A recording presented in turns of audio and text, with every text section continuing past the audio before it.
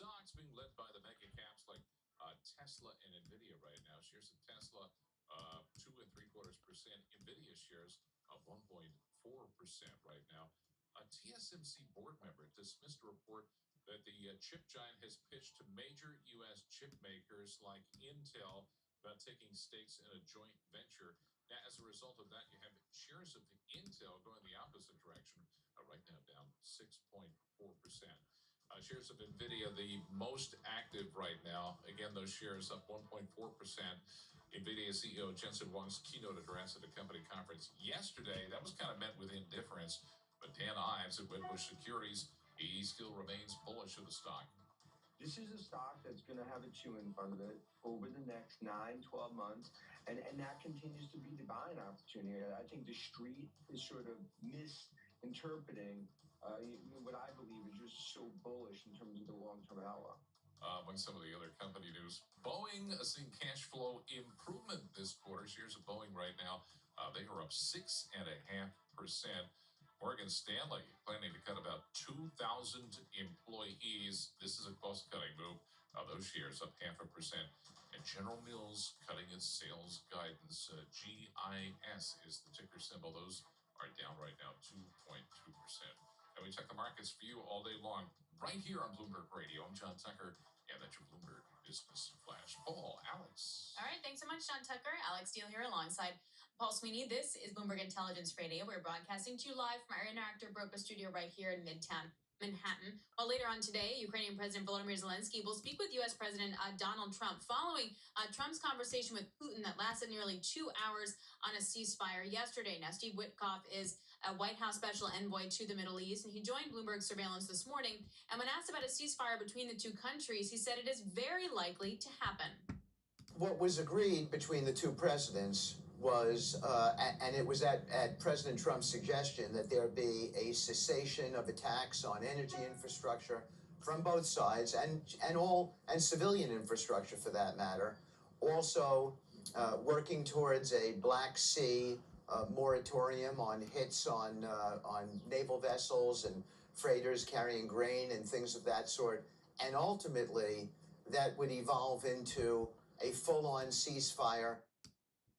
That was Steve Witkoff, White House Special Envoy to the Middle East. Let's get more perspective on this with Shelby McGee, Deputy Director of Eurasia Center at the Atlantic Council, joining us now on this. Lots of questions to unpack here, Shelby, but based on what we saw overnight in terms of some attacks on energy infrastructure, what did you make of where the ceasefire is and where the reality is?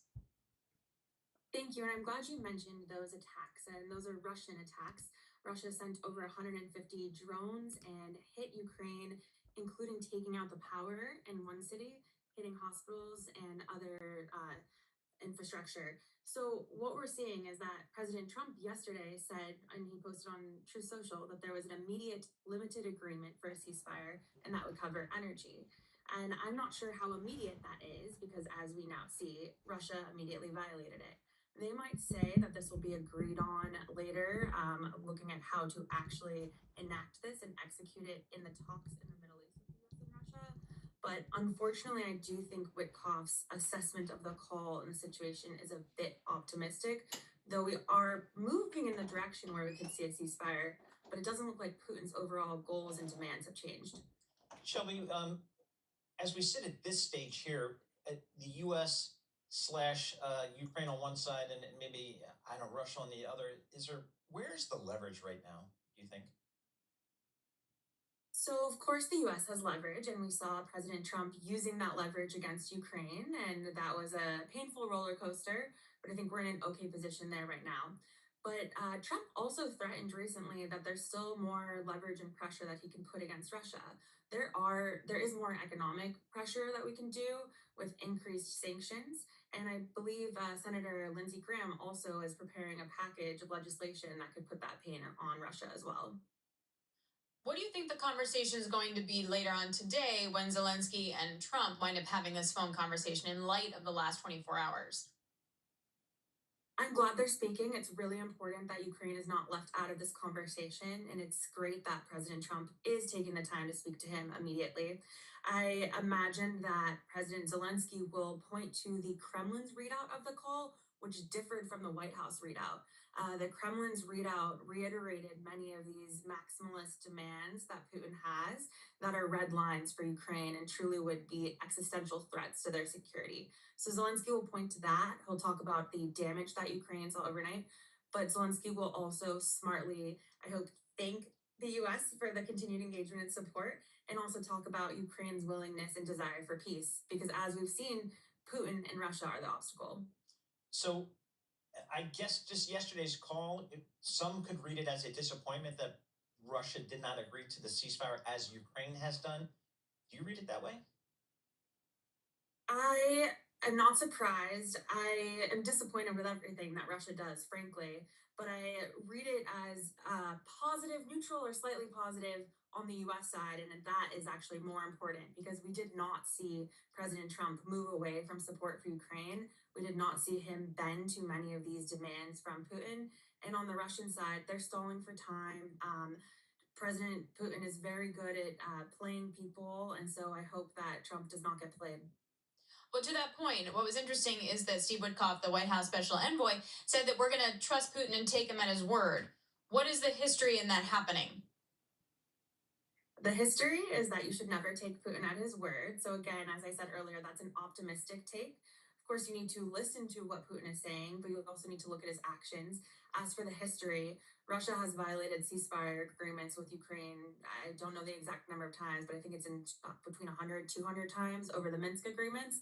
And they continuously act aggressively even after they say they won't, and that they want peace, that they care about saving human lives. And Putin has shown he doesn't even care about the lives of his own soldiers.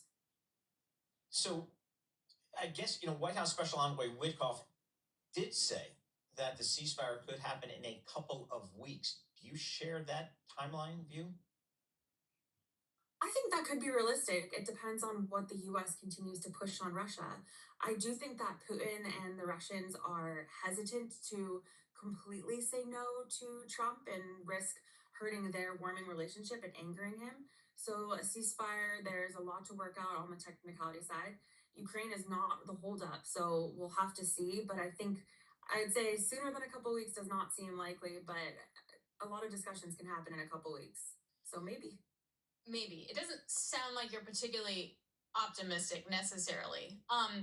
What role, if I'm paraphrasing you, what role do you think that Europe will be playing in this? Because we make a lot of hay about Germany expanding its ability to reindustrialize and rearm, but all of that's going to take a while. In your estimation, what does that part of the story look like?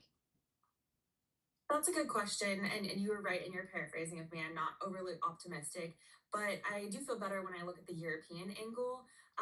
I don't see a European role in the upcoming negotiations on the ceasefire, which I think is a mistake because they have a huge stake here. But what has been great is that while the catalyst was unfortunate, following the Oval Office blow up with Trump and Zelensky, Europe really stepped up their commitment and their action, and we've seen a lot of progress, and they're trying to do more than just words and meetings. So we see movements about this idea of a coalition of the willing that would be European forces to go in after a peace agreement. Of course, we're not there yet. We see more commitments on European defense, and the moves in Germany are really important. And this all adds up to signs and signals to Putin too. So I think it all is positive, but we might not see the immediate effect. All right, Shelby, thank you so much. Really appreciate getting your thoughts here. Shelby McGee, Deputy Director, Atlantic Council's Eurasia Center. We had a guest on, when that news broke a couple of weeks ago of Germany stepping up its spending, and the guest said, and who was a European-based guest, I can't remember who it was, said Germany can do that because they can afford it. Poland is likely to do it because they are right on the border with Russia, so they've already been spending money. They actually have, but everybody else in Europe, a tough time making the argument that they, in fact, can make the type of investments that Germany's talking about. Or borrow more money. Yeah, I guess. I mean, that's what Germany's going to have to move its deficit and budget restrictions. Other countries would have to do something similar. All right, much more coming up. We'll break down the markets. This is Bloomberg Intelligence.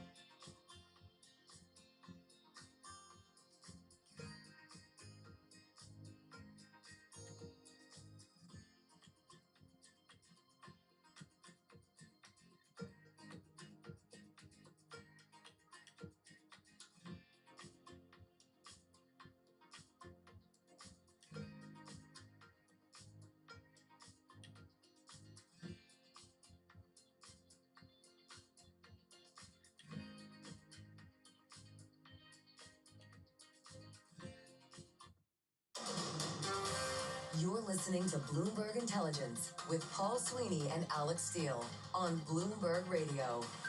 All right, happy Wednesday, everybody. Alex Steele here alongside Paul Sweeney. This is Bloomberg Intelligence Radio. We're broadcasting to you live from our interactive broker studio right here in Midtown Manhattan. One story that caught my eye today actually had to do with private equity firms and private equity firms getting rid of their equity, and the liquidity in the market, always a big question, but even more so now as the IPO market and the M&A market kind of goes nowhere fast. Claire Buckin is a Bloomberg News senior reporter, and she joins us on this story. Claire, we were kind of waiting for the private equity guys to offload all their stakes in companies this year. Is that happening? It's not happening at the moment. There's a bit of sign of life, but it's nowhere near where they wanted it to be. And so because it's nowhere near where they wanted it to be, they're having to get creative and do other types of deals in order to try and show some returns to shareholders. And that's via dividends. They're loading their portfolio companies with debts, and they're taking it out as a dividend to show some sort of distribution. What are the lenders saying here? Because, this is a dividend recap. That's what we used to call it back in the day here. And that's not the type of loan that you generally like to make. But it seems like lenders are willing to step up here. Yeah, so we're still calling it dividend recaps. They're happening quite a lot. If you look at where deal flow is coming from, you've got a lot of refinancing of existing debt, and then you've also got these dividends now happening. It's like the next stage on because the debt markets are so hot. So there's been a record level of inflows into credit funds and collateralized loan obligations, which are the biggest buyers of loans. And they're desperate to put their money to work. And because there's been a lack of M&A and a lack of new places to put this money, sponsors have been able to get creative, that's private equity firms, and they are doing dividend recaps. So they're adding debt onto companies and taking it out in the form of dividends.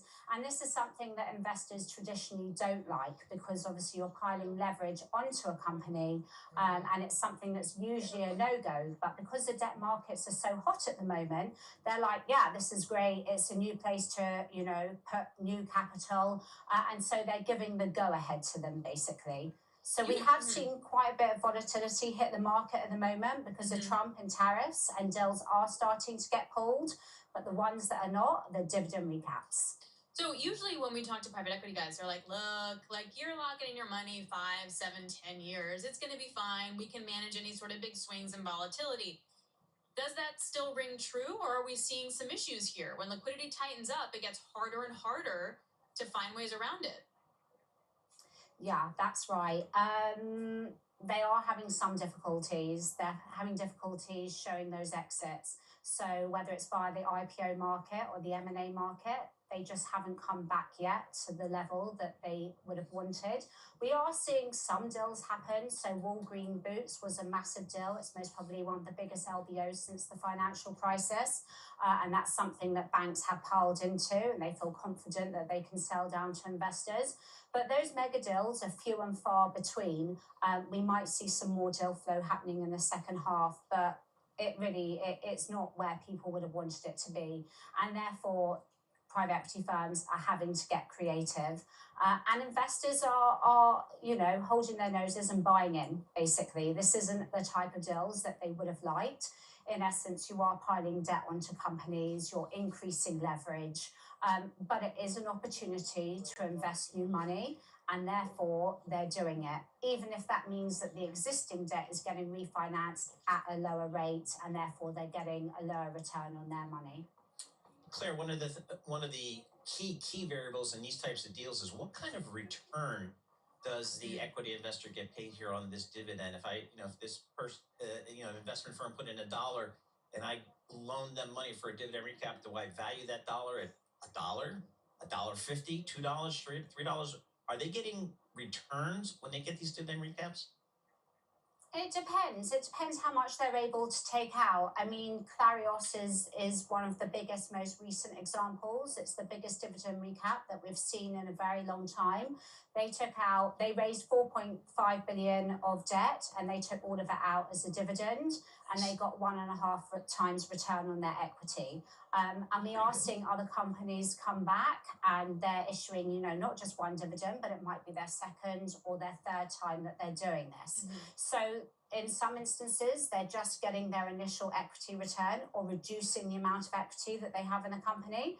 But in other instances, yeah, they're getting all their equity back, if not more. And the debt markets are allowing for that. There's a lot of money out there that needs to be invested, and this is a place where they can invest it. So there is a caveat. It has to be for most probably a strong issuer, a well-known company, with a borrower that that they know, and a private equity sponsor that is liked.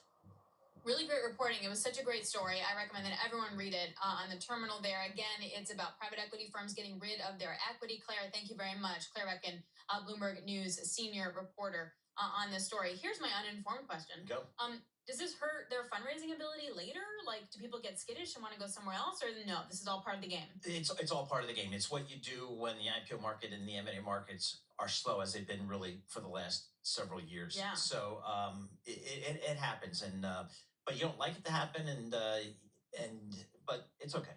But and I guess also when you have equity markets lower and a lot of uncertainty, maybe locking up that money for that long isn't a bad idea. Yep. At the end of the day. All right, much more coming up in the next hour of Bloomberg Intelligence. We're going to break down the market, of course, look ahead to the Fed and what to expect there. Nancy Tangler is going to be joining us. She's always one of the best. We're going to break down what her top stocks are right now. Taking a look at the equity market, you have the S&P up by 0.5%, but honestly nothing to write home about. All right, if you want to listen to radio in the U.S., go to channel 121.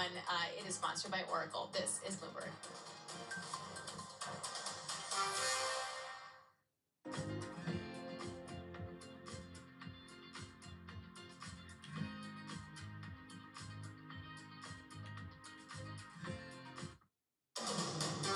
This is Bloomberg Intelligence with Alex Steele and Paul Sweeney. The real outperformance has been the U.S. corporate high yield. Are the companies lean enough? Have they trimmed all the fat? The semiconductor business is a really cyclical business. Breaking market headlines and corporate news from across the globe. Do investors like the M&A that we've seen? These are two big-time blue-chip companies. The window between the peak and cut changing super fast. Bloomberg Intelligence with Alex Steele and Paul Sweeney on Bloomberg Radio.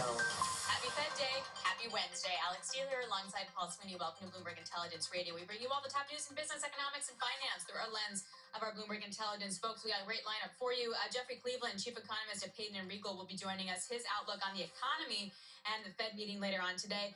Todd Gillespie is Bloomberg News finance reporter on Morgan Stanley cutting 2,000 jobs. And Eric Edelberg is Bloomberg Intelligence chief mortgage-backed security strategist. Her take on the housing market and mortgage rates, Paul, increasing for the first time in 9 weeks. And Nancy Tangler of Lackler Tangler Investments always has really good calls on stocks. We'll talk to her later on in the hour. But let's get you all caught up here with the Bloomberg Business Flash. And for that, we go to Charlie Pellet.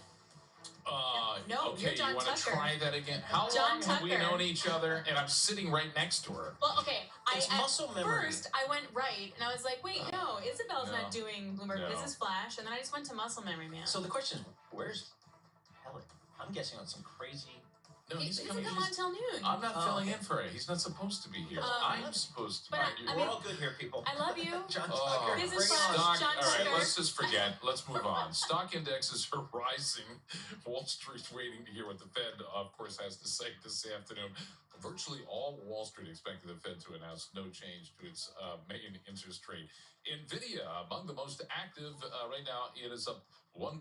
Tesla shares also among the most active, up 2.7% following two straight losses of roughly 5%. General Mills cutting the financial forecast for revenue and profit for the full year, partly because it expects macroeconomic uncertainty to continue to affect its customers. With the recent sell-off in the NASDAQ 100 still in corrections, Sebastian Page at T. Rowe Price says no reason for investors to panic here. Markets is selling off, but it's not just because of tariff headlines. It's because of the growth slowdown. It's because we had extremely high valuations going into this. And yes, the word of the hour, uncertainty. So it's a combination of all these things, but I don't think we're getting a recession. Right now, the S&P 500, 30 points higher. That's up 0.5%.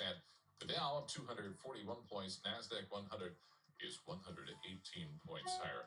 The chief executives of more than a dozen oil companies delivering a message of gratitude as well as caution. They're going to meet with President Trump today. You know, the oil patch, I would imagine higher prices go over a lot better than lower ones. And President Trump wants lower oil prices. Yes. One and one here does not necessarily equal 6. Okay. Maybe a sign of the times. Danimer Scientific, I've never heard of them either. They filed for bankruptcy with plans to market their assets for sale. They're going to wind down the business. They say they make the biodegradable straw. So I guess now... Oh, God, I hate those things. Yeah. It's like you take Well, one you sip are and the then- reason, young lady, that this company's going out of Well, business. I'd much rather do like the steel ones or whatever, the metal ones. It's like you take a sip and then it falls apart. Charlie. Anyway, we check the markets for you all day long right here on Bloomberg Radio. I'm John Tucker, Bloomberg Radio. John Tucker, it is Alex Steele, Paul Sweeney live here in our Bloomberg Interactive Broker Studio, streaming live on YouTube as well. Let's take a look at some stocks on the move today. We're joined by Bloomberg's Isabel Lee. I'm looking at Boeing. We have shares up by almost 7%, rising the most in 7 weeks. So we have the CFO, Brian West, saying that Boeing's cash flows are likely to be smaller than forecast this quarter. So that's as the playmaker really just continues to stabilize the work in its factories and clear out inventory of its already built jets. So the cash burn in the first 3 months could be, quote, in the hundreds of millions of dollars better than expected. So that's really Hundreds of billions of dollars are better than expected. expected. Hundreds of millions. Ooh, Yeah. hundreds of millions better than Yes. expected. But it's Ooh, all that's about tough. the delivery of the 737 jet, because that And- generates the cash flow. Exactly. They call it the cash cow, and that's been capped by federal regulators. But he said it's, quote, going pretty well. Okay. So lots of good news. He said that the factory, quote, looks fantastic. And Boeing really just had a tough time. I mean, the litany goes on all the ordeals it went through last year. So this is really a sign of recovery and progress for the company. So you Okay. can see investors reacting to that. Inch by inch. All right, how about super micro? Inch by inch.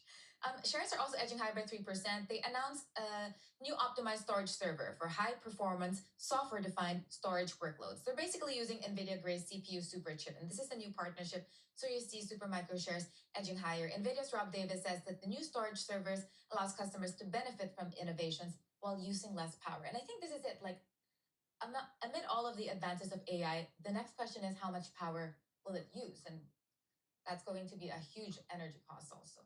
When I was talking to a lot of the power players in CERAWeek in Houston last week, it's an energy conference. One of the speculations is that potentially the hyperscalers are worried about being too long power. Now, some debunk that, right? It kind of depends on where you're sitting. But the idea is like if you go too far, you're going to be sitting on all this power that you're not using. So it is still a delicate balance on that. You're also looking at Williams-Sonoma? Yes, so this is interesting. We have shares falling as much as 13%, now down by just around 8%. That's the most since May 2022.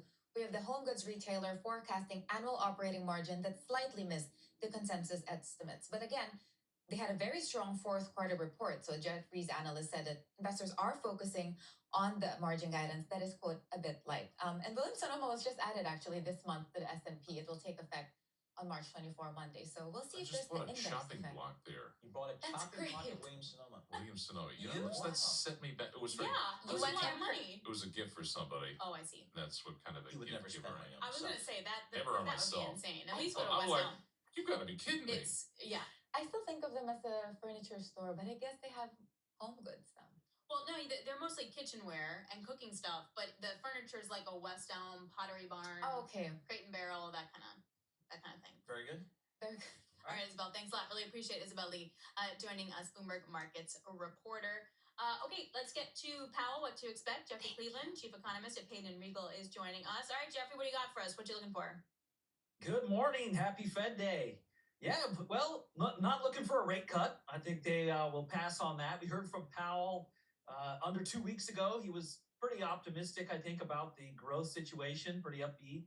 Thought the economy was, on solid footing and that the Fed could be patient. So we'll look to see if he, anything's happened. I don't know. Has anything happened in the last 10 or 12 days that might change his view?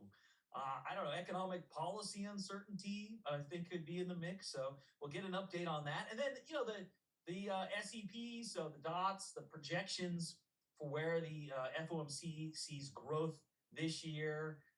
So I think we'll get probably a downgrade to growth, maybe a little bit higher inflation. And then we'll have to see what that means for the dots. The dots that we received in December showed 2 cuts in 2025 for the median policymaker. So I want to see if that changes a little bit. The market's already now expecting more than that. So if they sort of reaffirm 2 or even have fewer, that will be a hawkish outcome, I think, for the market. So some interesting storylines here to digest as the day goes on. So Jeffrey, what a difference a couple of months makes here. We kind of come out of the election, the animal spirits are going wild. People were really, really optimistic about just business conditions in general. And then when the conversation shifted to tariffs, then we started questioning growth outlooks, growth forecasts, inflation forecasts. Have you changed any of your kind of forecasts based upon, I guess, just this level of uncertainty in the marketplace? Yeah, we went into the year a bit more optimistic on growth. So we thought we'd achieve 2% growth, Paul, Q4 to Q4 basis for 2025. We shaved that a little bit. We're down 1.7, 1.8. Why? I do think the policy uncertainty, we think that will weigh on business investment, CapEx, and hiring. So that's a concern for us. And then we think, surprise, surprise, tariffs are terrible. They're bad for consumers. They are a cost increase for consumers. So we think that will crimp consumer spending a little bit. So that will feed through into weaker consumer spending. So yeah, we have a little bit weaker growth, but 1.7%, 1.8% GDP growth is not a recession. It is maybe just below trend growth, but not a recession. So we're a little bit less optimistic than we were to start the year. Okay, but obviously the other side of it is, but we're going to invest in things here in the U.S. We're going to cut taxes. We're going to deregulate, and that's going to help the consumer be able to set off these one-time price increases. What's the counter? Well, let's see. I think if you're the executive, the president of the United States, it's very easy to issue executive orders and to do tariffs. That's sort of within your executive authority. I think it's much more difficult to change tax policy. You need to work with Congress. We're seeing some of the difficulties there. So those kind of changes, while they might be stimulative to growth, they're going to take longer to play out. That might not be something we see until later this year, or even having an effect on the economy until next year. So in the interim, we're faced with these great tariffs, and that's going to immediately impact consumer if they're kept in effect. So you have the negatives, I think, hitting sooner, and maybe some positives later in the year, but we'll have to see. So how does the Federal Reserve shape its commentary, if at all, for that reality there? Well, like I said, we saw Powell less than 2 weeks ago. He seemed to think that the U.S. economy was still on solid footing. The labor market is holding up. We're still a low 4 on the unemployment rate. You look at income growth for the consumer based on the data we've seen through February, it's still pretty good. We're still seeing, consumer income growth, so that should underlie spending. So, perhaps the U.S. economy would withstand some of the headwinds that are being issued from Washington. So I thinking of that commentary from the Fed will be important, and then looking at their dots and see how they're thinking about the balance of risks. Here's what confuses me is, Jeffrey, the soft data. So it wasn't too long ago when Jay Powell specifically referenced the University of Michigan Sentiment and Inflation Expectations Index, right? But now, the last reading was awful. Inflation expectations soared higher, sentiment fell off a cliff. But the expectation is they won't mention that, and that, it's not hard data, so it doesn't count. How does the Fed address that? Well, they do talk a lot about inflation expectations, so I think he'll have to talk about that. They don't want them to become unanchored. The tricky part for us is when you look at consumer inflation expectations, they're not a good inflation predictor, Alex. They lag actual inflation. So we had seen an increase in eggs and energy prices, and then I think you saw that reflected in what consumers expected for the year ahead for inflation. But it's just not a good predictor of where inflation will actually end up. So maybe he could talk about the distinction between consumer inflation expectations and professional forecasters' inflation expectations and market-based measures of inflation expectations, which have remained very well behaved. So maybe there's a chance in the press conference for a little lecture on the different inflation expectations measures. Get ready for that. That should be fun. Jeffrey, last Friday, our good friends in Ann Arbor came out with the University of Michigan consumer sentiment and kind of inflation outlook, and some pretty concerning data there. Consumer sentiment dropping pretty significantly, inflation expectations picking up. How did you interpret that data? Well, we say watch what the consumer does and not what the consumer says. That's sort of one of our sort of linchpins. And we look at the income growth that we see in the economy, which is still good. You look at all the people that are working, how much they're earning. You're seeing aggregate income grow at around 5% through February. That should underpin spending. And so we think that will hold up as the year goes on. And sentiment gets swung around by all sorts of idiosyncratic things. It could be politics. It could be, I think, as we start at the top of this, extreme economic policy uncertainty. I mean, if you look at the economic policy uncertainty index, you look at just the trade components of that, we have the highest uncertainty we've seen since, on record, at least back to 1985. So that could be weighing on households. Every time you turn on the news, you hear about it, tariffs are on, tariffs are off sort of thing. That definitely weighing on sentiment. But we think income growth is still there, and that should help spending over the course of the year. When we take a look at the broader shift, clearly what President Trump has sort of tried to outline is that there needs to be a shift from government spending into private spending, and that will be a shift within the economy and change capital flows and change allocation. Is that a legitimate thing to want to do? And could that actually wind up helping the economy in the longer term if we can get there? Sure, but the question is, what is your best way to get there? Is it, issuing tariffs? Is that really going to fundamentally alter the global trading system? I mean, we saw an attempt at this in 2018, 2019, and I would argue, global trade, when you consider goods and services, we're still at all-time highs in terms of the share of world GDP. So we haven't deglobalized. We haven't really fundamentally changed that global trading backdrop with the attempts. And I'm not sure that the tariffs will do that. And maybe a shift in saving and investment from firms and consumers could change that. But I doubt that tariffs are going to have the desired effect. I think it's just going to be a hamper on the consumer and spending. Jeffrey, we know the Fed has a dual mandate, price stability, full employment. Is one taking precedent over the other these days, do you think, from the Fed? I was thinking about it, Paul. They actually have a triple mandate, right? They have full employment, which is tough, right? And they have stable prices and moderate long-term interest rates. That's also in there. Okay. So they have a unique backdrop compared to some other global central banks. I think right now, with inflation still above target, still elevated, that's taking precedence. That's the main focus. I think later this year, it's possible we get back closer to the Fed's target on inflation, closer to 2%. Maybe in Q3, we'll get trailing 12-month core PCE right around 2% in our forecast, and then they can sort of pat themselves on the back, and that's done, and focus more on the employment side of things. But right. Yeah, I don't think they're at odds though, because if the labor market is cooling a little bit, that should take some of the inflation pressures out that we've seen and help them get back to 2.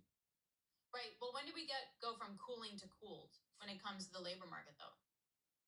Well, it's tricky. Historically, you don't have a situation like we've had for the last 7, 8, 9 months where the unemployment rate is just right around 4%. Usually, the unemployment rate is moving lower during the business cycle expansion, and then it's moving up quickly. So I say we're right at a critical turning point. Good question to ask for investors is where does that go next? Our bet is that we do get a little bit higher unemployment rate by the end of the year, getting up to 4.3 or 4.4. And in our view, that means that the Fed will be cutting probably more than the market is expecting over the next 12 months as a consequence of that. Inflation is an old story. It will continue to cool, and the unemployment rate will soften a little bit, and you'll get more rate cuts. All right, Jeffrey, thank you so much. We appreciate that. Jeffrey Cleveland, Chief Economist at Payton & Regal, joining us via Zoom from Los Angeles here. Again, we'll hear from the Fed this afternoon. Again, their statement comes out at 2 p.m. Wall Street time. 2:30, there'll be a press conference. Bloomberg Television and Radio will have full coverage. The Bloomberg surveillance team, Tom Keene, John Farrow, and Lisa Baramowitz will start that coverage at 1:30 p.m. Wall Street time. So expectations are relatively low for this meeting, and all eyes continue to be on the White House and on probably what seems to be a really key date, April 2nd. We gotta start looking on that one. All right, coming up, Todd Gillespie will be joining us, Bloomberg News finance reporter. Morgan Stanley is cutting about 2,000 jobs. Citi also slashing executive bonuses. We're going to break down what that's all about. Plus, Eric Edelberg is Bloomberg Intelligence chief mortgage-backed security strategist. U.S. housing rates are increasing for the first time in 9 weeks. It's not like they fell that much to begin with. So we'll break it down. This is Bloomberg Intelligence.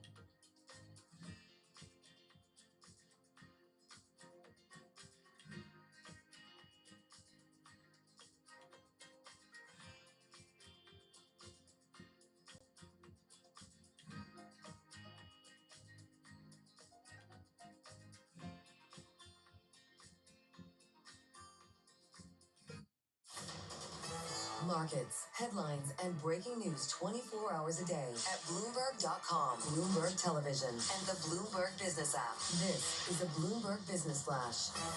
And I'm John Tucker, the Bloomberg Newsroom. It is Bloomberg Business Flash. We're being brought to you by Oracle. Attention growing businesses, Oracle is offering to cut your current cloud bill in half if new to Oracle Cloud Infrastructure. This is for new U.S. customers with minimum financial commitment. The offer ends March 31st. See if your company qualifies at oracle.com/Bloomberg. And just a few hours before a Fed decision, stocks higher right now. You have 8 of the 11 major industry groups in the S&P 500. They're up. Energy and information technology leading the way. Real estate. Right now, that is the biggest drag. In terms of the index points, you have Apple, NVIDIA, Microsoft, and Tesla, all the leaders in the S&P 500 right now. Boeing, the best performing individual stock in the S&P 500. Shares of Boeing, they're up 6.6% right now. The company's cash outflows, I should say, are likely to be smaller. The outflows likely to be smaller than forecast this quarter. And the worst performing stock in the index right now, Intel, and shares of Intel, they are down 6%. Overall, the S&P 500, 36 points higher. That's up 0.7%. 5651 on the index. The Dow Jones Industrial Average is up 238 points. That's a rise of 0.6%. The Nasdaq 100 up 168 points. That is a rise of 0.9% right now.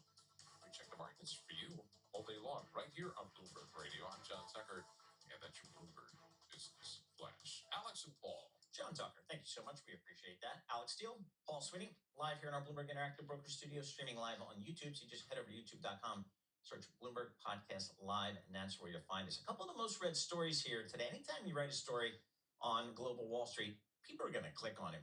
Morgan Stanley plans to eliminate about 2,000 job cuts to keep a lid on costs. And then our friends over at Citi/executive bonuses tied to the bank's turnaround here. Is there any common thread here? I don't know. Todd Gillespie joins us here. He's a finance reporter for Bloomberg News. Todd, let's start with Morgan Stanley. Is this just kind of the annual culling of some of your underperformers, or is there something different going on here? It's certainly a bit of that, Paul. I mean, this is quite a big cut, and I mean the most recent comparison is something they did in 2000 where they cut 2023 when they cut a sort of similar number of jobs in the thousands. But this certainly seems to be tying together a few different phenomena here. Partly tied to performance, partly the firm reorienting where it's basing some of its workers, and also a small portion of these cuts are coming from AI already and automation. Making certain roles and tasks more efficient. Wait, talk more about that part, because isn't that what everyone was freaked out about? Like, is this like junior banker stuff, or is this different? It seems to be, yeah. I mean, I think it's more back office, that kind of thing across these banks, right? Like, you can actually see in the 10Ks that these banks released their annual filings this year. More and more of them were talking about risks from AI, but also potential savings from AI that are coming. And they've been obviously telegraphing these potential changes for a while now. But now I think you're really starting to see the early stages of the effects of that kind of technology. Some of my darkest memories are 2 o'clock in the morning, 3 o'clock in the morning at the printing press down in Lower Manhattan, Greenwich Street, Donnelly. Mm-hmm. Looking at a convertible bond prospectus for, errors and things like that. Oh my God. Tell me AI can do that for me. I'm all in for that. Well, I think it can. It certainly can already. Yeah. All right. How about the folks over at Citi? This was a little bit squirrely here. They had some special bonuses for their execs. For sure, yeah. So Citi's been going through a multi-year turnaround plan, right, under CEO Jane Fraser, who took over in 2021. Later that year, the board put in place this thing called the Transformation Bonus Program, which basically was trying to tie the top 250 or so executives, their pay to specific milestones, achievements as it comes to dealing with regulators' demands. Remember, Citigroup is under 2 big regulatory consent orders from the Fed and the OCC that were put in place in 2020. And they've been trying to shed these, mainly about back office checks, data quality management, and obviously we know recently some botched transfers that made some headlines. Renewed scrutiny over these issues at the bank. And what's clear here is that Citigroup now, this is the 3rd and final tranche of these annual bonuses. And in fact, every year they've been going down in terms of percentage, the scorecard basically that the executives have been getting. In 2022, they got 94% of their bonus payout. In 2023, they got 80%. And now this time they're getting 68%, but that's only because partly boosted by a share price contribution that wasn't present in the previous 2 tranches. Without those, if you're comparing apples to apples, they're down at 53%. So they've fallen from 94 to 80 to 53, basically, if you're looking at raw performance in terms of how the board thinks that these top executives are doing in getting towards these key, these key milestones that have been set for them a long time ago, and are really a key part of what Jane Fraser has staked her tenure on. So that's not good. Like, if you're sitting in that position, you're like, ruh-roh. Like, what do you do then? What do you do, right? Yeah, I mean, good question. I mean, that's one of the risks of making a bonus program like this, is you're being so transparent that it's almost, it's difficult to be like, hey, yeah, we're doing really well when you're not. And in fact, the bank has quite transparently said, sure, we're not doing well enough. They got a fine of about $160 odd million in July from the Fed and the OCC for basically not improving fast enough. And if you get a fine like that, it's quite hard to, be paying. Like, no, just kidding. Yeah, exactly. It's quite hard to be paying out bigger bonuses on these, on this level. But we also don't know how much the bank is spending on these bonuses. CFO Mark Mason also declined his bonus this year, this transformation award bonus specifically. A lot of the improvements that need to be made are under the Treasury, under regulatory reporting issues that he's responsible for. And so he seems to have sort of taken that on the chin. Well, Jane Fraser, she did pretty well for herself. Her 2020, I think she got something in the 30s. Kind of Jamie Dimon got the same thing. Well, Jane Fraser got the biggest pay bump of any of the big Wall Street CEOs this year. She got a that's the stuff 33%. that chafes people. Yeah. Like, well, wait a minute, dude. But what was her comp in comparison? It was lower than Jamie Dimon's and such, but I mean, you would expect that from a bank like Citigroup, where profitability is much lower. But she got the biggest bump. I mean, she got a 33% bump. That now puts her sort of upper middle of the pack of Wall Street execs from the bottom of if you take the top 6 banks last year. You can't do that and then cut rank and file. Well, you that can. stuff is bad. But you can. She's being paid to cut rank and file in some senses, if their bonuses right? are specifically tied to something that they're not meeting, like hers is going to be tied to a variety of things, right? Yeah. I mean, Before I let you go, Oppenheimer analyst, did you guys see this? No. Had a really interesting note out today that said that the M&A rebound is likely delayed or canceled, and they're downgrading Carlyle, Goldman Sachs, and Jefferies on this. Yep. That was really worrisome. Like, what are you hearing, Todd? Well, Goldman Sachs themselves, I mean, their equity analyst, David Costin, their chief equity strategist, said a similar thing just earlier this week as well. And, there are competing views across different banks and competing views across different regions, right? There was a bright spot in Europe, potentially, that our colleague Dinesh Nair wrote about just earlier this week. But yeah, I mean, people are still quite worried about this volatility that is coming, particularly on the corporate side of things, I think. The sponsors and the strategics, they've got things to do, cash to unwind, deals to make that they kind of have to do to keep their business model fresh. Corporates, they have that option that they don't really need to do anything now if they don't want to. And if the market's still volatile and geopolitics is in the air, who knows when they're going to, all right, Todd, come back. Good stuff. We heard UBS CEO today just at a conference over in Europe saying their calendar is basically frozen. Their clients aren't doing anything. So that's, again, another data point. Todd Gillespie, financial reporter for Bloomberg News. Thank you so much. We appreciate it. Rates ticking up a little bit out there over the last, week or so. And one of the folks, we get movement in rates. One of the folks we'd like to check in with is Erica Edelberg, Bloomberg Intelligence Chief Mortgage-Backed Securities Strategist. So, Eric, we had a little bit of a tick up in mortgage rates. Noise? Is it something you guys pay attention to in the MBS market? Yeah, it is something we pay attention to. I mean, I actually get teased by our clients if I point out like a 3 to 5 basis point pickup in mortgage rates, just because if you shop around, you can probably find lower. But, at the very least, I like to point it out because it's stopping of a trend, and we did have a trend towards lower rates as, more cuts from the Fed started getting priced in. And I think the market's rethinking that. The market has a real tendency when there's uncertainty to swing in one direction all at once or the other. And I think the pendulum's clearly stopped swinging.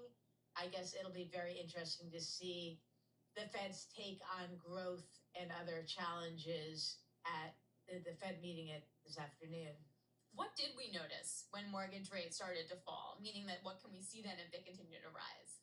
Yeah, actually, we've seen a pretty sharp sensitivity for refinancing for those unlucky few who have taken out mortgage rates above these levels. And specifically for borrowers who took out rates above 7%, when we go below 675 towards 650, those borrowers are going to be very ready and willing and able to refinance. So we did see refinance indices tick up very quickly last week. We've already seen them come off a little with mortgage rates closer to 675 this week. So, I think that especially with these jumbo and large size mortgages, you're going to need a much less of an incentive for these borrowers to want to refinance. We just talked about Citigroup CEO Jane Fraser. I just looking back at the Bloomberg News reporting back in February. Total compensation rose by a third to $34.5 billion. So good for her. Yeah, good for her. There you go. Erica, how are the returns in the mortgage-backed securities market this year? How's that market trading? It's trading very much in line with treasuries at this point. In fact, not much above or below where treasuries are going. So that's really dictating things. Now, the positive is that we have had a little rally in treasuries, and furthermore, we have pretty high yields overall. So we have a pretty good buffer if we do even sell off a little again. So that's been a positive. On the other hand, with volatility still and uncertainty still staying relatively high, the excess returns, so the returns above treasuries are pretty minimal. Actually, I think minus 24 versus treasuries as of last night, year to date. How volatile is your space right now? It's kind of, as I say, it's tracking treasuries, so it's pretty volatile. But we've seen much more volatile. Yeah, so like, but not as bad as previously. As right after the Fed stopped buying mortgages, that was much more volatile. But we've heard, Alex and I talk to a lot of fixed income portfolio managers, and they often talk about your market as a place to pick up yield. So how is your market just kind of relative?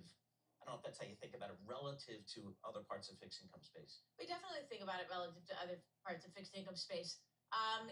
You do pick up yield, and there is carry right now in mortgages. It's not nearly as wide as it was at its worst, but it's certainly wider than average, so that's a positive. What's interesting when we talk about it versus other sectors is that it had been lagging the corporate bond market a little bit over the past year. It didn't do nearly as well as corporate bonds last year when those tightened to kind of many, many year tights, if not all-time tights. But on the other hand, mortgages have an aspect of being a safe haven security. So they've actually done a lot better than corporates this year so far. They still actually look, I think a lot of people still think they look interesting versus corporates, but they're a good hedge against economic deterioration.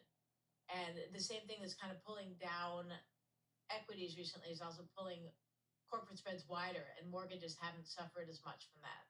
All right, Erica, thanks a lot. We really appreciate you, Erica Edelberg, Bloomberg Intelligence Chief Mortgage-Backed Security Strategist. Okay, so that's sort of the economic setup. That's where we are. So what do you do? That's really the next question. Nancy Tangler is going to be joining us, CEO and CIO of Laffer Tangler Investments. What's been interesting to me, Paul, the last couple of days where Mag 7 just could not get a bid, small caps, the equal weighted index, held up relatively okay. But remember, small caps have been completely pummeled. Yep. So what do you do with that kind of information? And is the cash balance really moving out of the U.S. And elsewhere? And is that really sustainable? Yep, we've heard international investors leaving after coming into this market. Yeah. We'll have more coming up.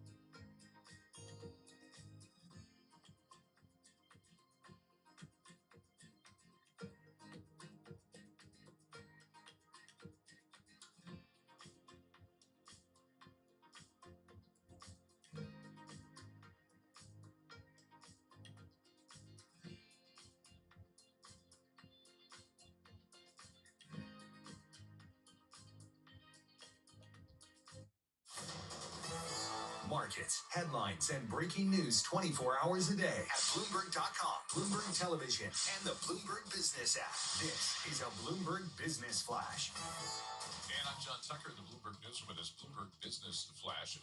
Ahead of the Fed decision today, major stock averages, they are higher right now. It is a tech-led rebound, being led by the mega caps like Tesla and NVIDIA. Tesla shares of 4.6%. You have NVIDIA shares right now, they are up 1.5%. And then you have Intel, the shares right now 6% lower. You had a TSMC board member dismissing a report that the chip giant had pitched to chip makers about taking stakes in a joint venture. Brian Levitt, meantime, at Invesco, isn't expecting anything kind of earth-shattering for the Federal Reserve today. Ultimately, over the year, I think you'll hear more dovish signals. I think you may get a couple of rate cuts this year, but I don't suspect a lot of volatility around what the Fed says today. And ahead of that Fed decision, again, it comes at 2 o'clock, followed by the Jerome Powell press conference. Two-year yield right now, it's up close to 4 basis points, 4.07%. The 10-year is 2 basis points higher. That is at 4.30. Boeing shares, they're up 6% right now. That is, in fact, the best performing stock in the S&P 500. And you talked about the job cuts at Morgan Stanley. Right now, Morgan Stanley shares, they were up 0.8%. And we check the markets for you all day long, right here on Bloomberg Radio. I'm John Tucker, and that is your Bloomberg Business Flash. Oh, Alex. All right, thanks so much, JT. Alex Steele here alongside Paul Sweeney. This is Bloomberg Intelligence Radio. We have some breaking news for you. President Donald Trump saying that his call with Volodymyr Zelensky of Ukraine lasted about 1 hour. It just completed.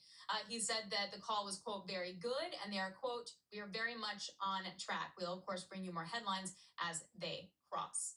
All right, let's get your update on kind of what you do in this market as we kind of wait and see until April 2nd, to be honest. Nancy Tangler, CEO and CIO of Lafler Tangler Investments, joins us now. Nancy, is this all about April 2nd? And if so, how do you hedge the risk? Hi, Alex. Well, I think it's about a little bit more than that. We're starting to get the leaked headlines that tariffs are going to be low. They're negotiating lower tariffs. We have kind of thought that reciprocal tariffs would be deflationary rather than inflationary. So probably better news than most people expected. But I think what you have to do is you have to invest on the fundamentals, because we've got the Fed minutes or the Fed decision coming out today. We've got kind of a vacuum until earnings restart. And so the algos and hedge funds are trading on these headlines. And that usually creates an opportunity for those of us who are long-term investors. So Nancy, just that peak to trough kind of 10% pullback in the S&P 500, was that just kind of a perhaps a normal correction in an otherwise bull market, or is it something different? Well, Paul, we think it is, but a number of people are starting to come out and hedge their bets on, the financial news media saying, well, I think we might be in a bear market. But bear markets are difficult to measure until you're finally at the 20%. You can get a correction from anywhere to 10 to 15%. And even up to 20. So we went back and looked, historically what follows is a very strong period in stocks when you get a correction. We also know that what always follows a bear market is a bull market. So again, I don't think the fundamentals support recession or a bear market. We're still seeing companies investing in this very robust technology called generative AI and AGI, which is artificial general intelligence. We're starting to see money being spent on inferencing chips. You got the NVIDIA news. I think you want to use this as an opportunity to add to the drivers of that technology and then the companies that are adopting it. And we're seeing that across from the last earnings report, the themes of companies in every sector utilizing AI to improve productivity. All right, you're just setting me up. So where are those opportunities specifically? So we've talked a lot about this, Alex, over the years. I think you want to own companies. Well, first of all, you want to own great management teams. That goes without saying. But you want to own companies like Walmart, which have adopted basically all of the technologies. So it's not just digital solutions, but they've employed cloud computing, robotics, and then of course AI. And then if you look in other sectors, American Express in financials is one that is utilizing AI to improve fraud detection, industrial companies like Eaton and Emerson. And then we own a number of the infrastructure names like Quanta Services and Schneider Electric. You want to own the companies that are in the sweet spot. I mean, I know everybody's been hiding in consumer staples trade. That is not where I want to be for the next 2 to 3 years. So how about just broadly defined, Nancy, AI? We've talked to you about this in the past. Jensen Huang from NVIDIA made a pretty important speech yesterday to his community. How do you view this AI story right now? Yeah, so funny enough, I was on the air of a competing network the day the DeepSeek news was reported as being a $5.7 million AI inferencing solution. And I was pretty sure that wasn't correct. And it turns out, of course, that it wasn't. But what happens, and this is that, the Jevons paradox, where the more technology there is, the increase in usage. So the more competition, the increase. And I think you're seeing that. Like I've started to use, we've been using it for a while. We have a lot of software that summarizes earnings calls for us, et cetera. But like I'm using Grok. I think it's the best out there. People can disagree with me, but I use it and then I kind of fact check it. But so far, so good. It's been really helpful in shortcutting and improving my usage of time as I prepare for interviews or prepare for client meetings. So I think you want to really be in the names that are leading edge and making the pivots. And so AI is here to stay. Don't listen to me. Listen to John Chambers, who said this technology. Remember, he was the CEO of the poster child of overvaluation in the 2000 bubble pop of the internet, and that was Cisco. He says that generative AI is more powerful than cloud computing and the internet combined. So we're early innings. I know people like to poo-poo it, but I think you sit back and use weakness to add to the names, not just in the hardware space, but most definitely in the software. So we own ServiceNow, we own Microsoft, we own a number of the cyber names. You have to be broadly diversified, and then the companies, the old economy companies that are pivoting. In a broader sense, though, the narrative is that we're going to see capital flow out of the U.S. and into other areas because of a tectonic shift within the global economy, that we're sort of nearshoring everything. It's going to be national capital first kind of thing. Do you subscribe to that? Because obviously the risk then is the stocks you're talking about are going to hit the hardest, because that's in some essence where all the money has been. Yeah. Well, I think Europe is now at least an interesting, and at least for a short term period, a viable alternative for U.S. investors. But again, I don't think this is a sustainable trade, because if you look at the composition of the underlying companies in not just in Europe but in Asia, it's very concentrated, and particularly in old economy kind of companies like financials, industrials. So to the extent that those companies are pivoting, that's great. But what we think is going to continue to happen is investors will return home. They'll be focused on the reliable growers. We are in an economic, I think, an economic slowdown. Now, we just saw the GDP Now numbers revised up to down 1.8%, but they were down 2.8% just a couple of weeks ago. So I think we're not recessionary, but we are in a slowing environment. I want to own reliable earnings growers in that environment, and I do want to stay close to home. A weaker dollar helps earnings in these companies. So there's so many factors, Alex, that the cross currents that you have to navigate. But for now, we're overweight the U.S. and we're overweight large cap. All right, Nancy, thank you so much. We appreciate that. Nancy Tengler, CEO and Chief Investment Officer for Laffer Tengler Investments, joining us from, was it Arizona? Scottsdale? Scottsdale. I want to say That is it's one of Scottsdale. my fave places this time Yeah, you were of year. really jealous, weren't you? Yeah, the Cactus League, all the parks are right near each other, so you can see it's multiple so ones. And you nice. stay at the Royal Palms. They love me there.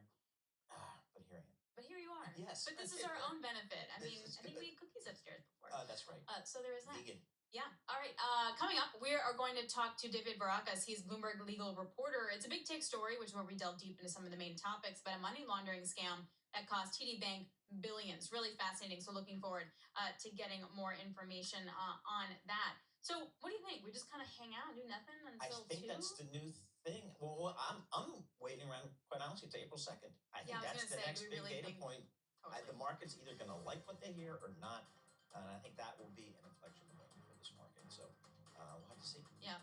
Mohammed Al-Arian saying the Fed should actually communicate that it may cut rates if the economy slows. but not because of decreasing inflation. So that was kind of interesting. The bad news rate cut scenario kind of playing out there. All right, we will dissect all of this more for you coming up. Again, that Fed special starting off at 1:30 p.m.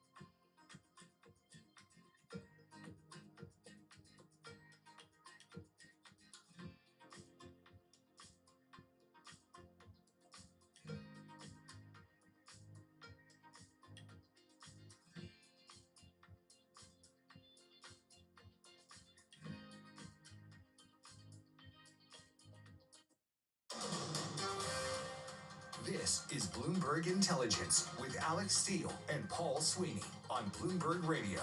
Happy Wednesday, everybody. Happy Hump Day. Happy Fed Day. Alex Steele here alongside Paul Sweeney. This is Bloomberg Intelligence Radio. We bring you all the top news in business, economics, and finance through our lens of our Bloomberg Intelligence folks. They cover 2,000 companies and 130 industries all around the world. And every day we like to delve into the big take stories. They're deep, deep, deep reporting and digging onto the top financial, business, and economic stories of our time. And the latest one today has to do with TD Securities, TD Bank, I should say, losing billions in a money laundering scam. It's complicated, and we're here to help break it down for you. David Varakis is a Bloomberg Law reporter. David, can you just remind us as to what this story is actually about? This is a major money laundering scandal involving TD Bank after it did a large expansion in the United States. And the bank pleaded guilty to conspiracy to commit money laundering in federal court in New Jersey last year, and it paid a $3.1 billion fine to various U.S. agencies. What became clear, and what our story is about, is how TD Bank failed to implement basic money laundering controls that all banks are required to use so that criminals cannot wash money, as they say, into the financial system. Well, I've learned all about this money laundering thing from various TV shows. including Of course. Breaking Bad. That's where I get Understood. most of my knowledge is from Which is, television. Breaking Exactly. Bad's a fair And point. I'll note that this happened in the great state of New Jersey. That's how we do it. That is it's how you not do a it. coincidence, folks. All right, so David, if you're Toronto Dominion, how did this happen? How does this stuff like go undetected in such size like this? Well, what happened was TD Bank expanded rapidly over a decade and spent something like $20 billion to increase its footprint in the United States. And as it did that, it was also supposed to scale up its anti-money laundering controls. However, it failed to do that, and there were a lot of red flags along the way indicating that its system was not working. And because of its cost-cutting measures, it did not spend the money it needed to spend to make sure that criminals were not accessing its branches. And I would just say that the story really begins when we talk about a Chinese-born businessman in Queens, New York, named David C., who had gotten into money laundering, and he, as part of his money laundering organization, helped drug dealers put their money into the financial system. And through a series of tests, he determined that the controls at TD Bank were the most lax of any of the banks that he used. And so he was able to bribe tellers to be able to put large sacks of cash into the bank. And the bank was supposed to follow federal regulations to ask a lot more questions than they did. For instance, if someone wants to put more than $10,000 in cash into the bank is supposed to file a report called a currency transaction report, which alerts the Treasury Department to this deposit. And in hundreds of instances, TD Bank did not file accurate currency transaction reports about the deposits made by David C. and the people he was working with in this criminal enterprise. And so that allowed C's organization to launder more than $500 million, even though the regulations were in place and the bank knew what it was supposed to do. It failed to do so. And more than 24 people have now been criminally charged as a result of the investigations stemming from TD Bank. David C. has pleaded guilty. He's awaiting sentencing. And there's several bank insiders who've also been criminally charged by the Justice Department. All right, we really appreciate it. Thank you so much, David. David Riakas, a Bloomberg legal reporter, joining us on that big take. Definitely check it out in the Bloomberg terminal. Also, Bloomberg.com/big take, the money laundering scams that cost TD Bank billions. Wow, that's something. Having learned about this on various television shows, the hard part of being a criminal is laundering the money, I think. I mean, how do you take all those, singles and fives and tens and put them into a bank and write checks and do all that kind of stuff, ATM cards? It's tough stuff. It's a lot of work. Yeah, it's a lot of work. You need to do that. There you go. All right, let's take a look at the markets here. I gotta say, we're up. Nothing really happening though. The options market, though, according to Citi, is pricing in a 1.2% move in either direction today on the Fed meeting, which would be higher than average. Usually, we're about 0.8% swing to either side, so this could be a mover. But like I mentioned earlier, it's really about that VIX starting to really pick up. Yes, it is. And again, we'll have full coverage starting at 1:30 p.m. Wall Street time.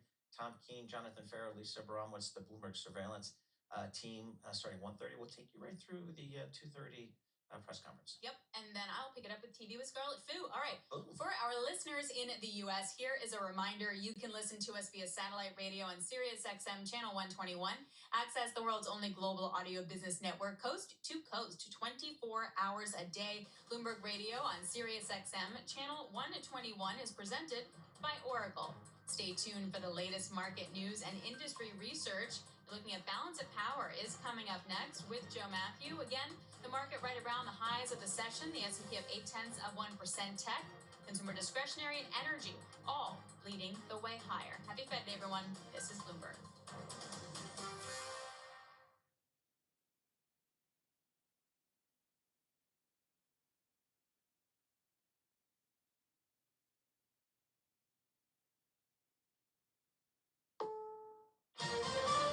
This is CBS News on the Hour, sponsored by Progressive Insurance. I'm Deborah Rodriguez. President Trump says he's just wrapped up what he characterizes as a very good hour-long phone call with Ukraine's Volodymyr Zelensky. Mr. Trump says they discussed his conversation with Vladimir Putin yesterday and needs and requests by both sides on ending the war in Ukraine. CBS's Aaron Navarro is at the White House. When it comes to that aid from the U.S. to Ukraine, National Security Advisor Mike Waltz told reporters this morning that aid, both in terms of monetary, military aid, was not discussed between President Putin and President Trump yesterday. The Kremlin said last night and this morning that it was discussed. Russia and Ukraine confirm they've exchanged 372 soldiers in a prisoner swap. In Jerusalem, protests as the Israeli military issues what it calls a last warning to Gazans and launches a targeted ground operation to retake a key part of the Gaza corridor after hostage release talks broke down. Reporter Linda Gradstein is in Jerusalem. The Israeli army said it hit 20 targets overnight, including a Hamas military site in northern Gaza, where they said they identified preparations for rocket attacks on Israel. It was the second night of Israeli airstrikes on Gaza, although these were not as widespread as the first night. Hamas says it has not closed the door on indirect talks with Israel to extend the ceasefire. A student activist at Columbia University will have his deportation case moved. CBS's Allison Keyes. Mahmoud Khalil has been detained since March 8th, and the White House has accused him of siding with terrorists without evidence. Khalil's lawyers say the decision to move him from New York to New Jersey to Louisiana is meant to deprive their client of access to counsel. A federal judge ruled that a review of Khalil's case should be heard in New Jersey. Spring arrives tomorrow, but people in the Midwest are bracing for a blizzard. A dust storm shut down a huge portion of Interstate 10 in New Mexico. Fire officials in Fort Worth, Texas, have issued a warning about high winds whipped up by severe storms. Spokesman Craig Troyachek. No outside burning. We ask people not to cook and grill outside on high fire days. The mayor of a small town in New Jersey has been charged with DUI and endangering the welfare of her child. Police arrested Lumberton Mayor Gina LaPlaca at her home early in the evening on St. Patrick's Day. They went there after a witness shared a video of her vehicle swerving in and out of a lane and nearly striking a utility pole. Court documents say the 45-year-old LaPlaca admitted to drinking before she picked up her 2-year-old son from daycare and drove him home. She was arrested after police found an open container in her car. Christopher Cruz, CBS News. Dow up 315. This is CBS News.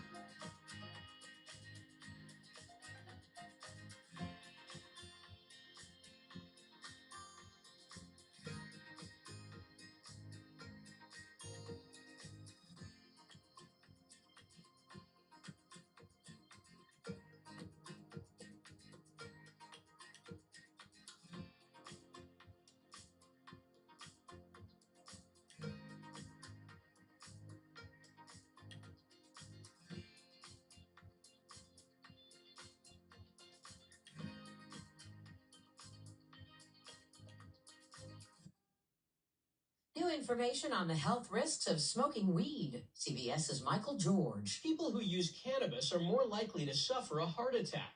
The American College of Cardiology found marijuana users under the age of 50 were 6 times more likely to have heart attacks compared to non-users. But the study's authors point out cannabis users are also more likely to use cocaine or other illegal drugs, which also could be to blame for the increased risk. A decade after it was named world's ugliest animal, the blobfish is sitting pretty. The boneless marine creature looks like a messy lump of jelly. When it's above the surface of the water, it's fair game for memes. Two baggy eyes, a droopy overhang for a nose, and a purpley red clown mouth. But the look apparently has its appeal. The blobfish has just won the Fish of the Year title in a contest by New Zealand's Mountains to Sea Conservation Trust. Deborah Rodriguez, CBS News. From the world of politics to the world of business, this is Balance of Power.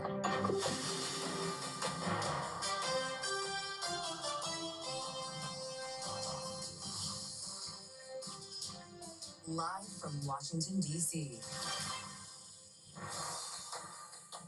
President Trump holds a call with President Zelensky, but was it perfect?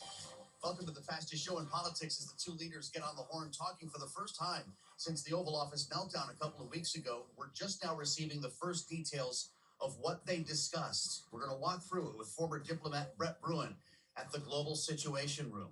Later this hour, we will turn to the battlefield and talk military strategy in Ukraine with Dr. Rebecca Grant at the Lexington Institute. She's with us in studio at the table coming up in just a few, and we're going to dig into the mounting legal challenges against the Trump agenda, immigration, the Doge, and beyond with our political panel. Republican strategist Maura Gillespie is with us alongside Democratic strategist Roger Fisk. We've got a great program teed up for you, and it all follows, of course, a look at Wall Street. It's Fed Day, and we set the baseline first with Charlie Pellet at World Headquarters in New York. Charlie, what do you have? Thank you very much. Fed Day, let's say it again.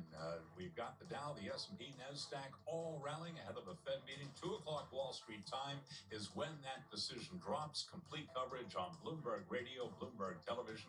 You've come to count on us over the years. That's why we're here. 2:30 p.m. We got Jay Powell's news conference. We'll have that for you live here on Bloomberg Radio. And yes, our Michael McKee will be asking a question there. So the Dow, the S&P, NASDAQ all advancing. Stocks are climbing. Bonds are falling. The dollar outperforming most major currencies. Those traders brace for a Fed rate decision and, of course, the outlook. So right now, the S&P up 51, up 0.9%, 56.65 where we stand. The Dow up 342, up 0.8%. NASDAQ, the composite index, up 1.2%. The NASDAQ 100 index up 1.1%. And the Russell 2000 index up by 0.9%. 10-year right now, 4.30%. The 2-year, 4.07%. Gold flat on the day, $3,034 the ounce, holding close to a record. West Texas Intermediate crude up 0.7%, $67.35 a barrel. And Bitcoin now surging back above $84,000, $84,600, up by 3.2%. As for what to expect from the Fed, Michael Cushman is Chief Investment Officer for Broad Markets Fixed Income at Morgan Stanley Investment Management, and he was a guest this morning on Bloomberg Surveillance. But the Fed has to, I think, not deviate from its data-dependent kind of view. We have to wait and see. I think there's a lot of debate whether or not they'll attach a higher weight to growth risks versus inflation risks. Should they just stay still where they are, two rate cuts priced in the dot plot this year? Should they tilt it to 3?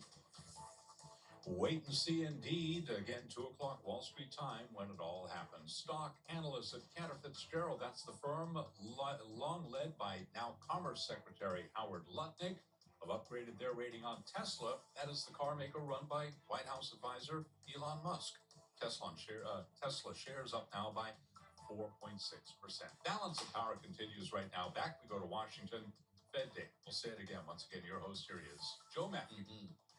You got it, Charlie. Great to see you. Thank you so much. Welcome, yes, to the Fed Day edition, the Wednesday edition of Balance of Power on Bloomberg Radio, on Satellite Radio Channel 121, and on YouTube, where you may as well dial it up right now. Keep this thing going right through 2 o'clock because we have a lot of news coming your way in the next 2 hours. Yeah, Fed Day, 2 p.m. Our special coverage starts, as always, at 1:30 p.m. Eastern Time, as we'll send things back to New York for special coverage, and we'll bring you the news conference. I just bumped into Michael McKee. He's down here in the Capitol and on his way to the Fed right now. Now, we're not fooling around today. We start with breaking news. Redhead on the terminal. If you're with us on YouTube, you see it on the screen. We're just now hearing from Volodymyr Zelensky following his phone call with President Trump. Others, of course, on the line. Zelensky, Trump discussing partial ceasefire in the call, according to a source talking to Bloomberg. Zelensky backing the proposal to halt energy asset strikes. Remember, we told you this late yesterday on the late edition of Balance of Power. President Trump, President Putin, of course, on the line together talking about not a full ceasefire, but an energy infrastructure ceasefire to last 30 days. The bombing and shooting can continue otherwise. That's at least where we are right now. Now, this call was not as long as the call with Vladimir Putin yesterday. It did conclude, we can let you know, and we've heard from Donald Trump since then. President Zelensky was speaking earlier in Helsinki, setting the tone, if you will, for this call. Here's what he said. Сьогодні у мене буде контакт з президентом Трампом. Today I will have contact with President Trump. We will be talking to him about the details of the next steps. We've had very good meeting in Jeddah with our teams, and I think everything has been going well, except for Russia, which is always unhappy when something is going in the right direction. We will discuss the details about the next steps, and I think I will hear from him the details of his conversation with Putin. Fast forward to Truth Social. Donald Trump, this is 31 minutes ago, just completed, he writes, not I or we, just completed a very good telephone call with President Zelensky of Ukraine. Lasted approximately 1 hour, much of the discussion based on the call made yesterday with President Putin in order to align both Russia and Ukraine in terms of their requests and needs. Donald Trump writes, we are very much on track, and I will ask Secretary of State Marco Rubio, National Security Advisor Mike Waltz to give an accurate description of the points discussed. The statement will be put out shortly. Okay, we're waiting for that statement now, and I want to bring in Brett Bruin, the President's CEO of the Global Situation Room. This is, of course, a voice of reason on the program and a voice of experience, having spent time as Director of Global Engagement in the Obama White House. Brett, it's great to have you back. The way I'm reading the language, this is very curious the way this is written, makes you wonder if Donald Trump was actually on the call, or was he watching Rubio and Waltz talk to Zelensky? What do you make of this? Well, it's very un-Trumpian, and quite frankly, Joe, I think what we witnessed last night after Trump had built expectations sky high was, a classic walk back. He did not get Putin to sign on to that Jeddah ceasefire deal. He did not get Putin to declare that peace was his main objective. In fact, Putin put out what was a pretty alarming list of demands, including that the U.S., the West, stop supplying not just military aid, intelligence, that Ukraine couldn't even recruit for its military. I mean, this is Putin putting his cards on the table and saying, look, my objectives are the same as when my troops crossed over into Ukrainian territory. Do you have, as the diplomat inside of you, Brett, the ingredients for a peace deal here or not? Well, look, I am always, as you said, Joe, up for diplomacy. I'm always encouraged when people are talking and not just shooting. But at the same time, there is good peace. There is peace that sows the seeds of stability and security. And then there are peace deals that sow the seeds of the next conflict, that worsen existing conflicts. And everything that Trump has been talking about is the latter. He's been talking about ceding ground to Russia. That incentivizes not just Putin, let's be clear about this, but Xi Jinping, Kim Jong-un, and a whole host of other aspiring autocrats to say, you know what, I actually could take some territory from Nepal or from Bangladesh, and that would be really dangerous, really destabilizing. Interesting take on this. You remember the conversation, Brett, on the campaign trail. I am the only one who can end this war. I will end it on day one. Brett, at one point, he even said, I can do it in an hour. What do you think President Trump has learned in this process so far? Well, I can tell you what the American people have learned, and that is that, Trump is boastful. He, loves to claim that he is the world's best negotiator. And as someone who spent a lot of time in the Situation Room, a lot of time on the front lines of crises and conflict, it's just not that easy, and Trump should know better. And the American people, quite frankly, should have known better when Trump was making these claims, because the notion that you can just waltz into the Kremlin and tell Vladimir Putin, we're doing a deal, and yes, Putin will will do a deal. He will do the deal that is in Russia's interest. He will do the deal that pockets all of the gains that he's gotten. And that, at the end of the day, is going to be bad, not just for Ukraine, not just for Europe, but for the US, because Putin then is going to have his eyes on the Baltics. He's going to have his eyes on Moldova and on other prizes, which will create more. And we've got a business audience here, Joe. So I'm going to put this in economic terms. It is going to make the economies, both of Europe, but also the US, worse. We're going to have tougher time getting high prices for our goods overseas if Europe is at war. So all of these things, hit pretty hard on American businesses. Can only imagine the conversations being had in the Baltic states right now.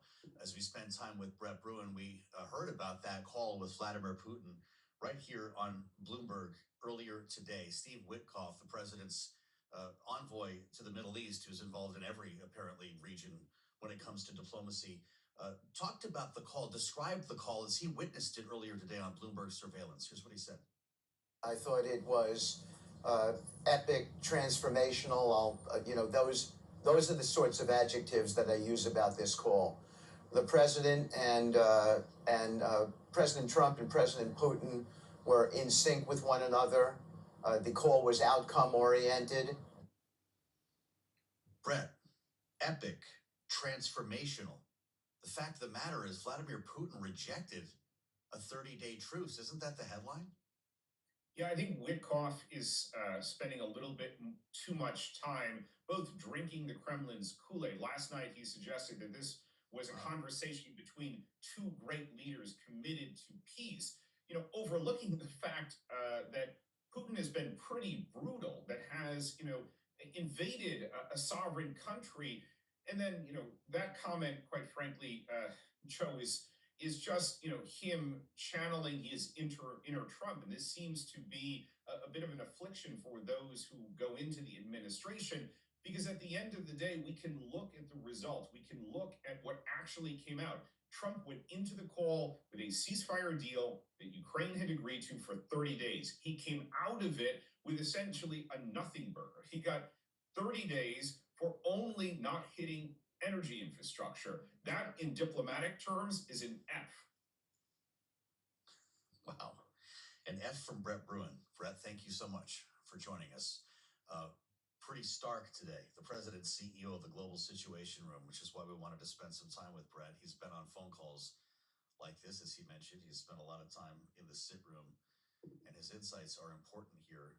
Russia apparently not obeying this ceasefire yet, by the way, as they wait to hear from President Zelensky. We're going to have a lot more on this ahead, and a very important conversation. We've lined up a series of very experienced voices for you today, and I want you to hear from Dr. Rebecca Grant next. She's going to be with us right here at the table from the defense programs at the Lexington Institute, where she's vice president. Her insights next on military strategy and the next move for Zelensky and Putin here on Bloomberg.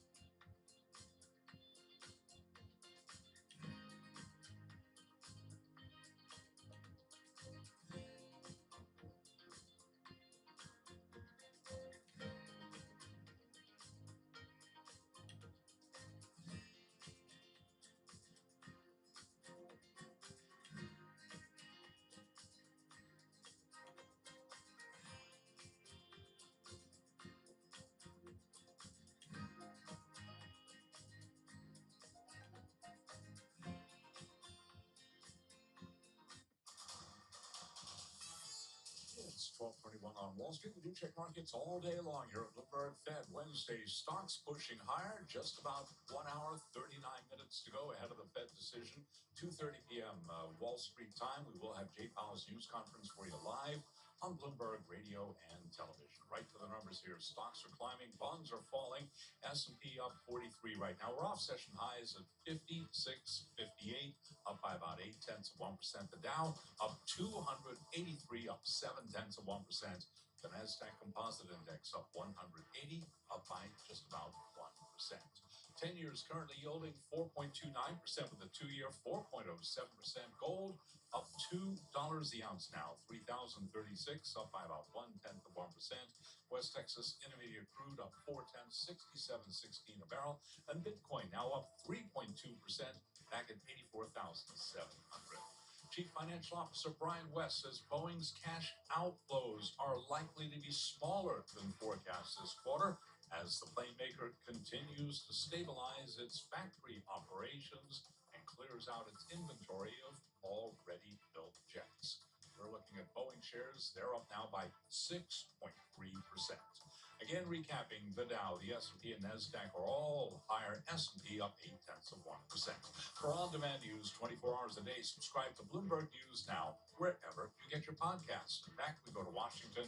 Once again, your host, here he is, Joe Mack.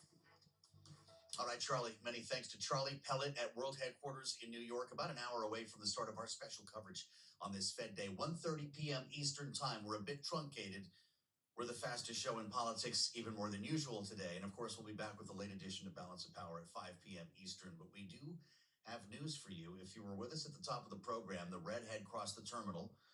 The call has ended between President Trump and Volodymyr Zelensky, and we have a little bit of a sense of what they discussed, with more headlines crossing. Zelensky, Trump discussed the partial ceasefire and the call that we came out of the Putin meeting with yesterday. Zelensky backing the proposal to halt energy asset strikes. Remember, this is the energy infrastructure ceasefire, not the full ceasefire that Ukraine had accepted. It was about an hour-long call, a bit of a curious post on Truth Social. It's hard to tell if the president himself, if Donald Trump himself, had a lot of interaction with Volodymyr Zelensky.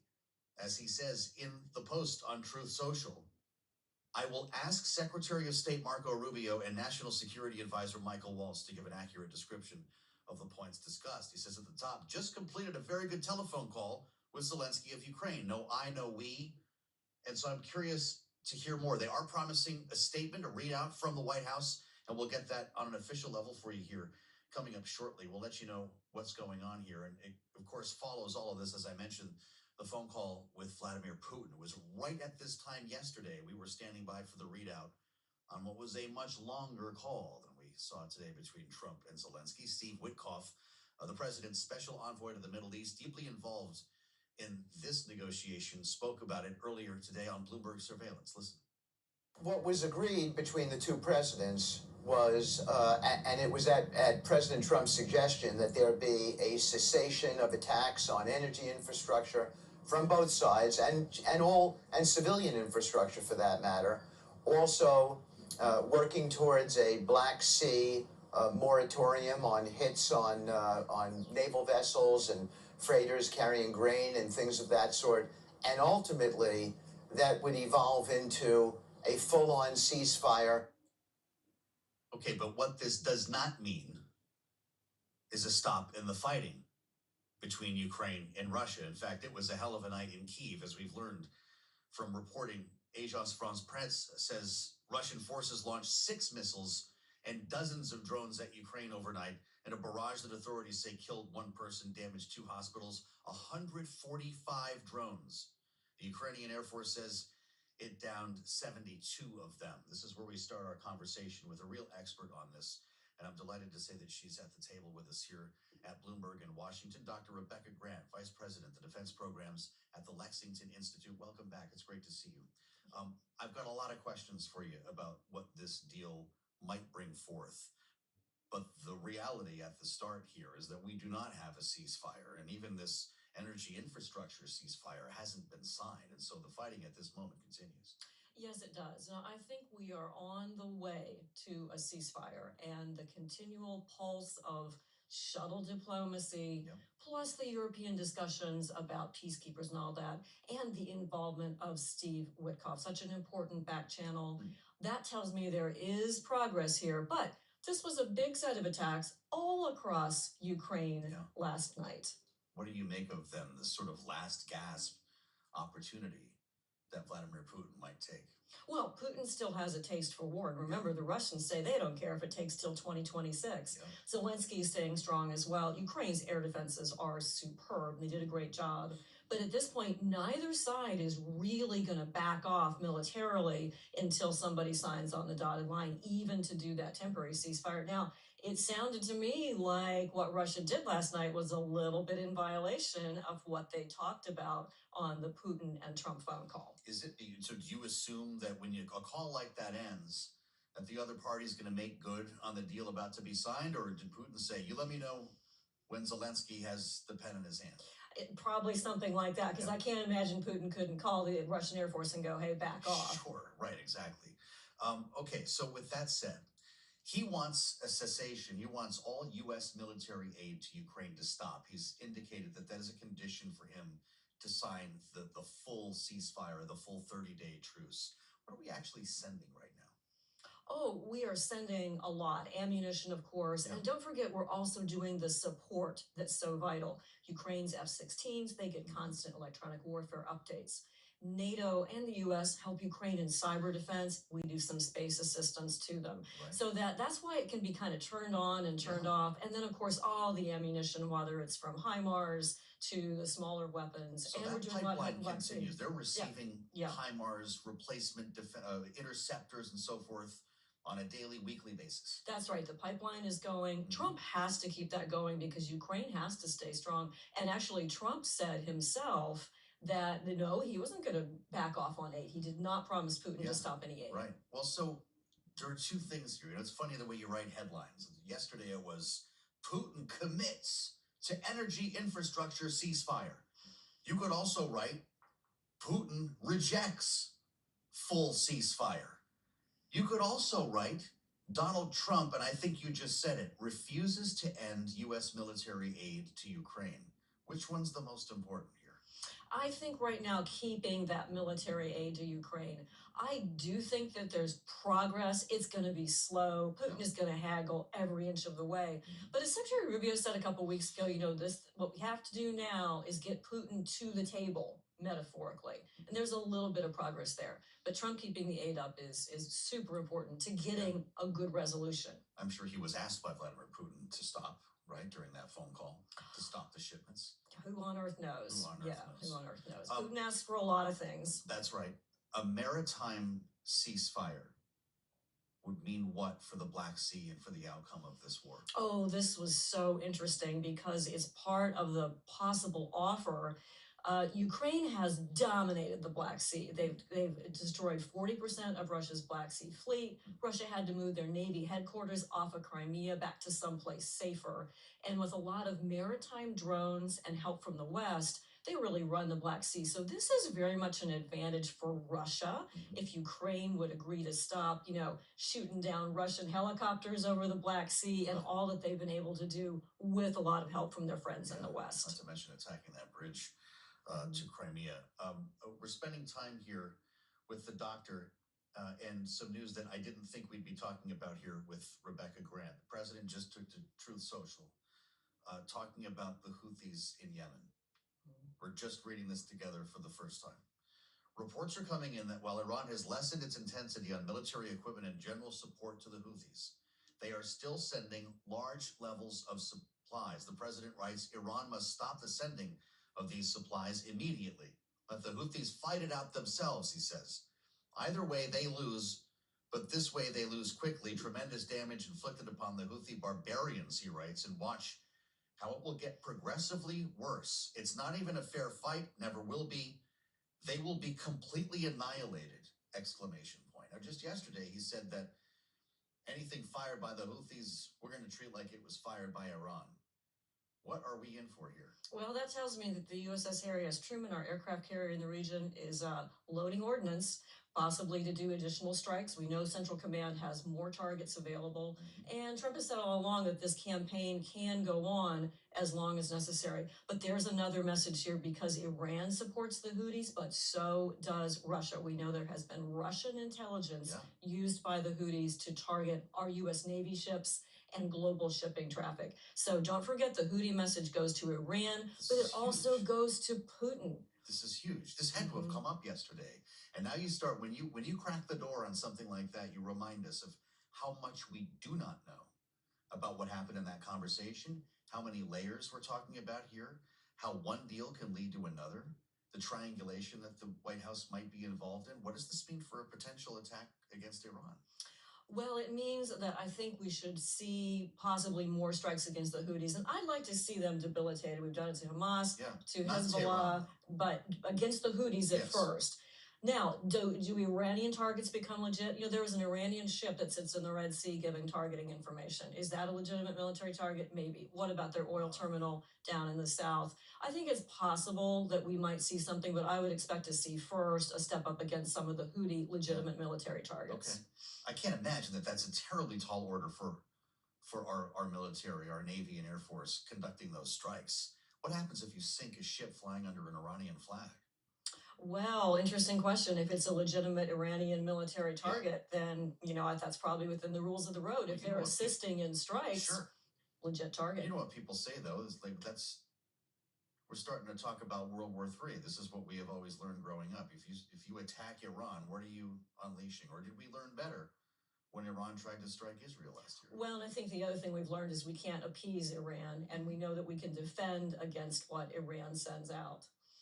Getting back to where we started, we've gone a little bit far afield here, and that is, of course, the call today with Trump and Zelensky. What's the next move? Is it a Trump-Putin meeting? Is it all three of these people talking? Right. Next move is back to Saudi Arabia. I think Steve Witkoff will be going to that. And hey, the real news out of that call is it took place. And Trump was happy. What a change from the Oval Office meeting before, right? And so the main purpose of this call would have been for Trump and his team, Rubio and Waltz, to back brief Zelensky on what was discussed with Putin, choosing what items to talk about, and then seeing where Zelensky stands. We only have a minute left with Rebecca Grant. What is the one thing that Ukraine could do to inflict the most pain against Russia right now? Oh, well, to continue holding out in the Kursk region is certainly painful for Putin. He visited himself, and Putin hates it when they attack the Kerch Bridge. I don't know what their plans are, but for it's Kursk. Yes, for except for the Kerch Strait and down by the Sea of Azov. But the number one thing is for Ukraine to remain sovereign, to remain close to the West, and to be a viable country going forward. Putin's going to hate that. Wow. Well, those are very much in doubt at the moment. I guess we'll see where we are. Would you come back to talk to us again soon? Anytime. Really great to spend time with you here on Bloomberg. Dr. Rebecca Grant. Of course, Lexington Institute, as I mentioned, here on Bloomberg. I'm Joe Matthew in Washington, the fastest show in politics, with our political panel next. Stay with us here on the radio and on YouTube. Search Bloomberg Business News Live. We'll have a lot more ahead.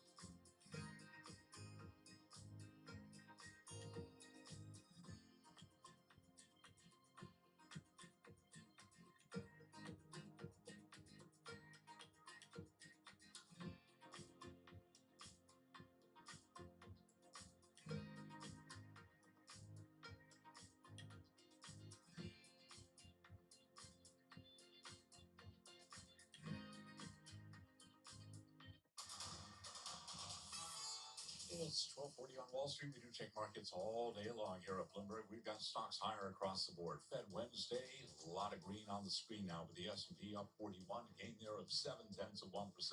Stocks pushing higher. The S&P at 56.55. The Dow up 259 right now, up by about 0.6%. Nasdaq Composite Index up 1%, up 167 points. The 10-year at 4.30%. The 2-year 4.07%. Spot gold, little change to $3,034 the ounce, up 5 cents right now. West Texas Intermediate crude up 0.6%. WTI 67.29 a barrel, and Bitcoin up 3%, 84,530 on Bitcoin. The Mortgage Bankers Association this morning reported loan rates are up for the first time since January. And with that story, here's Bloomberg's Vinny Del Giudice. Last week's rate on a 30-year fixed mortgage rose to 6.72%, causing a pullback in loan refinancing and tempering home sales. Total loan applications were down for a second week.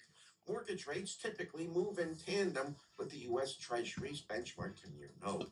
Looking ahead, there's more housing data set for Thursday, last month's tally of sales of previously owned homes.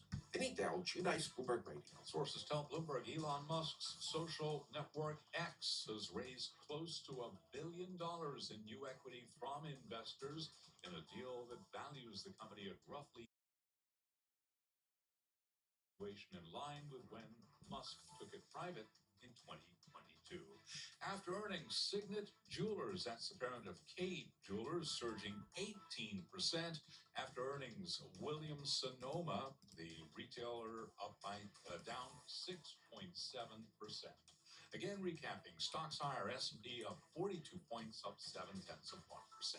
For on-demand news 24 hours a day, subscribe to Bloomberg News now, wherever you get your podcasts. Back we go to Washington. Fed Wednesday, balance of power continues. Your host here is Joe Matthew. Keeping us trained on Bloomberg's top story today, Fed Day. Yes, indeed, about 45 minutes from now. Thank you, Charlie. We'll start our special coverage across all of our platforms, Bloomberg Radio, of course, our global television audience on YouTube as well, where you can find us right now. You may as well get in there. We got a lot to talk about. Search Bloomberg Business News Live. As I say, 1:30 p.m. we'll turn our attention to our special Fed coverage with an important announcement at 2 p.m. and we'll bring you the news conference as well. Until then, we're talking geopolitics largely today in Washington because President Trump did hold a call earlier with President Zelensky, this following, of course, yesterday's call with Vladimir Putin, which lasted a lot longer, and the president had a lot nicer things to say than he did after this one. Though he did call it a very good telephone call, not a perfect call with President Zelensky, which he has a history of. Lasted approximately an hour, he says. Strangely, he writes that Secretary of State Marco Rubio and National Security Advisor Michael Waltz will give an accurate description of the points discussed. We're still waiting for those. And there will be a readout, presumably a statement at some point. President says will be put out shortly. We did hear some comments from President Zelensky saying that he is open to the idea of this partial energy infrastructure ceasefire, even though Russia bombed Kyiv all night, 145 drones, more than 70 missiles, and there were attacks across the nation here because there is no real ceasefire as we speak. One of the other big stories we're following here, the legal answer to some of the Trump agenda. There have been a series of setbacks this week, remembering that the White House has continued to say, and Trump has said it himself, did so last night on Fox, Caroline Levitt as well, we will always obey the courts and we will enjoy our opportunity to appeal. This follows news that Elon Musk has been found to have, in multiple ways, violated the Constitution. Much of this has to do with the actions that he took at USAID, and a ruling here by Judge Theodore Chang of the U.S. District Court for the District of Maryland, the first time a judge has moved to rein in Elon Musk and his Department of Government Efficiency directly. The president talked about it on Fox last night. Listen. I never did defy a court order. And you wouldn't in the future? No, you can't do that. However, we have bad judges. We have very bad judges. Reminding us of a whole different court order, remember, to turn the plane around when a group of alleged Venezuelan gang members was flown out of the country to El Salvador. Judge said turn the plane around. The White House didn't do it because they say the plane was over international waters and they were under no obligation to do so. There's another one. We can put a third log on the fire here. Trump transgender troop ban blocked by judge during suit. This is another federal judge here, temporary blocking the president's EO banning transgender people from the armed forces. So that's what we're at today. And of course, the Doge is still busy doing a lot of other work, shutting down, for instance, the Department of Education. We've seen probationary workers who were fired reinstated. And we wonder what direction we're going in here with our political panel. Maura Gillespie is with us, Blue Stack Strategies founder, our Republican strategist, alongside Democratic strategist Roger Fisk, former special advisor to President Obama. Great to have you both here. Maura, what's going on? Because there have been a lot of questions about Congress kind of losing its teeth as a check against the executive. The courts have been awfully busy. Who's winning?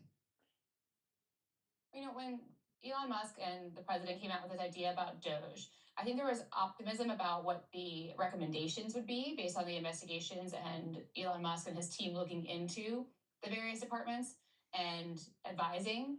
But unfortunately, what has happened before many of these cabinet secretaries got in place, Elon Musk was making cuts and saying that the president was in lockstep with him about making these cuts. But what he did was take funding away that was already been allocated by Congress, which again is stepping on Congress's toes and on the Constitution's separation of powers. And so what you're seeing, unfortunately, is a real lack of messaging, but also directive and clarity from the administration.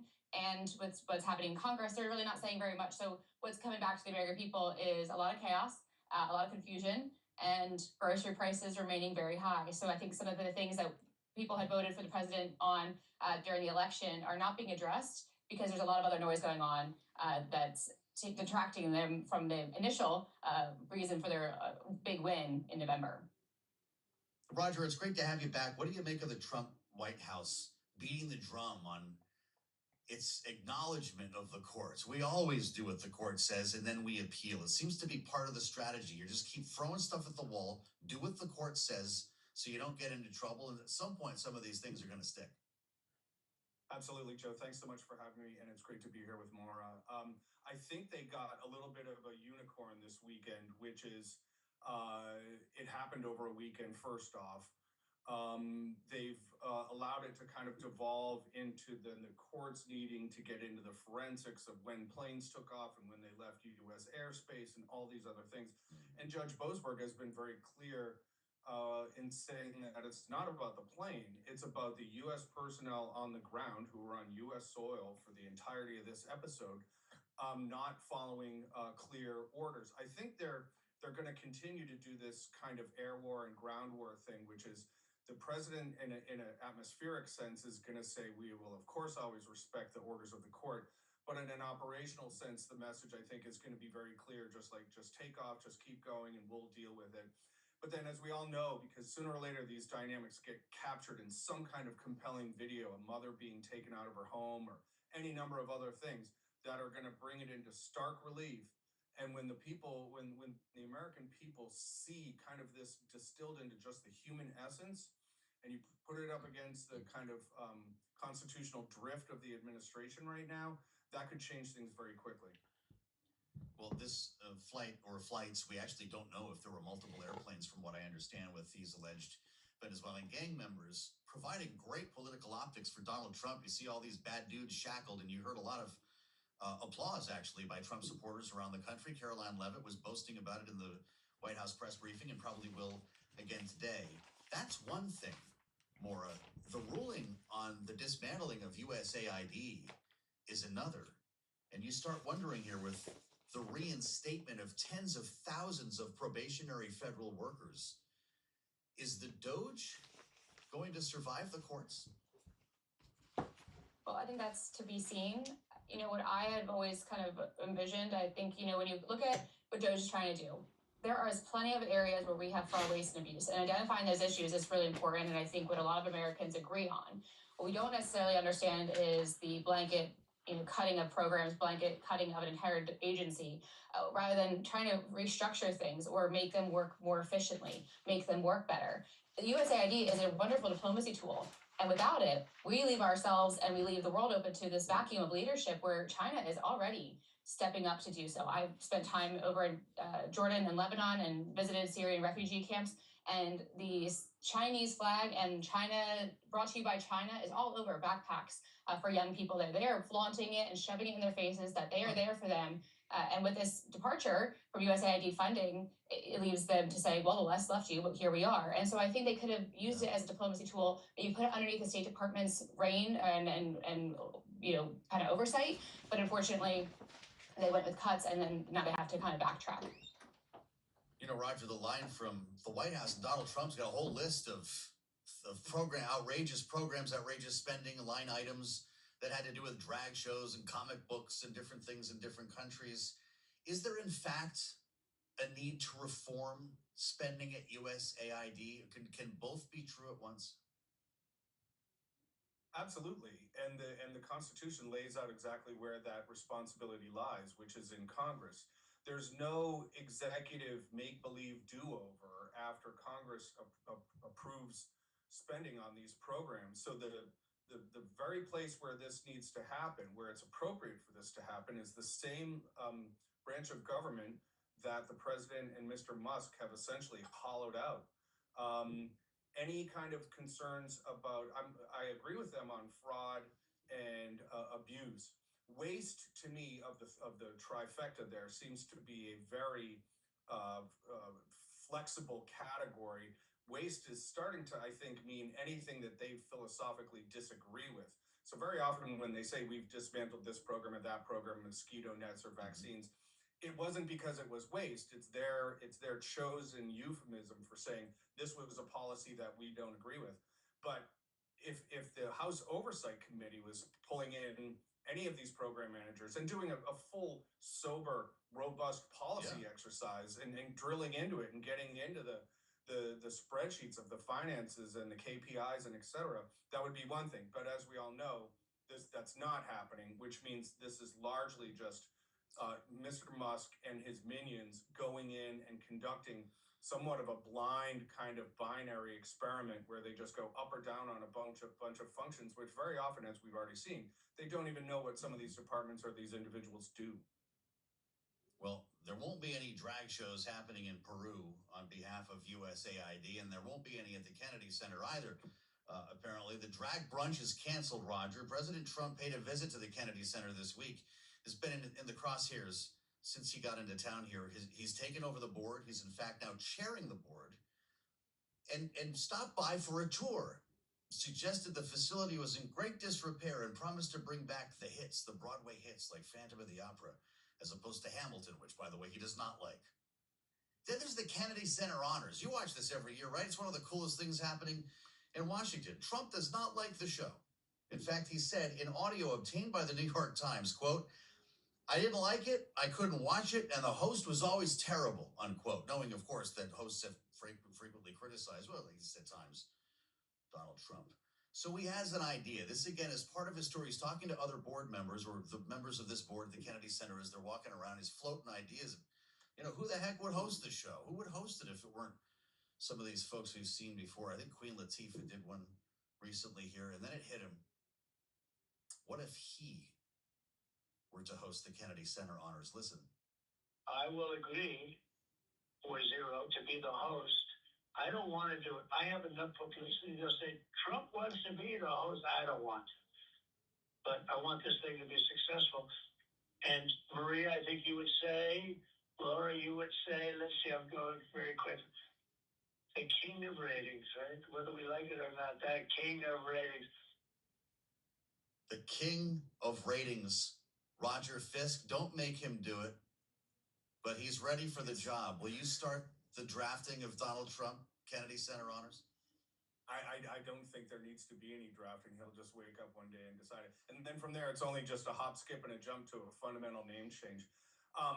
I can only think that at some point he flew over it and said, "What's that?" and thought to himself, "Wouldn't that be a great hotel location or something?" Because this will be the death knell of this, and in a couple of years, it'll be coated in gold, and then soon after that, it'll atrophy. And then the question is can the next administration actually revive it? The fact of the matter is, Maura Gillespie, you're saved by the bell. I don't have to. The fact of the matter is, it will have amazing ratings, and that is the way this is going to end up going down. He's going to host it, right? They're going to have the biggest ratings of all time because no one will be able to stay home or not watch, at least. Our panel will be back with us in our second hour as we welcome our global television audience to the conversation. The call is over. It's next on Bloomberg.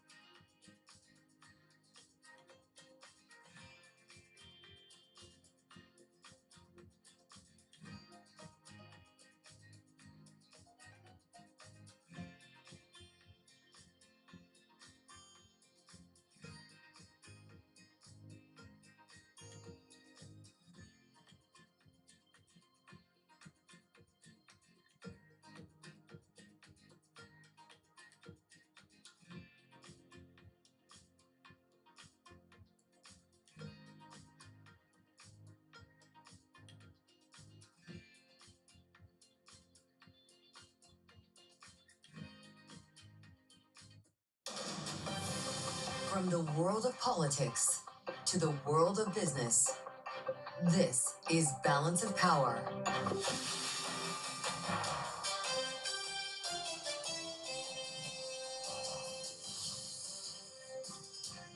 Live from Washington, D.C.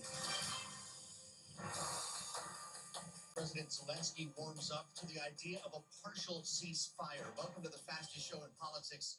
As Zelensky speaks to President Trump today for the first time since their Oval Office meeting, we're just now getting some of the first details of their call. I'm Joe Matthew alongside Kaylee Lyons in Washington. Thanks for joining us on the Wednesday edition of Balance of Power. One thing we do know, Kaylee, as we wait for an official readout from the White House, is Russia continued bombing Ukraine heavily overnight.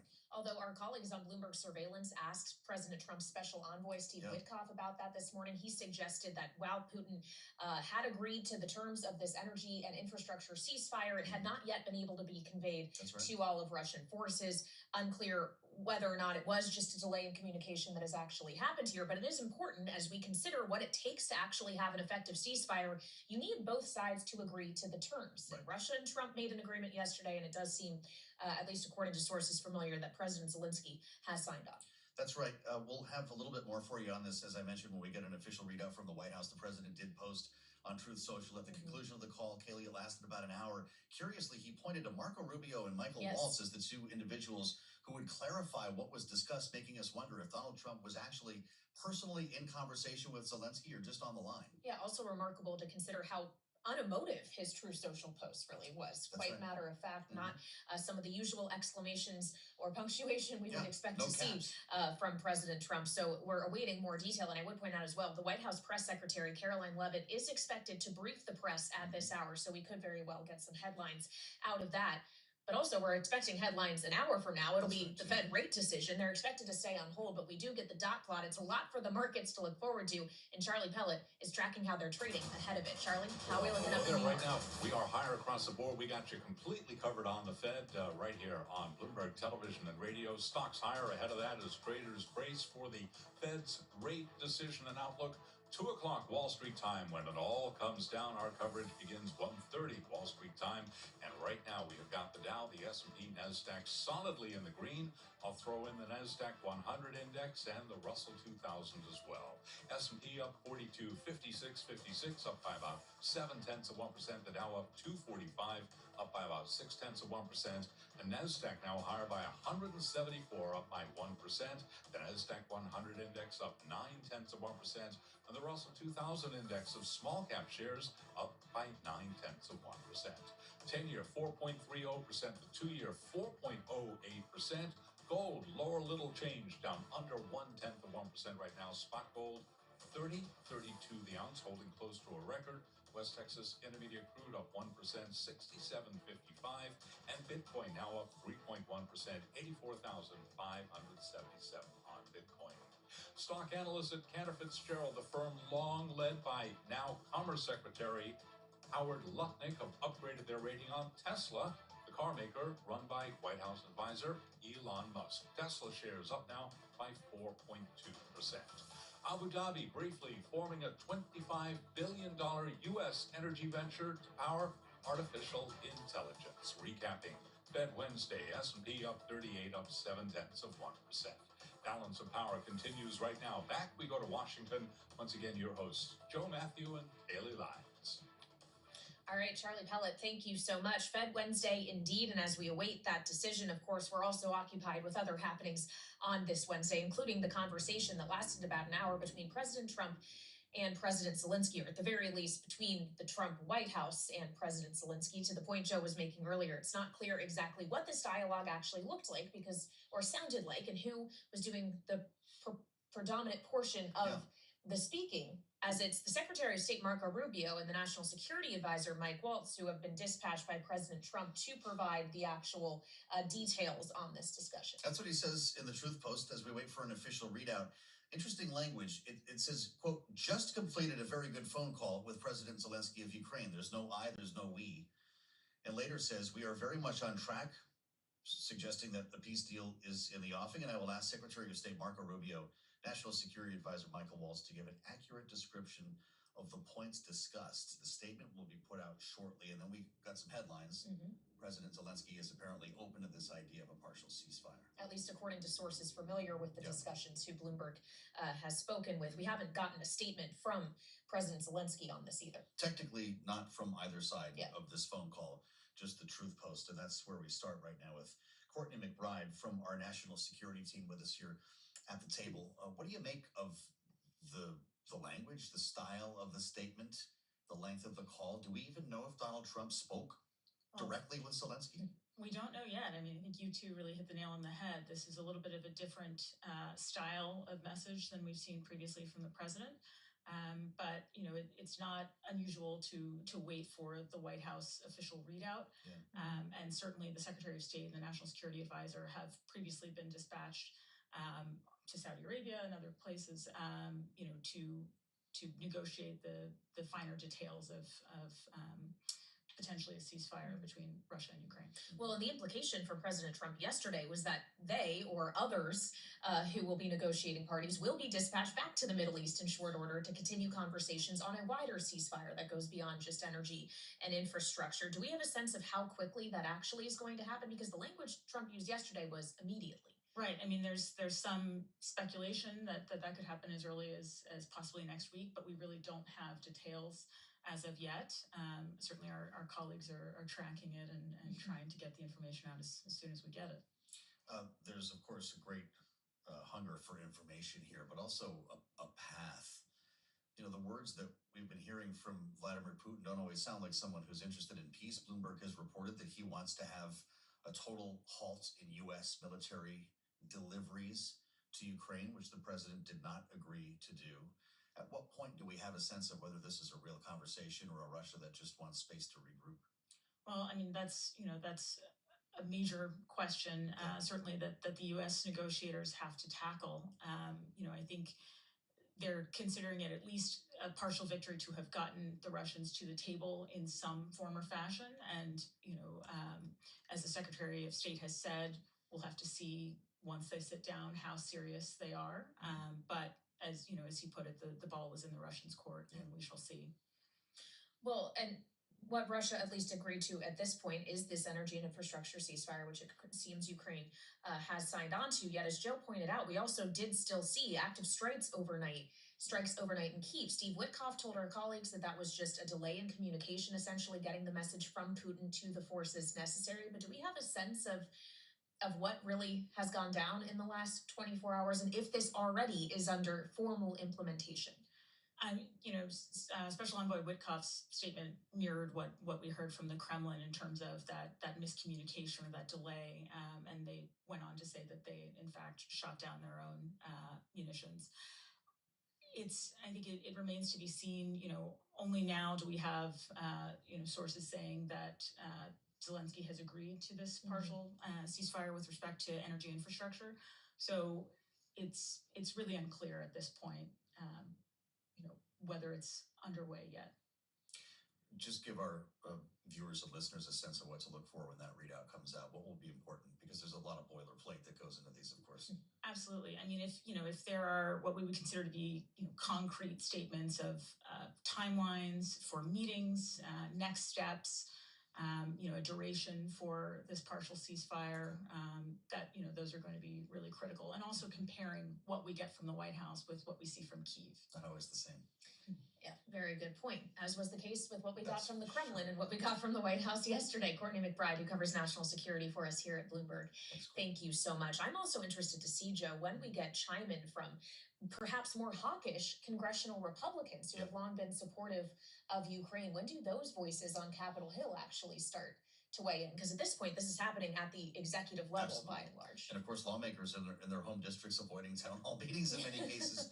So imagine how different that conversation would have been if Congress was in town here. It's a great point. Yeah, well, of course, they return next week, and it's going to be an interesting return for the Democratic Party especially, which has had some deep divisions exposed in the effort to keep the government funded beyond the deadline of midnight last week. It, of course, was in part because of a change of heart of the Senate Majority Leader, Chuck Schumer, who decided it was less painful to keep the lights on than to avert a shutdown, or to have a shutdown that puts some resistance on Trump and congressional Republicans. He's obviously got a lot of flack for that, including from House leadership, or those who used to be that's right. in House leadership. Pretty tough words from Nancy Pelosi. As the walls start to close in, he had to cancel the book tour. And it's pretty tough stuff. She was at a news conference at a children's hospital in San Francisco. Get a sense of what the former speaker had to say. I myself don't give away anything for nothing. And I think that's what happened the other day. We could have, in my view, perhaps gotten them to agree to a third way, which was a bipartisan CR for 4 weeks, in which we could have had bipartisan legislation to go forward. So in summary, Nancy Pelosi felt that there was another way out here, a third way that Chuck Schumer did not take. But the quote, "I don't give away anything for nothing." That's right. And this is where we begin with our political panel. Maura Gillespie is with us, Blue Stack Strategies founder and Republican strategist, alongside Democratic strategist Roger Fisk, former special advisor to President Barack Obama. Welcome to you both. Roger, as the Democrat, we have to start with you. Did Chuck Schumer give away something for nothing? And he's certainly getting a whole lot of something in return for that decision. He's getting a whole lot of incoming fire from his colleagues, but as we all know, the Democrats tend to be that circular firing squad. But thank you so much for having me, and it's great to be here with Maura as well.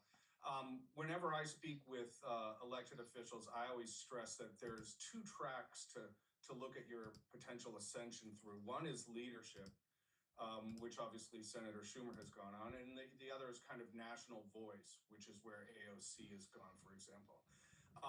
Because if you're going to go leadership in these situations, you often have to take very institutionalist, very tough votes that are about sometimes just preventing worse things from happening.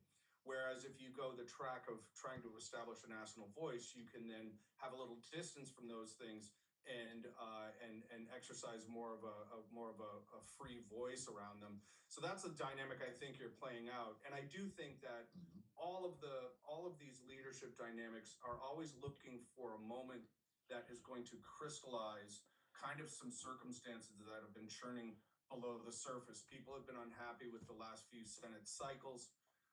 So I think there's going to be an appetite for more leadership. And as you're already seeing, for example, with Senator Schatz from Hawaii, people are willing to be very out there in terms of talking about their aspirations when it comes to the next generation of leadership of the Democrats in the Senate. Enter Glenn Ivey, the Democrat from Maryland, the gentleman from Oxon Hill, deep blue, right outside of Washington, D.C., Maura, at a town hall last night. Quote, "I think he had a great long-standing career, did a lot of great things, but I'm afraid it may be time for the Senate Democrats to get a new leader," unquote. How loud will these calls get from other members on Capitol Hill? Will they make a difference? They should. The Democratic Party is in need of leadership, right? They've struggled, as was just pointed out, that for cycles now without having a strong voice and a strong leadership presence. And I think Dean Phillips during the last election, presidential election, called this out. He said it's time to pass the torch. And that was refused to do so until June of last year when Joe Biden was forced out of the race by somebody like Nancy Pelosi, who, by the way, will be 85 later this month, who has a net worth of almost $250 million. And she's ruled with an iron fist. She's somebody who has had a long career, but is still pulling the strings in leadership, but not necessarily putting herself out there as much. But she certainly picks her moments. I do think the Democratic Party needs to find its own identity again and decide what their fight is about. If it's simply to be against Trump, that's obviously not working for them. They need to be for something as well. And I just think that this superiority complex that we've seen play out isn't going to be helpful and isn't really resonating with voters. So at this point, I think the calls for new leadership and new direction is going to be louder and louder. Well, and this obviously stands in contrast to something Joe was alluding to earlier, which is that you currently have Republican members of Congress who are holding town halls back home in their districts and essentially getting shouted out of these places where they are speaking. We saw it most recently with Chuck Edwards of North Carolina, but there have been numerous other examples. Are Democrats doing Republicans a huge favor here, Maura, by having an unorganized opposition to something that clearly is a vulnerability for the people currently in the majority? They're certainly not helping themselves, but yes, I think there is going to be ripe opportunities for Democrats to point out the failures, perhaps, of what was promised to them at the 2024 election and what's not being delivered. But instead, they can't find that voice, they can't find that path because they don't have leadership. And again, like I said, they've kind of operated from this moral superiority standpoint that isn't resonating and comes across as arrogant. And so at the end of the day, voters feel very left behind. They feel very dissatisfied with their government. And I think that you're seeing a lot more people who don't feel as though they belong to either party. And we saw it kind of in the last election as well, this political homelessness that we're watching play out. And I don't know that either party is doing a good job of explaining, I'm actually here for you and here's how I'm going to do that for you. Here's why, and here's how. We're not seeing that. And I think as we get closer to the midterms, that's going to be a bigger problem for both parties, truly. Well, let's name names here, Roger, because it's easy to talk about kicking somebody out. It's a lot more difficult to replace them with someone who can get the support of the Democratic caucus. Everyone's looking at AOC. This is the whole conversation right now in Washington, which leads me to believe that that may not be very likely. The conventional wisdom is rarely the direction we're going in here. Let's be honest. Chuck Schumer is going to be sitting in that chamber a couple years from now, isn't he? I don't know that that's as clear a certainty as you might think. We live in an age, and you can look at everything from the Iowa caucus, for example, which at least on the Democratic side is all but completely toppled, where anyone who thinks that there's some fixed cultural icon that's impervious to the trade winds, I think doesn't realize how rapid the change can be in this particular day and age. And so I think it wouldn't take much for someone to come out and declare a candidacy now, for example, and then for concurrent with Senator Schumer being primaried as another example, to bring about a situation where he himself shows himself the door. And that's just the era that we live in. The age of cultural icons being able to withstand attack after attack after attack is over. Well, so when we consider the battles that are still ahead, knowing Congress will be coming back into session next week, Roger, they're expected, at least on the Republican side, to start dealing immediately with budget reconciliation and that whatever that architecture ultimately is going to look like. What does Chuck Schumer or Democrats as a whole need to do to counter that, knowing that it's expected to be a party line thing? They don't really have a role. Yeah, I mean, being in the minority in either chamber is very, very difficult. There's the performative nature, as we've seen in committees like the Judiciary or Oversight, where, for example, you could make some headway with Chairman Comer being so concerned about Hunter Biden and his connections with China, and then here you have the same Oversight Committee absolutely refusing to bring Mr. Musk in front of it, who's having a much larger material impact on the trajectory of this country, and by any measure has much more business dealings with China than possibly any other human being alive.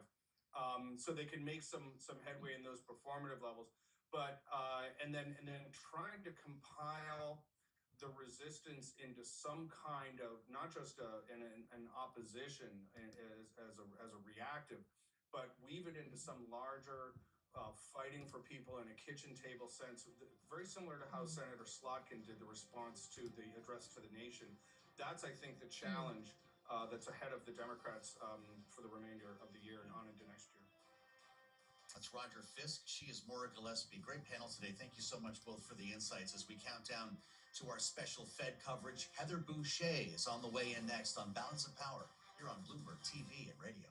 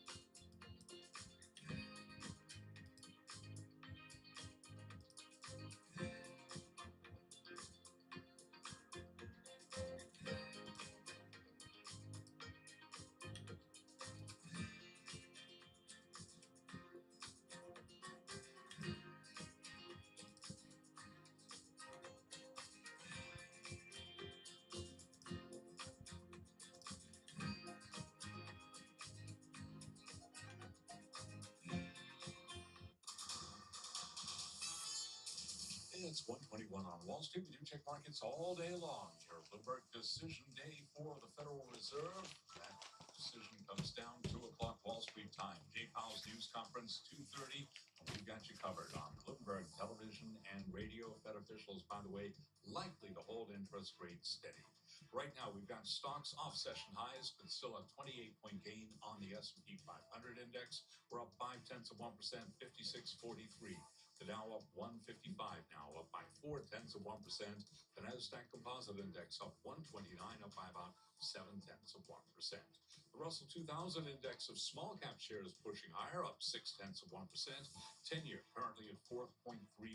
The 2-year 4.08%. A retreat for gold, little change, but lower by 0.1%. 3,032, trading close to a record. West Texas Intermediate crude up 0.5%. WTI 67.27 a barrel, and Bitcoin surging 3.2%. Bitcoin back at 84,660. Again, recapping, stocks higher. S&P right now up 0.5%. Balance of power continues right now. Back we go to Washington. Once again, your hosts, Joe Matthew and Kaylee Lyons. All right, Charlie Pellet, thank you so much. Just about 37 minutes to go until that Fed decision, about 7 minutes until our special coverage of it begins here on Bloomberg TV and radio, keeping in mind that it's not the decision itself that is really leaving us in suspense today. It would be a massive surprise if the Fed does anything at all other than leave rates exactly where they are. Where the surprises could come from, Joe, are in the summary of economic projections. What does growth look like? What does inflation look like, at least in the view of the members of the Federal Open Market Committee? And of course, what does the dot plot signal about when rate cuts could resume again? Yeah, we get 1 or 2. And will they reach for Donald Trump's favorite word in the dictionary is a question I have, not to mention the Doge. Now, what's really interesting is we spent a good long time, I'd say about 4 years, talking to Heather Boucher around this without being able to ask Heather Boucher directly her thoughts on this. But things have changed. The senior research fellow at the Harvard Kennedy School and former member of the White House Council of Economic Advisors with us now in her new capacity as we count down to our special coverage on this Fed Day. Heather, it's great to have you back. Welcome to Bloomberg TV and radio. I wonder your thoughts on this because it won't just be the statement, of course, we're parsing, but the news conference. Will Chair Jay Powell speak to Donald Trump's favorite word, tariffs? Well, Jay Powell is, a very thoughtful and considered man. He's, been chair for quite some time. And, he understands what his job is, which is the dual mandate.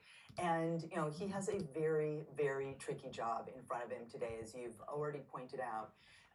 While the actual economic data that's come in, for the most part, has been sometimes a little bit on the soft side, but has been looking, okay.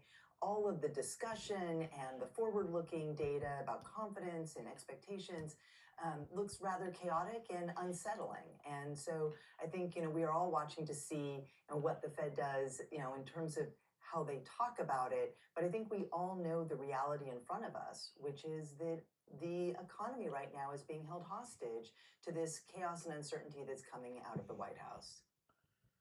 So with all of that uncertainty, Heather, with the description you just gave of the economy as it currently is, knowing they're going to provide forecasts of how they expect the economy to look down the road, what is your expectation in terms of revisions we could see to growth estimates and inflation? Well, already the OECD has downgraded growth for the United States. Certainly these tariffs and particularly the chaotic way that they're being put in place. One day they're on, the next day they're off, and then they're on again. It's very difficult for businesses to plan. We are already seeing indications that this is affecting manufacturers. There's a recent survey in New York State that indicated a sharp decline in business expectations among manufacturers there. So all of that does indicate that the tariffs could be having, the chaos could be having its, I don't know if it's a desired effect, but the effect of making people think twice about what kinds of investments they're doing right now and kind of holding back, waiting for the chips to land and to see where this administration will go. I think on the other hand, from the consumer side, you're seeing consumers getting increasingly anxious. Their expectations are souring. They're expecting more inflation. And again, that makes the Fed's job incredibly difficult because if they continue to see expectations of higher inflation alongside investment slowing or people sitting on the sidelines as we wait to see what the administration will do, that's not a great situation for the economy. Heather, you mentioned the dual mandate. I wonder to what extent you expect a change in language to reflect expectations for a rising unemployment rate. Tariffs, one thing, DOGE is another. And at some point, we're going to see the cumulative effect of these federal worker layoffs. What will that say today? Certainly. And DOGE is an issue for workers being unemployed, having lost their jobs. That is certainly an important piece of the puzzle. But then it's also important for all of the things that those workers used to do that are now not being done, that may be very important for economic growth. Think about what we've seen, of course, with the workers who had been dismissed, who were in charge of the avian flu, which if that flu continues to move across our economy unchecked, that will continue to have an effect on egg prices, among other things across the economy. So the impact, though, of DOGE is difficult, I think, for the Fed to get a handle on, to measure, although they have, of course, an incredible team of economists to do all of that work. But the uncertainty, and of course, with all the court cases coming down the pipeline, will those workers be reinstated? What will we see moving forward? Again, this all makes their job that much more difficult. And I think that the chair will remain, as he has already said, the fundamentals of where we are. And of course, the economy that the president inherited was quite strong. And we're not seeing the kinds of downturn in the data yet, but I'm sure he will express some caution about what's to come. Well, and when we consider that caution, it was described by Mohamed El-Arian, who, of course, is a Bloomberg opinion columnist, earlier today with some of our colleagues, as being a question of if he's framing the potential of future cuts down the road as good cuts because progress is being made on inflation versus bad cuts, which is easing policy because things are going south in the economy. How difficult is that line to walk? Well, what we saw in the first Trump term when he raised tariffs and that raised prices, the Fed had some room to maneuver because we did not have the legacy of the inflation that we have now coming out of the pandemic. So now they are still working to get the inflation rate back down to their target rate. And at the same time, the tariffs are likely to raise prices for consumers. But they're also seeing people cutting back. Again, with DOGE, you're seeing, these effects on employment. So, the word that I think people are going to start wondering about again is this word stagflation that we were all, of course, talking about at the end of the first Trump term. That was the word on everybody's lips. That's where we were concerned about the economy being. What will Jay Powell say about stagflation in our remaining moment, Heather? He's surely to be asked about it in the news conference. I'm guessing, I don't know, I don't have a crystal ball, but I'm guessing he won't say the word. I'm guessing that he will continue to, indicate that, because they rely so heavily on the data, that the decision that they are making today is about the data that's already, in check, and they will remain cautious about where things go down the road. All right, well, he definitely has a tough road ahead of him just about an hour from now. Heather Boushey, thank you so much. Former White House Council of Economic Advisors, member during the Biden administration, now at the Harvard Kennedy School. We appreciate it as we're counting down here to that decision less than half an hour from now. And the dot plot especially, is the market is very likely to be paying attention to whether or not cuts are going to materialize in a more material way this year than was expected even just a few months ago. Just to set the baseline here, watching the markets before we get into our special coverage, we're going to kick things to New York in just 1 minute with Tom Keene, Jonathan Farrow, and Lisa Abramowitz. The S&P 500, Kaylee, up 24 points. Not a huge rally, but holding positive today. The 10-year yielding 4.31%. Yeah, so we'll see how the market actually moves off of this. Keeping in mind, as you quote, where the 10-year yield is right now, that has come down substantially in the last several weeks. And an argument that this administration had made that you don't need the Fed to cut rates to bring rates down and mortgage rates along with it, that other policy could do that job. And maybe we've seen a little bit of that materialize. That is the message from Scott Bessent, that's for sure. We're bringing the 10-year lower, doing the work for the Fed. With Kaylee Lyons, I'm Joe Matthew. We'll meet you back here 5 p.m. Eastern Time on the late edition of Balance of Power. Special edition of Bloomberg Surveillance. The Fed Decides is on the way next, right here on Bloomberg TV and radio.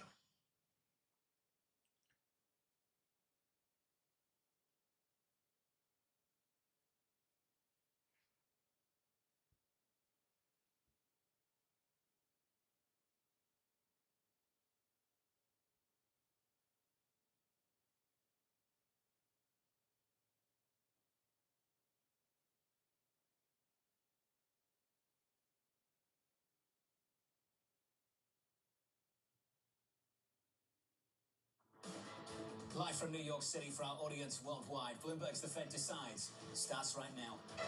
This is a special edition of Bloomberg Surveillance with Jonathan Farrow, Lisa Abramowitz, and Tom Keene. Bloomberg Surveillance, The Fed Decides. Live on Bloomberg TV and radio, counting down to another Fed rate decision and Chairman Powell news conference. That decision 27 minutes away. Alongside Lisa Abramowitz and Tom Keene, I'm Jonathan Farrow. This Federal Reserve says they don't assume, speculate, or guess. A little bit later, will they do just that? With their projections for how they see inflation and growth going forward, a question of how much they will reflect what we hear across Wall Street, which is firms collectively downgrading their expectations for growth and upgrading their expectations for inflation to begin a similar tone from the Federal Reserve. TK, this is a three-part act, a news conference at 2:30 Eastern Time. Before we get there, a non-decision in the minds of many. But those forecasts will be keenly watched. The forecasts will be really interesting, and I'd sum together inflation and real GDP. I like what Ernie Tedeschi and Martha Gimbel say at the Yale Budget Lab. Quote, things are getting weird.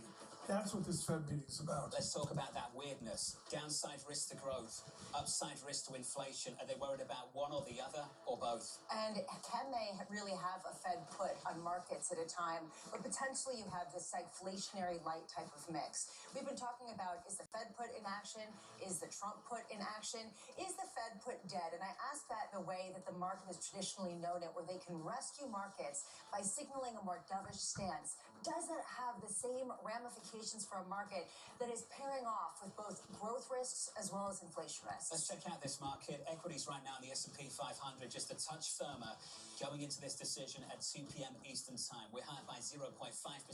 And this bond market just can't get away from 430. Will that change in the next few hours? Your 10-year, 431.18. And I do think that the 10-year might be the most interesting one to watch, especially with discussions around quantitative tightening. Well, coming up shortly, Mr. Exceptionalism, or the U.S. not being so exceptional himself, J.P. Morgan's Bob Michael, Kathy Jones of Charles Schwab, and Bank of America's Aditya Bahave. They will be taking us up to that Fed rate decision at 2 p.m. Eastern. Then immediate reaction from Jim Bianco of Bianco Research, along with Diane Swank of KPMG and Deutsche Bank's Matt Lazzetti. And finally, after we get that press conference from Chair Powell, we'll be hearing from former New York Fed President Bill Dudley, as well as Amanda Lynham of BlackRock, to understand what does dovish mean at a time where there are very different risks that are kind of contradicting each other. You mentioned Matt Lazzetti of Deutsche Bank cutting his outlook for growth in the last 24 hours and joining a very, very long list of economists who have done just that in the past week. JP Morgan, Morgan Stanley, Goldman Sachs, the list goes on and on. If the Fed doesn't reflect that downgrade to the growth outlook that we also heard from the OECD, what does that mean in terms of just how much they are really reflecting the growth concerns? And does it actually suggest that they're somewhat more hawkish? Joining us now to discuss, I'm pleased to say, we can kick off this afternoon's program with Bob Michael of JP Morgan Asset Management. Bob, good afternoon to you, sir. It's good to see you. Good to be here. Let's just start with broad-based expectations for this one. What are you looking for? What an extraordinary Fed meeting. This is one that in 2031 you're going to want to play the tape of and listen to what they talked about. Think about it. They've guided the economy to the perfect mythical soft landing. While they should be tinkering, they find themselves in the middle of an escalating trade war. That's the situation they've got to deal with. I wouldn't want to be in that room with them. I think you're right. We're going to see the outcome in the dot plot. They're going to acknowledge that stagflation is a real possibility. Growth will be dialed down a bit. Inflation will be dialed up a bit. Let's watch where they put unemployment, because that will tell us how they think businesses are going to respond. We think that ticks up a couple tenths. We were talking about the Fed put and this question about how much the Fed will be inclined to rescue this market from growth concerns. What does that even look like at a time where it's unclear what they could say that could really prop up both growth and dampen rising inflation expectations? Well, they're going to do their best to be non-committal, but because while they've seen some tariff policy out there, they haven't seen all of it. So they've got to keep their powder dry, so to speak. I think the one thing they're looking at is the level of unemployment. That's going to tell them how businesses are responding to the tariffs that are already in place and how they're thinking about the tariffs that could be coming down the road. I think if they start to see unemployment tick up over 4.5%, they're going to have little choice but to come in and start cutting rates. We don't do charts for the Fed decides, but I 100% agree with you. If I go back to 1991, 92, if I go back to 2002, if we go back to what you enjoyed at JP Morgan in 2007, when the unemployment rate moves, it really moves. Is that where we are right now? I hope we're not there yet. I hope that businesses are being patient. They're going to wait to see what the actual policy looks like. Right now, it's tariffs on, tariffs off. It's difficult to plan, but if they start to worry and they start to pull back hiring, then I think that becomes a big problem. Just what is the offset? And you alluded to this. You might get a sign of how the Fed thinks about this in the forecast. How do you think the Fed will be navigating some of these changes to policy that we've seen over the past few weeks?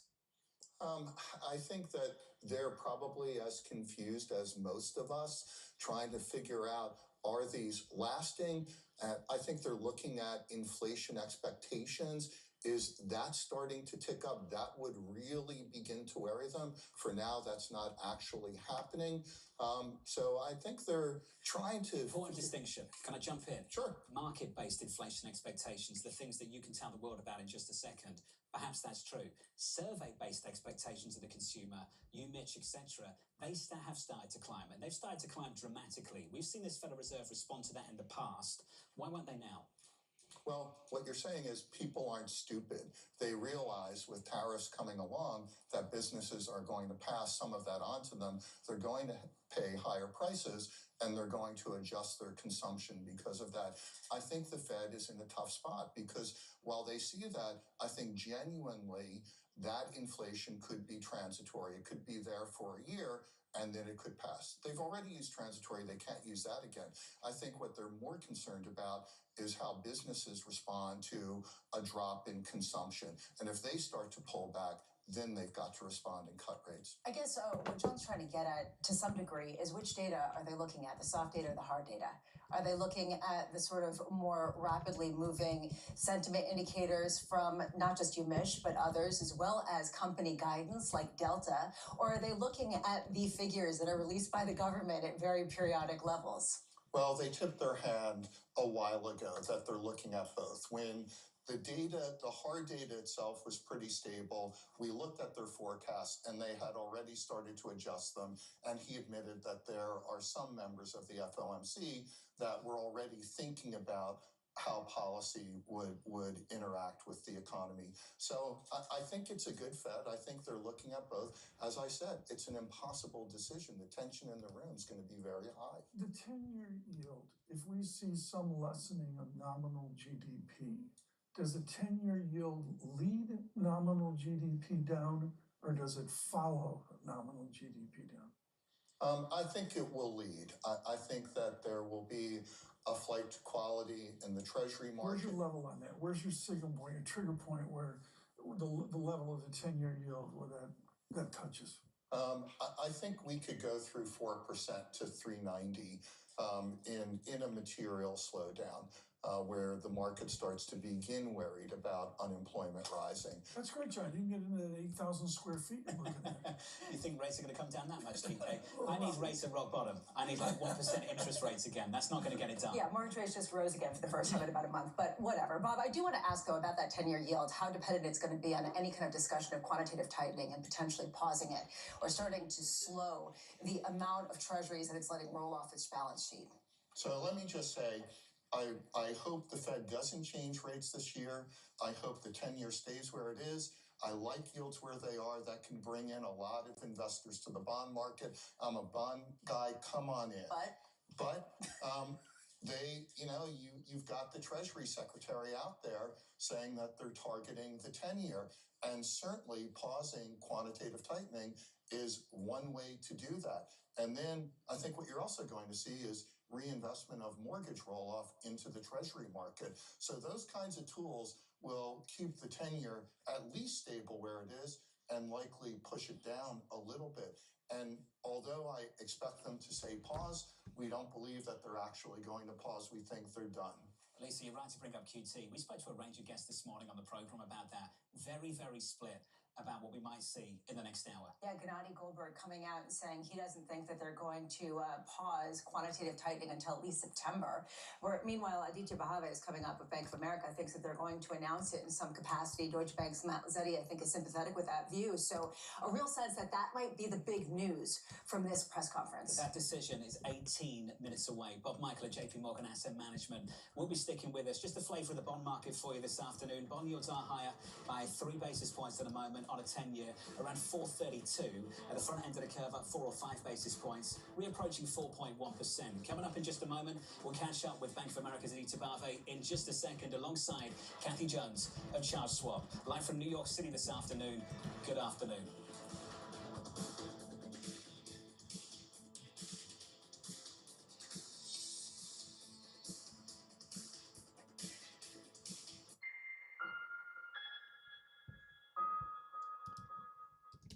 Key investors, top executives, global innovators. Join me for in-depth conversations with the biggest newsmakers on the day's top stories. Insight with Haslinda Amin, only on Bloomberg.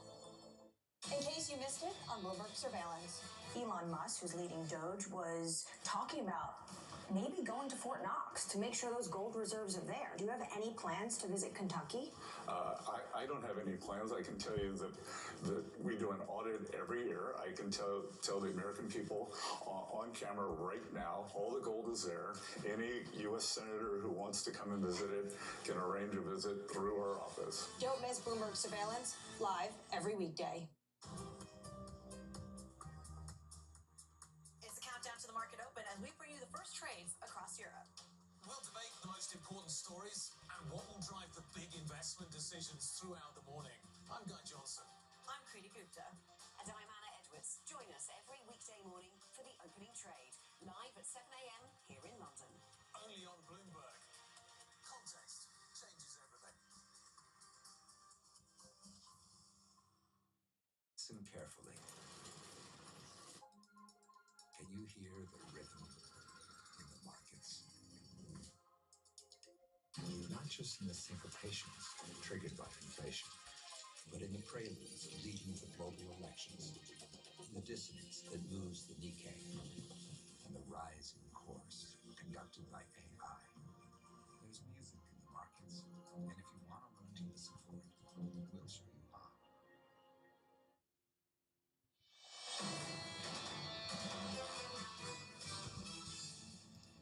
The Fed, like so many others, are navigating a regime change. They've been pretty clear that they're on hold here. We're going to stay on hold for a little while. The Fed isn't in a position to cut just yet. They'll probably wait and see. I don't think that they want to surprise the market hawkishly here. They could no longer maintain that we don't speculate, we don't guess on policy. The hard data and tariff information are really, we think, going to overshadow anything we get from the Fed. They have got to take a view. People are looking for the Fed to sort of come to the rescue. That Fed put is something we won't see. The Trump and FOMC puts, if they exist, I think are much further out. We've gone from huge confidence in a Trump put and a Fed put to questioning both.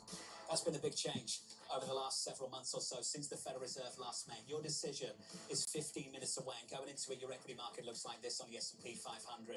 Equities here just a little bit firmer, but you know the story over the last 2 months. Since the Fed last met, this stock market is lower by about 6%. In the bond market, 2-year, 10-year, 30-year, your scores look like this at the moment. Over the previous few weeks, just glued to 430. Really tight trading range. On a 10-year at the moment, 431.57. Where you have seen a major change, though, so far this year is in the FX market. To see euro dollar getting closer and closer to 110 in a year, when only a few months ago we were talking about parity, Lisa, all over again. And it comes at a time where people suddenly are looking at a seismic shift in German politics, where suddenly they are embracing fiscal spending. And that has completely changed the game at the same time that people keep going to gold as a potential diversifier, up 10%. My script notes over here. That's right where I wanted to go. On the show, folks, I've got to quote London Bullion Market Association Gold, or Pharaoh won't talk to me. But the answer is London Gold is a moonshot, up 19% from the November bottom. Who would have thought we'd be putting gold on planes coming to New York from London? And that would be an economic story. Who saw that coming? Now, you're doing that from Bulgaria, right? All I can say is I feel bad for people's backs who have to actually hoist those suitcases up. Do you know how that would be terrible? I've been clean for Bulgaria. All right. TK's got experience. He's the only one around this table with experience of carrying gold bars into London Heathrow. I can see that. Joining us now is Kathy Jones at Charles Schwab. Bob Michael of JP Morgan Asset Management still with us. Kathy, welcome to the program. Decision just around the corner. What are you and the team focused on going into this one? Well, I think we'll be looking very closely at the dot plot. I don't expect the median estimates to change, but there is some risk that given the rising inflation expectations we've seen in some of the data, that those numbers shift up. And that would be a big shock if we went from expecting 2 rate cuts this year to just 1.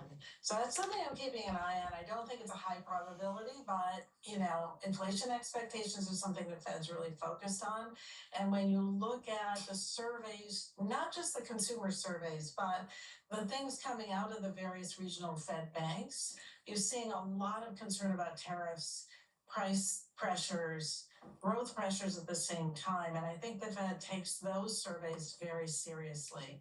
So I'm a little concerned that we get this kind of stagflationary signal from the Fed that the market's not really prepared for.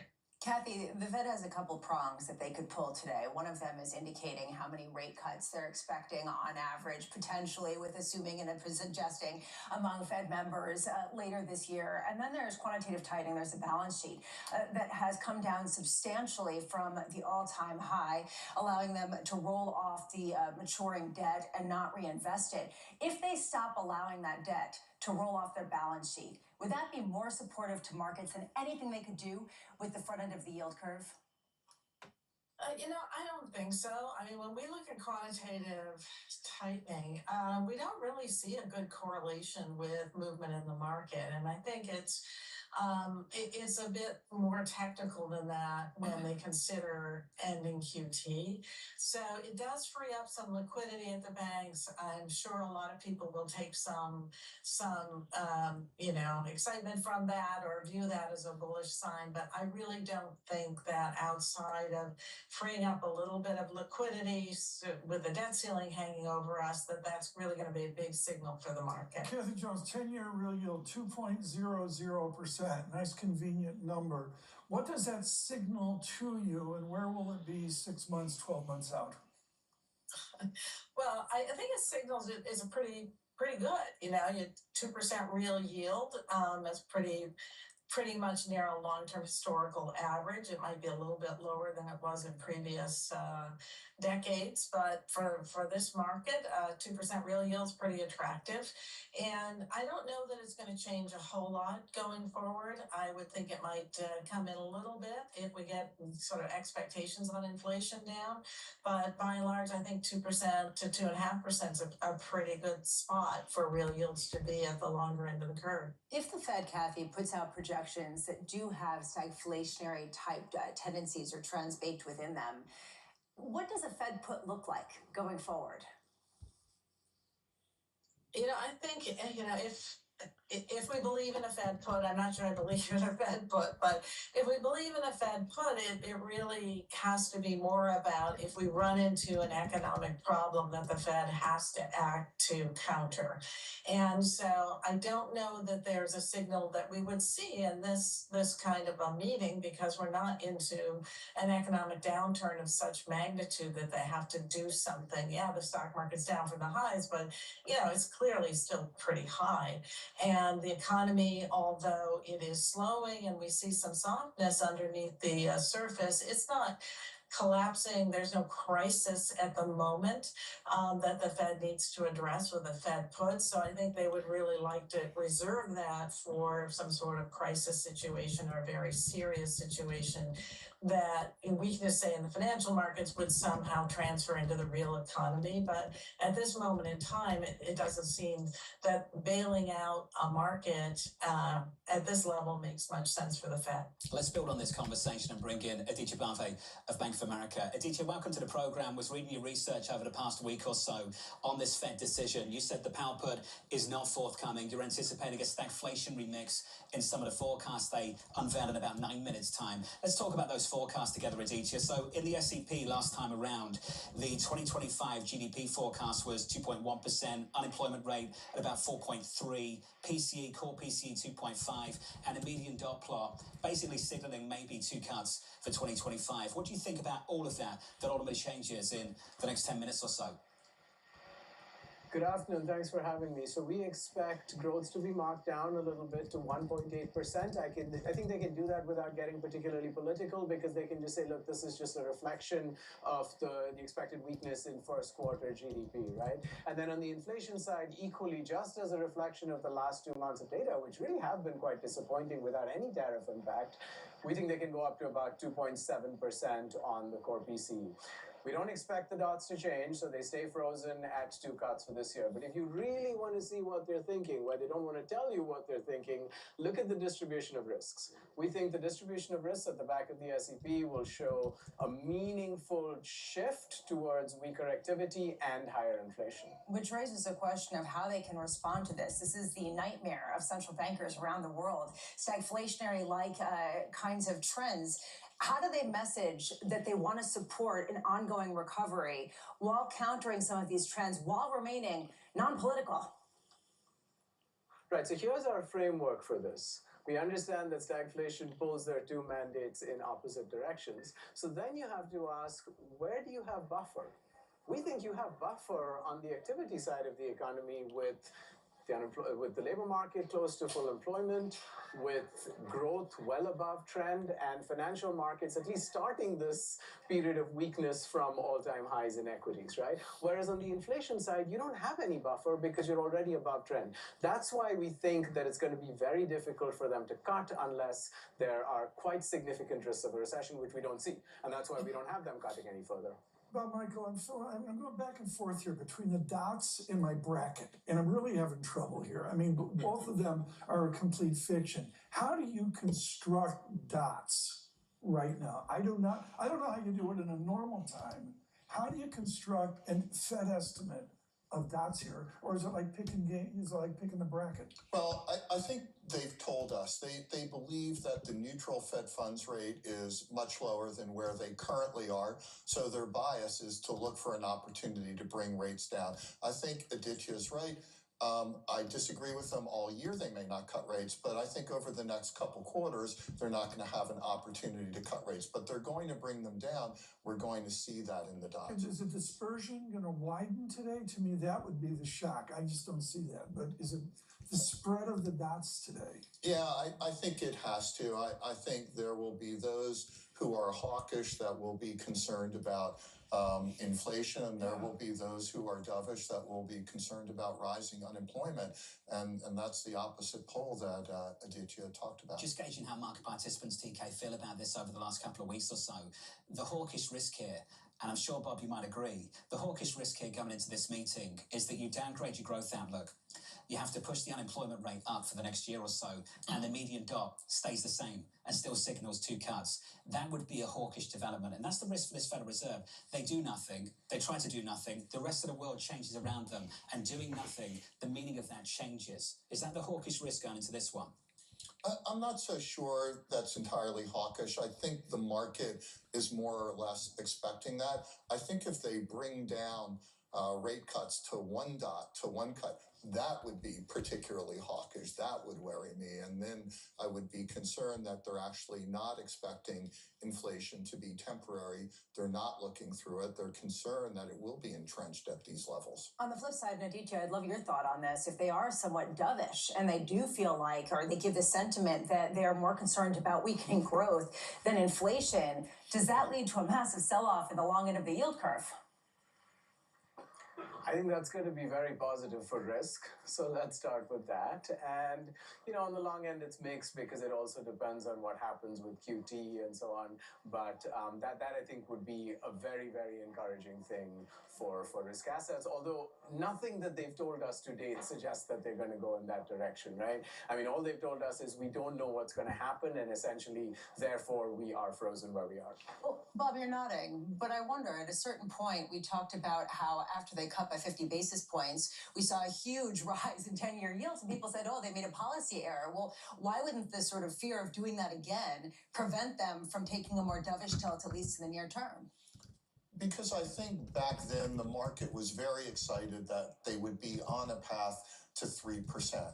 And then you started to see how the election was going to evolve. You saw the policies coming out of that, and people quickly reversed, we're going to 3% to, you know what, we'll probably stay in the 4 somewhere. And that got priced into the market, and the Treasury market adjusted to that. I think it was that simple. I think actually the Treasury market's in pretty good tune with the Fed.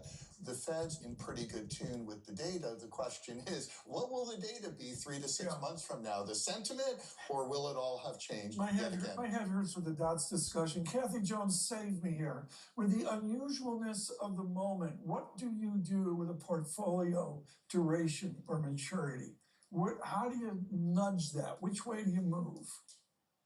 We're pretty much hugging the benchmark. So for us, the benchmark is the ag. It's around 6 years. You get a 460, 465 yield on that, all investment grade, high quality. I think it's a pretty good baseline. If you're a risk taker, maybe use a pop in yields to extend duration a bit, because we do see the economy slowing down in the second half. But, we're not ready to do that. And we're staying up in credit quality because we are seeing a deterioration under the surface in some of the weaker credit. So we're just kind of hugging the benchmark and waiting to see what happens. Hey, Kathy, appreciate your time this afternoon. As always, Kathy Jones at Charles Schwab, alongside Aditya Bhavev, Bank of America. That decision 2 minutes away. But Michael, just a final word going into that decision. What I heard from Kathy is they're buying bonds because, like us, they're seeing net inflows to the bond market. So you can be neutral. You're still buying bonds. I like the bond market here. We're buyers on backup in yields and credit spreads. I imagine you're not alone saying that. Is there this wall of money that people talk about? Sounds a little cliche, but is there a wall of money waiting for any backup in bond yields? Yes. All kinds of pools of investors are under-allocated to public fixed income. Seen a massive sentiment shift to Europe and other parts of the bond market, haven't we, in the past year or so? This one's a big one. This really is a big decision. This is a tough decision, not because they're going to move 25, 50 basis points. It's not about that this time around. It's about how you navigate these policy changes, this effort to push a global realignment driven out of Washington, D.C. You've got to try and gauge the response of other actors, China, Europe. You've got to understand what it means for markets, consumer expectations, how that's going to translate into things like inflation, growth over the next several months, and somehow put out projections for the world to interrogate.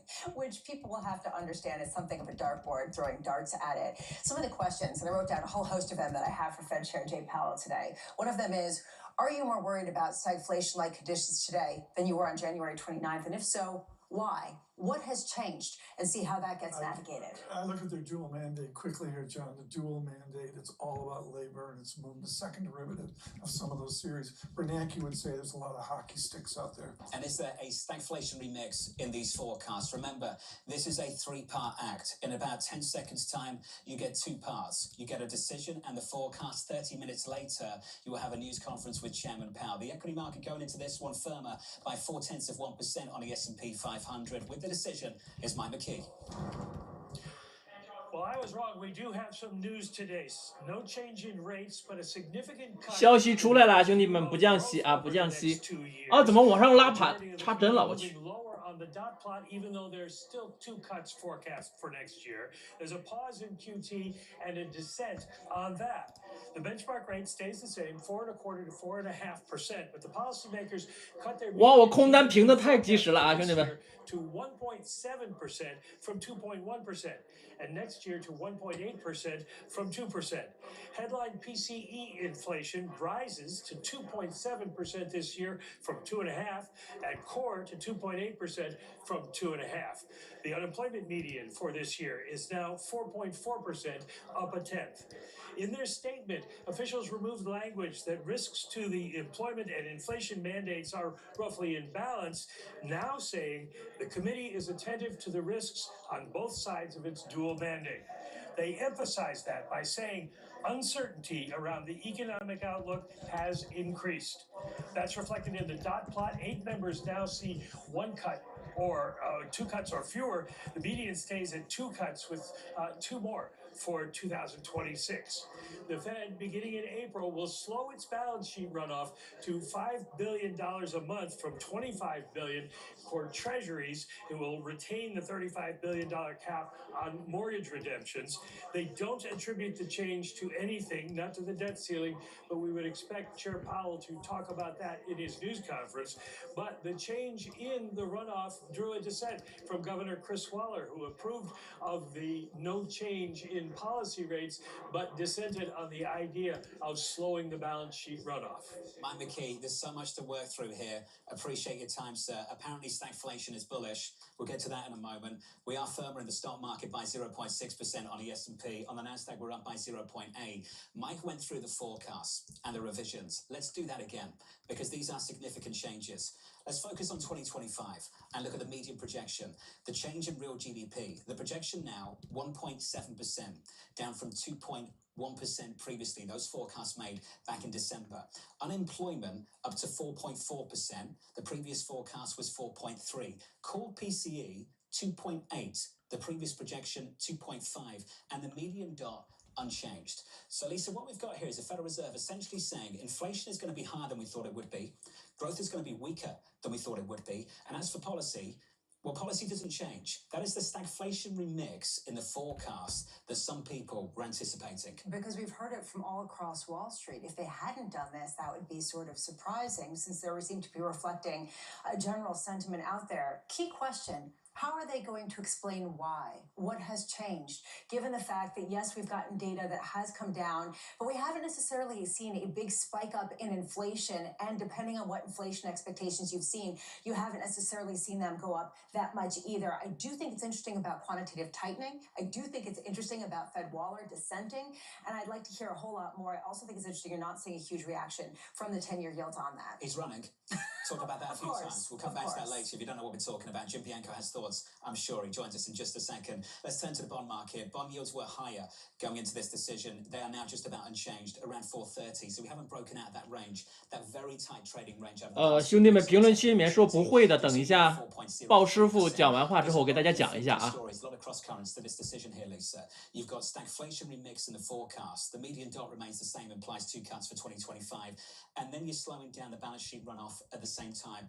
This is going to be a really tough news conference to navigate for Chairman Powell. With those forecasts, it gets harder. Especially because he's not giving any explanation as to why they're pausing quantitative tightening. He has to explain why they are changing their forecast and why they haven't changed how many times they expect to cut rates. How do they balance these two risks at a time where, again, stagflationary-like scenarios are the worst-case scenario for a central bank? Buried in the headlines is a single one. FOMC median this year unemployment projection rises to 4.4%.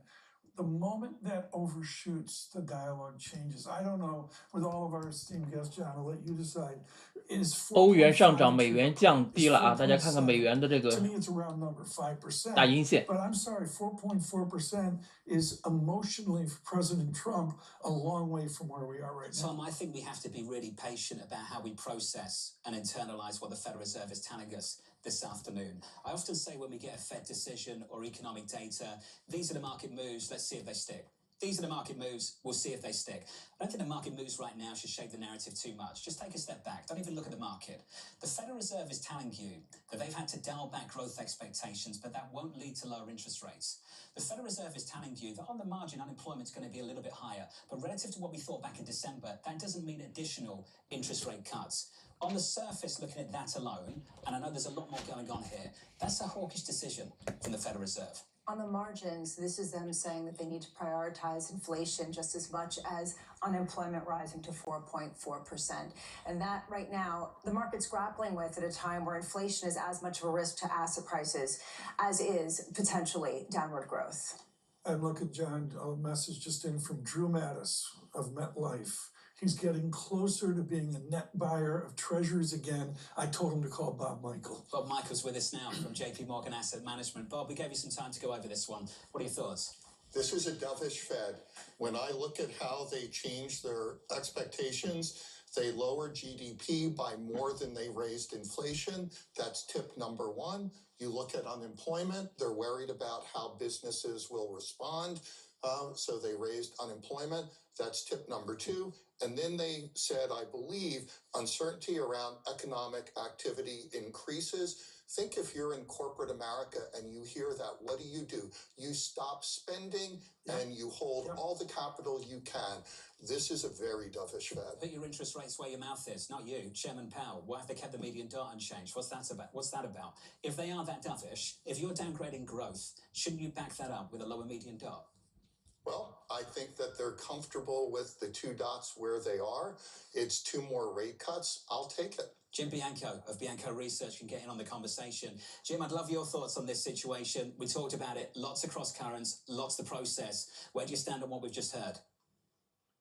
Yeah, I agree with a lot of what Bob was saying about that nominal GDP came down. In other words, they cut the real growth more than they raised the inflation rate. But I think ultimately, I've termed this the meeting before the meeting. I think the most important meeting for the Fed is going to be the May 7th meeting. All right, they cut their forecast. We've got the histrionics of a 10% correction. We're all talking about tariffs. If we get to that May 7th meeting and they do not find a reason to cut rates, they're not going to find a reason to cut rates this year, unless something else comes that we don't expect. And I think when you look at the market right now, at least the initial reaction in Fed Fund futures and the like, is that they're not going to cut rates at that May 7th meeting. So we'll have to see what transpires in the press conference that kind of gets us going there. Because like I want to emphasize it again, what more would they need to see at May 7th that they already haven't if they go to that meeting and they don't cut it? So this is the meeting before the meeting. There's also a question about just how much inflation expectations are going to tick up and what the signal is from them pausing the quantitative tightening program. Jim, it's in the weeds. We've heard from Kathy Jones that's just a technical adjustment. It's not going to make that big of a difference. Does it represent something more to you? Yeah, only in the extent that a lot of the quantitative tightening, the rolling off of the balance sheet was that they weren't buying mortgages to the extent that they used to. And that has become a bit of a political football for the Fed. In the era of high mortgage rates, they seem to be backing off and trying to support lower mortgage rates. Well, now they're trying to do that by, so I think that there is going to be, some issues with that. And there's going to be some discussion about why they did it. And I hope he's asked. And I'd like to hear a good explanation for why, because obviously it wasn't a unanimous decision. Fed Governor Waller dissented from it. Jim Bianco, to give you a victory lap on the last time the White Sox won 3 games in a row, you nailed transitory inflation. You nailed the stickiness of it. If we get inflation to come in with this low growth estimate, how will the Fed respond to that? I'm afraid, that it's going to be more like what we saw in September. That when the Fed, I'm in the camp that when the Fed cut rates by 50 basis points in September, the bond market looked at it and said, look, you're not serious about inflation, so we're not serious about the bond market, and yields went up. I know we try to blame Trump and the Trump policies and that, but it turned right on that Fed meeting when Harris was leading in the polls and interest rates started to go up. So it was more about the Fed meeting and them being aggressive. So if they're going to respond to the idea that the economy is slowing, but inflation is staying sticky by cutting rates or threatening to cut rates, they run the risk of the same reaction again. You want to produce 5% in the 10-year rate? Well, then, cut rates when the market is still worried about inflation. And I'll remind everybody, we've had 46 straight months now of core inflation above 3%. And the Fed keeps talking about their target being below 2. We can't get core inflation below 3, let alone get to their target of 2%. And if they start cutting rates again, they run a very big risk of a bad reaction. Jim, how does an explosion of fiscal spending in places like Germany and China complicate the story when suddenly there's a lot more competition around the world for the dollars or the currency to fund people's deficits? Well, I think the first thing you'd have to look at is, the example that we had with the CARES Act in 2020 with an explosion of fiscal spending was inflation. And I think you're probably going to see an uptick of inflation in Europe, and that's going to reverberate through everywhere. Remember, when we had our uptick in inflation, so did they. I suspect if they have an uptick of inflation, it will come back to us, not $1 for dollar, but we'll see an upward push of inflation. And I also think that that's also going to attract capital to Europe. They've got, they got down to like a 10 PE on a lot of their stock markets where we were above 20. So they're a cheap market, and now they're stimulating, and they're willing, and at least equity investors be willing to tolerate more inflation, but bond investors won't. So I think you'll start to see higher, you'll see those higher rates in Europe continue, and maybe higher inflation rates, and that will come back and be more problematic for the Fed if they want to cut rates later on this year. Hey, Jim, appreciate your time. As always, buddy, Jim Bianco there of Bianco Research. Mike McKee's runs the news conference. You'll see him ask a few questions, I hope, in about 20 minutes' time. He writes in, look closely at the dot plot. 8 members now see 1 cut or fewer. That's up from 4. Only 2 now see 3 or more. That's down from 5. It won't take much to move the median in the other direction. This is where I'm struggling with this decision. I feel lonely around this table. I see stagflation readjustments in the forecasts. I see a Federal Reserve that's not accompanied a downgrade to growth, with an upgrade to the amount of cuts we'll get this year. In fact, quite the opposite. And they're telling you things are really uncertain right now. So it's not obvious to them how they would respond to adverse shocks in the economy. That's a change for this Federal Reserve. Typically, it goes something like this. Growth's bad, we can respond. We're not constrained because inflation's going to be lower. That's not what they're forecasting right now. Now, this can all change in the news conference. Maybe Chairman Powell can explain this in 15 minutes' time. But I just sit here and I just say, look, if I didn't see the market, I'd be sitting here thinking that was a very hawkish mix from the Federal Reserve. I know I'm very lonely. Jim disagrees, Bob disagrees, but that's what I see right now. You're not so lonely. There is a shift in the mentality around the Fed right now, which is that disinflationary process is squarely on its trajectory downward, is no longer valid. That has been a shift, and they can no longer count on that to allow them to just unabashedly respond to downside growth shocks. And that is what you're seeing reflected in those dots. And on the margins, that's hawkish, because they're not going to necessarily come to the rescue in that way. That said, do people believe these dots, et cetera? And that's another story. So that's, I think, where maybe people are leading some of their confidence. Well, is stagflation bullish risk assets? No, it's not. It's a pernicious ingredient into risk assets. So, what can you take away from the fact that this is a stagflationary mix to the adjustments of the forecast from the Federal Reserve, and they seem to be very uncertain about what to do with policy? Well, when was the last time they were in this position? It's an expected stagflationary environment, and we're not in it now. And I think when you talk to a lot of corporate managements, you'll find that they're pretty guarded and sanguine about what they're doing. So I do worry that if what we expect to happen actually happens, then the response from Dan Swunk America of KPMG is going to jump in on the conversation. Bob's going to stick with us. The news conference starts in about 16 minutes' time. Dan, you've had 14 minutes to pore over all of this. What jumps out for you? I actually am on your side of the equation here. I think this was much more hawkish, and the Fed not quite going to 1 rate cut, but the number of people who are expecting 1 rate or less cut this year going up, that gives you that sense of the dispersion of risk and the challenge of corralling the cats in a very uncertain environment. We've seen several Fed presidents come out and evoke the 1970s as a cautionary tale. This is a stagflationary forecast, not a horrible one, a very mild bout, but the uncertainty factor is really true. I think what you're going to see Chair Powell do do is separate the balance sheet issue, because excess reserves are starting to get to that point that they really need to slow down quantitative tightening so they don't have a hiccup and some kind of seizure in the treasury bond market. They don't want a repeat of that September 2019 event, and that's what they're hedging against. They still want to run off their mortgage portfolio. They don't want to hold mortgage bonds. Their mortgage bonds, they're going to roll off when people buy those homes because nobody wants those right now. They're not just going to easily roll off in a very stagnant and stuck housing market. But I see this as a much more hawkish kind of tone from the Fed.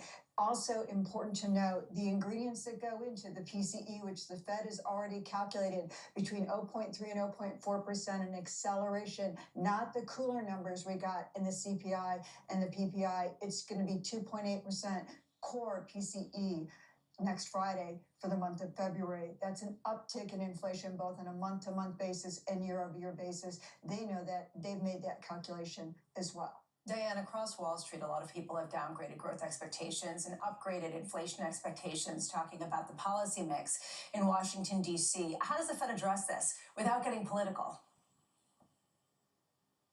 Well, that's why you're seeing so much uncertainty, and they just say, we're not going to front run any policies. This, unfortunately, leaves them in this data-dependent mode, and we don't know what the decision rules are on what kind of unemployment and what kind of inflation number are going to make them pull the trigger in one direction or the other, or stand hold. They'd rather stop short on rate cuts and wait for policy and to see how that plays out through the economy. That's going to be a very pregnant pause. I don't think there's any chance that they cut in May. I think that's a very low probability. We do not have a cut this year until early 2026 because of the underlying upward pressure on tariffs. Now, much we'll find out, more information on that on April 2nd. And then, of course, it matters in terms of how it actually plays out. The Fed does not want to front run this. I think that's the most important message that Jay Powell is going to try to point out, that he's only going to react to whatever happens in the economy that keeps him out of the political fray. Diane, we talked to a lot of people in fancy zip codes who tell us things are slowing down, whether it's Morgan Stanley or UBS today. What do you see where you are, from Aurora over to Gary, up to Waukegan? I mean, within the Goolsby district, what are you actually seeing in labor dynamics?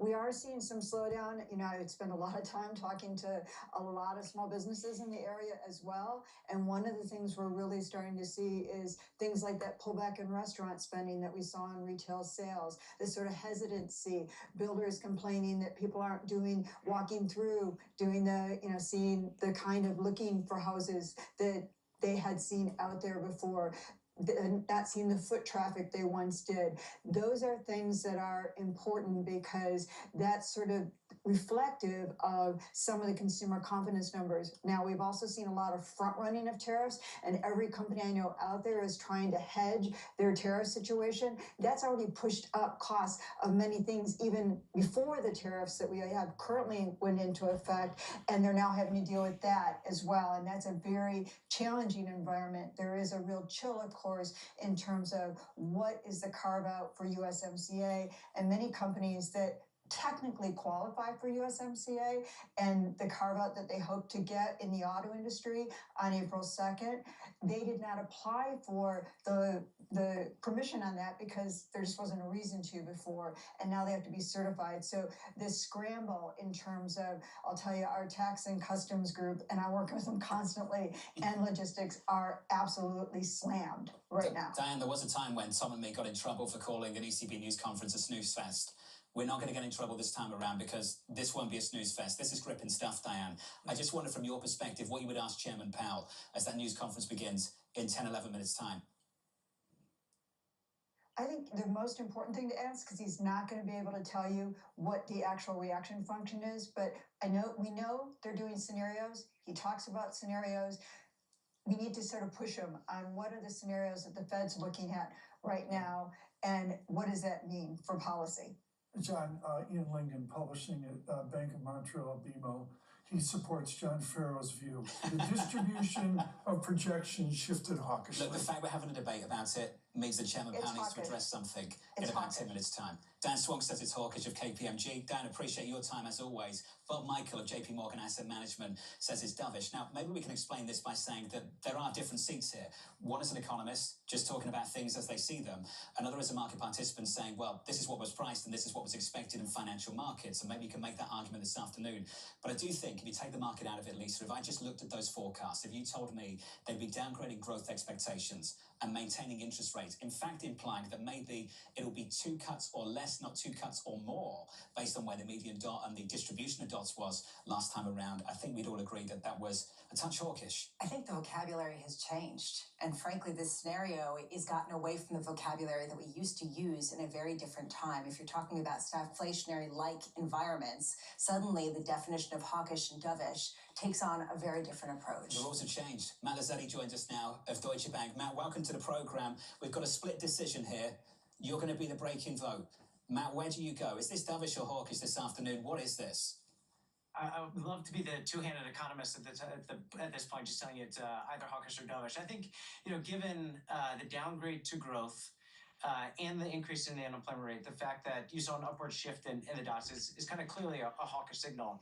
At the same time, the fact that the Fed is telling you that they are cutting rates at median expectation 2 times this year, with core PCE inflation that's 80 basis points above their target and growth that's essentially around potential, kind of continues to signal that there's a dovish bias there. So I think there's kind of clear elements of both of these here. I think the market's view is it's not as hawkish as was anticipated. I think there was a fear of a median of 1 rate cut for today, and so far at least that fear was alleviated. Matt, you expected them to pause their quantitative tightening, this idea of allowing their balance sheet to shrink. Does this actually mean anything other than just a technical adjustment to smooth the gears of Wall Street? No, I think for the Fed, this is clearly a technical decision. They slowed rather than paused. But again, I think that was kind of a technical decision about how they were going to deal with MBS and the fact that they might have to buy in the secondary market. And so really, this is just the Fed telling the market they're going to be very cautious in dealing with the balance sheet. They don't want to repeat the mistakes of September 2019. And they're going to be just cautious in dealing with how things evolve here. I'm going to go to strategist John Farrow on this. You can't make this up. Out on Twitter, Ed, thank you so much for this for John Farrow. My 16-year-old son has saved $500 and wants to invest it. Should he wait till after the press conference? What do you think? That is the $1 trillion question. Matt Lazzetti, how do you think the chairman will approach this news conference in 8 minutes' time? Look, I think he should just be repeating how he's been discussing the outlook, which is there's a lot of uncertainty at this point in time. They still think the economy and labor market are solid. They're in a wait-and-see approach here, and they're in no hurry to adjust rates. And I think by the May meeting, by the June meeting, they're going to have greater clarity on how some of these policies are working out. They're also going to have greater clarity on the fallout from the big spike in uncertainty that we've had over the past month. So by May or June, I think we should be hopefully in a reduced uncertainty environment with greater clarity about what the policy outlook is. Matt Lazzetti of Deutsche Bank. Matt, one of the best. Appreciated, sir. That news conference is about 7 or 8 minutes away. Whatever you think about the decision, you've got to reflect how the market has responded to it. There's always a signal, some information there. And right now, the equity market is firmer off the back of the decision, Lisa. We are firmer by 0.8% on the S&P. Because they maybe paused quantitative tightening, maybe because they still signaled 2 rate cuts. All I know is on the margins, the bond market is sort of slowly getting around to the same kind of dovish response to this meeting. Again, hard to say what that means, especially given the fact that this news conference is going to be the most important part of this whole 3-part act. But Michael, you've seen a million of these in the past. What's unique about this news conference with Chairman Powell that's just about to start?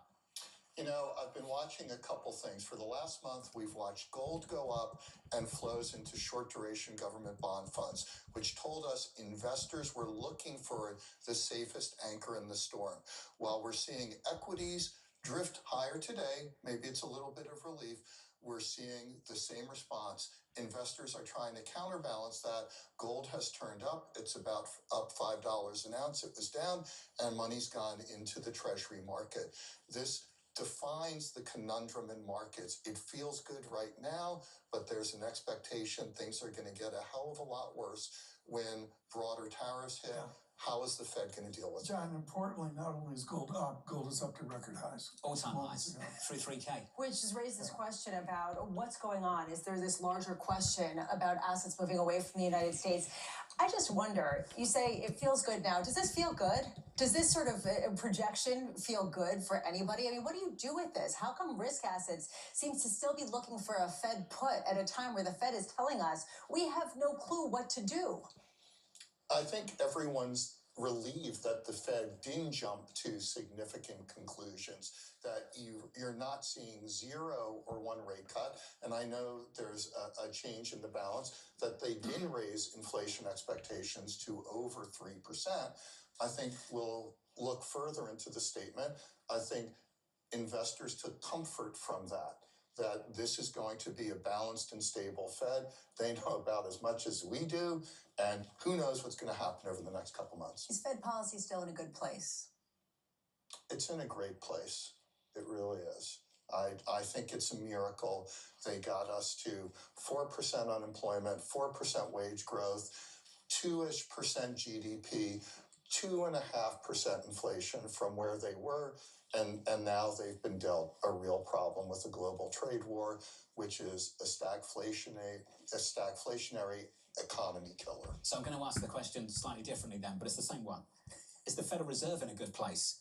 For any central banker facing downside risk to growth and upside risk to inflation, it's not a good place, is it? No, I told you, mark your calendar for 2031. That's when the tape of this meeting will be released. It's fascinating. The tension in the room must have been through the roof. Lisa, regime change. Totally different place for this Federal Reserve to be in compared to where they were before. And I remember earlier this week you talked about the contrast between now and the pandemic. And you made the point that in the pandemic, it was easier for the Federal Reserve because they knew what to do. Just respond with lower rates and buy everything. This time around, it's difficult to know how to respond to these kind of shocks. And frankly, there still is a lot of disagreement about whether some of these tariffs are disinflationary ultimately down the pike.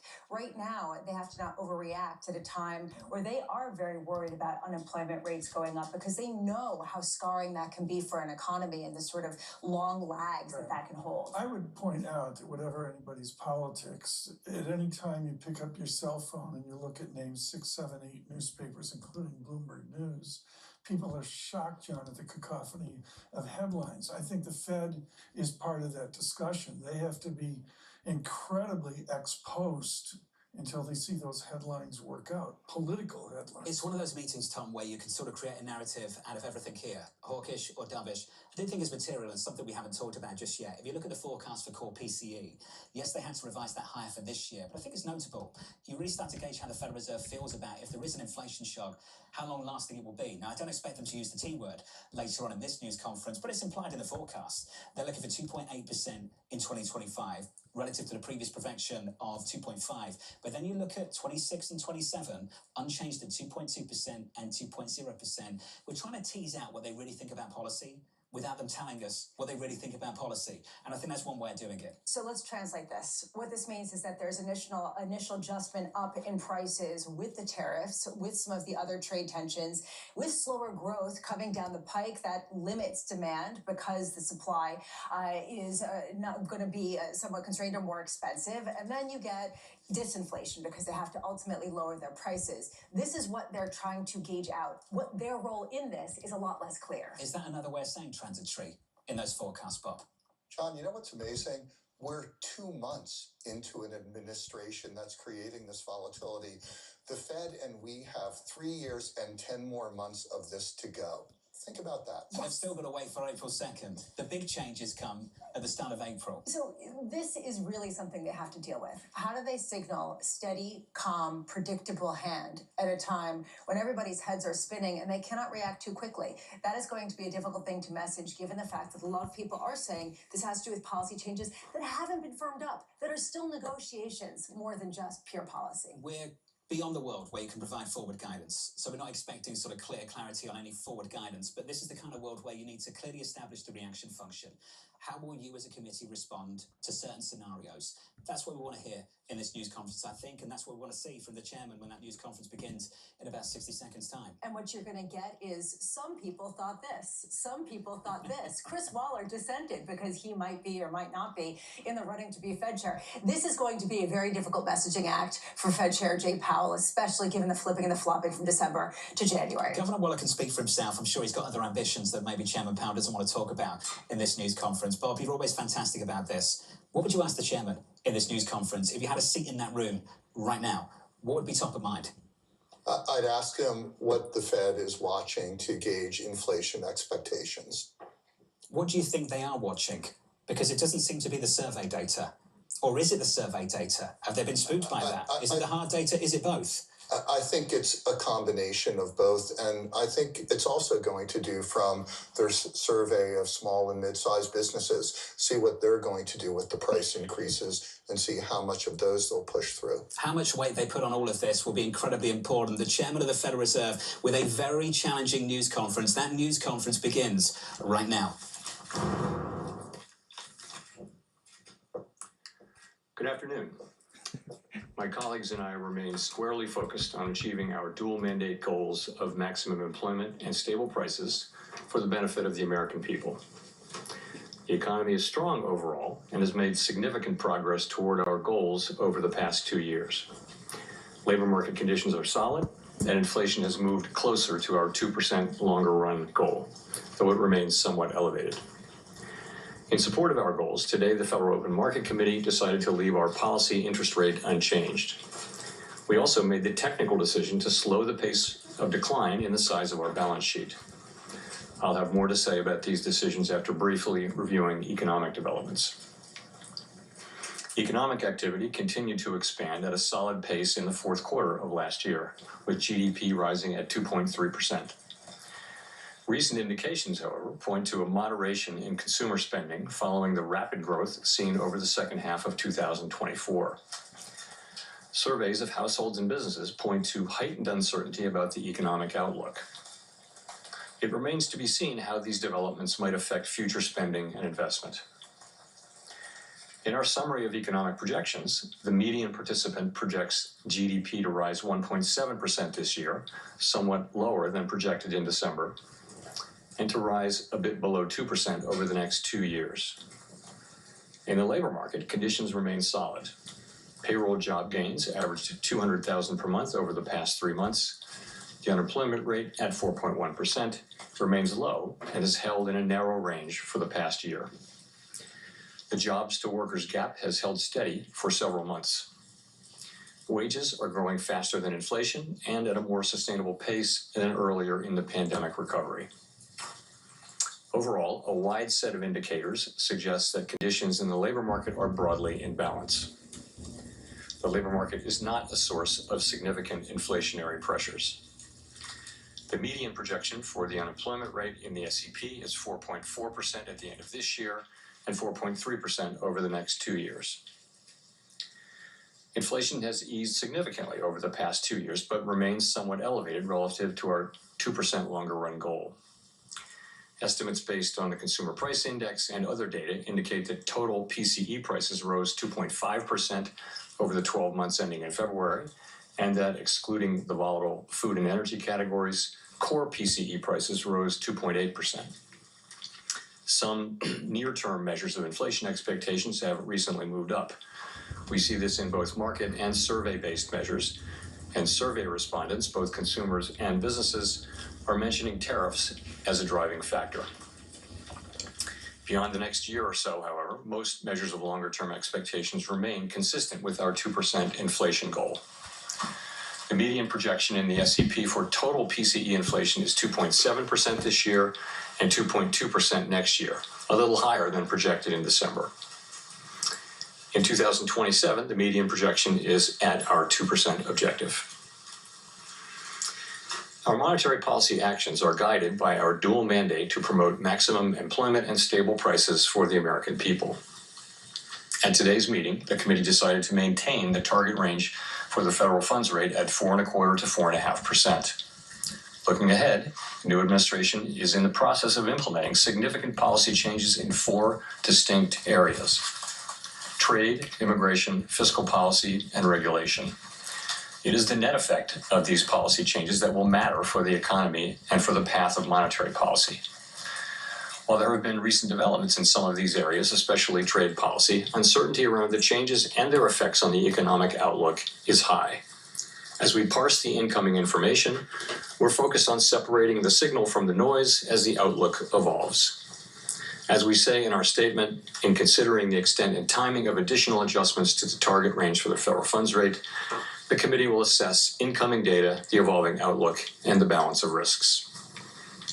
We do not need to be in a hurry to adjust our policy stance, and we are well positioned to wait for greater clarity. In our SEP, FOMC participants wrote down their individual assessments of an appropriate path for the federal funds rate based on what each participant judges to be the most likely scenario going forward. An admittedly challenging exercise at this time in light of considerable uncertainty. The median participant projects that the appropriate level of the federal funds rate will be 3.9% at the end of this year and 3.4% at the end of next year, unchanged from December. While these individual forecasts are always subject to uncertainty, as I noted, uncertainty today is unusually elevated. And of course, these projections are not a committee plan or a decision. Policy is not on a preset course. As the economy evolves, we will adjust our policy stance in a manner that best promotes our maximum employment and price stability goals. If the economy remains strong and inflation does not continue to move sustainably toward 2%, we can maintain policy restraint for longer. If the labor market were to weaken unexpectedly or inflation were to fall more quickly than anticipated, we can ease policy accordingly. Our current policy stance is well positioned to deal with the risks and uncertainties that we face in pursuing both sides of our dual mandate. At today's meeting, we also decided to slow the pace of decline in our balance sheet. Since we began balance sheet runoff, our securities holdings have declined by more than $2 trillion. While market indicators continue to suggest that the quantity of reserves remains abundant, we have seen some signs of increased tightness in money markets. Beginning in April, the monthly cap on Treasury redemptions will be lowered from $25 billion to $5 billion. Consistent with the committee's intention to hold primarily Treasury securities in the longer run, we are leaving the cap on agency securities unchanged. This action has no implications for our intended stance of monetary policy and should not affect the size of our balance sheet over the medium term. The committee also continued its discussions as part of our 5-year review of our monetary policy framework. At this meeting, we focused on labor market dynamics and our maximum employment goal. As we have indicated, our review will include outreach and public events involving a wide range of parties, including Fed Listens events around the country and a research conference in May. Throughout this process, we will be open to new ideas and critical feedback, and we will take on board lessons of the last 5 years in determining our findings. We intend to wrap up the review by late summer. The Fed has been assigned 2 goals for monetary policy: maximum employment and stable prices. We remain committed to supporting maximum employment, bringing inflation sustainably to our 2% goal, and keeping longer-term inflation expectations well anchored. Our success in delivering on these goals matters to all Americans. We understand that our actions affect communities, families, and businesses across the country. Everything we do is in service to our public mission. We at the Fed will do everything we can to achieve our maximum employment and price stability goals. Thank you. I will look forward to your questions. Howard Schneider with Reuters. Thanks for your time. So 2 things on sort of the real side here, inflation and then GDP. How much of the higher inflation forecast for this year is due to tariffs? And since the policy path remains the same, are you effectively reading this as a one-time price level shock? Okay, so how much of it is tariffs? So let me say that it is going to be very difficult to have a precise assessment of how much of inflation is coming from tariffs and from other, and that's already the case. You may have seen that goods inflation moved up pretty significantly in the first 2 months of the year. Trying to track that back to actual tariff increases, given what was tariffed and what was not, very, very challenging. So some of it, the answer is clearly some of it. A good part of it is coming from tariffs, but we'll be working, and so will other forecasters, to try to find the best possible way to separate non-tariff inflation from tariff inflation. In terms of your sort of looking through question, too soon to say about that. As I've mentioned, it can be the case that it's appropriate sometimes to look through inflation if it's going to go away quickly without action by us, if it's transitory, and that can be the case in the case of tariff inflation. I think that would depend on the tariff inflation moving through fairly quickly, and it would depend critically as well on inflation expectations being well anchored, longer term inflation expectations being well anchored. Well, I guess I'm looking at the out years here, and the fact that the policy path doesn't change at all, and inflation is unchanged in the out years also. Doesn't that imply you all have basically decided that there is no signal here, and that it's just we're back to transitory again? So I think that's kind of the base case, but as I said, we really can't know that. We're going to have to see how things actually work out. And the fact that there wasn't much change, I think that's partly because you see weaker growth but higher inflation. They kind of offset, and also, frankly, a little bit of inertia when it comes to changing something in this highly uncertain environment. I think there is a level of inertia where you just say, maybe I'll stay where I am. Thank you. Colby Smith with the New York Times. You just described inflation expectations as well anchored, but has your confidence in that assessment changed at all, given the increase in certain measures and the high degree of uncertainty expressed by businesses, households, and forecasters? So on inflation expectations, of course, we do monitor inflation expectations very, very carefully. Basically, every source we can find, and short-term, long-term, households, businesses, forecasters, market-based. And I think the picture broadly is this: you do see increases widely in short-term inflation expectations, and people who fill out surveys and answer, questionnaires are pointing to tariffs about that. If you look in the survey world, if you look a little further out, you really don't see much in the way of an increase. Longer-term inflation expectations are mostly well anchored. If you look at the New York, for example. Then you have market-based, and it's the same pattern. People in markets are pricing in break-evens. Some higher inflation over the next year must be related to tariffs.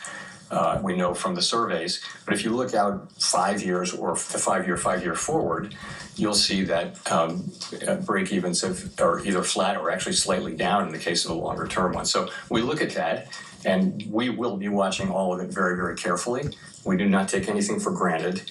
It's at the very heart of our framework, anchored inflation expectations, but that's what you see right now. And how much weight do you put on the deterioration in consumer confidence surveys? You said recently that this is perhaps not the best indication of future spending, but I'm curious, what you think is behind this deterioration and to what extent it could be a leading indicator for hard data. So let's start with the hard data. We do see pretty solid hard data still. So growth looks like it's maybe moderating a bit, consumer spending moderating a bit, but still at a solid pace. Unemployment's 4.1%. Job creation most recently has been at a healthy level. Inflation has started to move up now, we think partly in response to tariffs, and there may be a delay in further progress over the course of this year. So that's the hard data. Overall, it's a solid picture. The survey data, both household and businesses, show significant rise in uncertainty and significant concerns about downside risks. So how do we think about that? And that is the question. As I mentioned the other day, as you pointed out, the relationship between survey data and actual economic activity hasn't been very tight. There have been plenty of times where people are saying very downbeat things about the economy and then going out and buying a new car. But we don't know that will be the case here. We will be watching very carefully for signs of weakness in the real data. Of course we will. But given where we are, we think our policy is in a good place to react to what comes, and we think that the right thing to do is to wait here for greater clarity about what the economy is doing.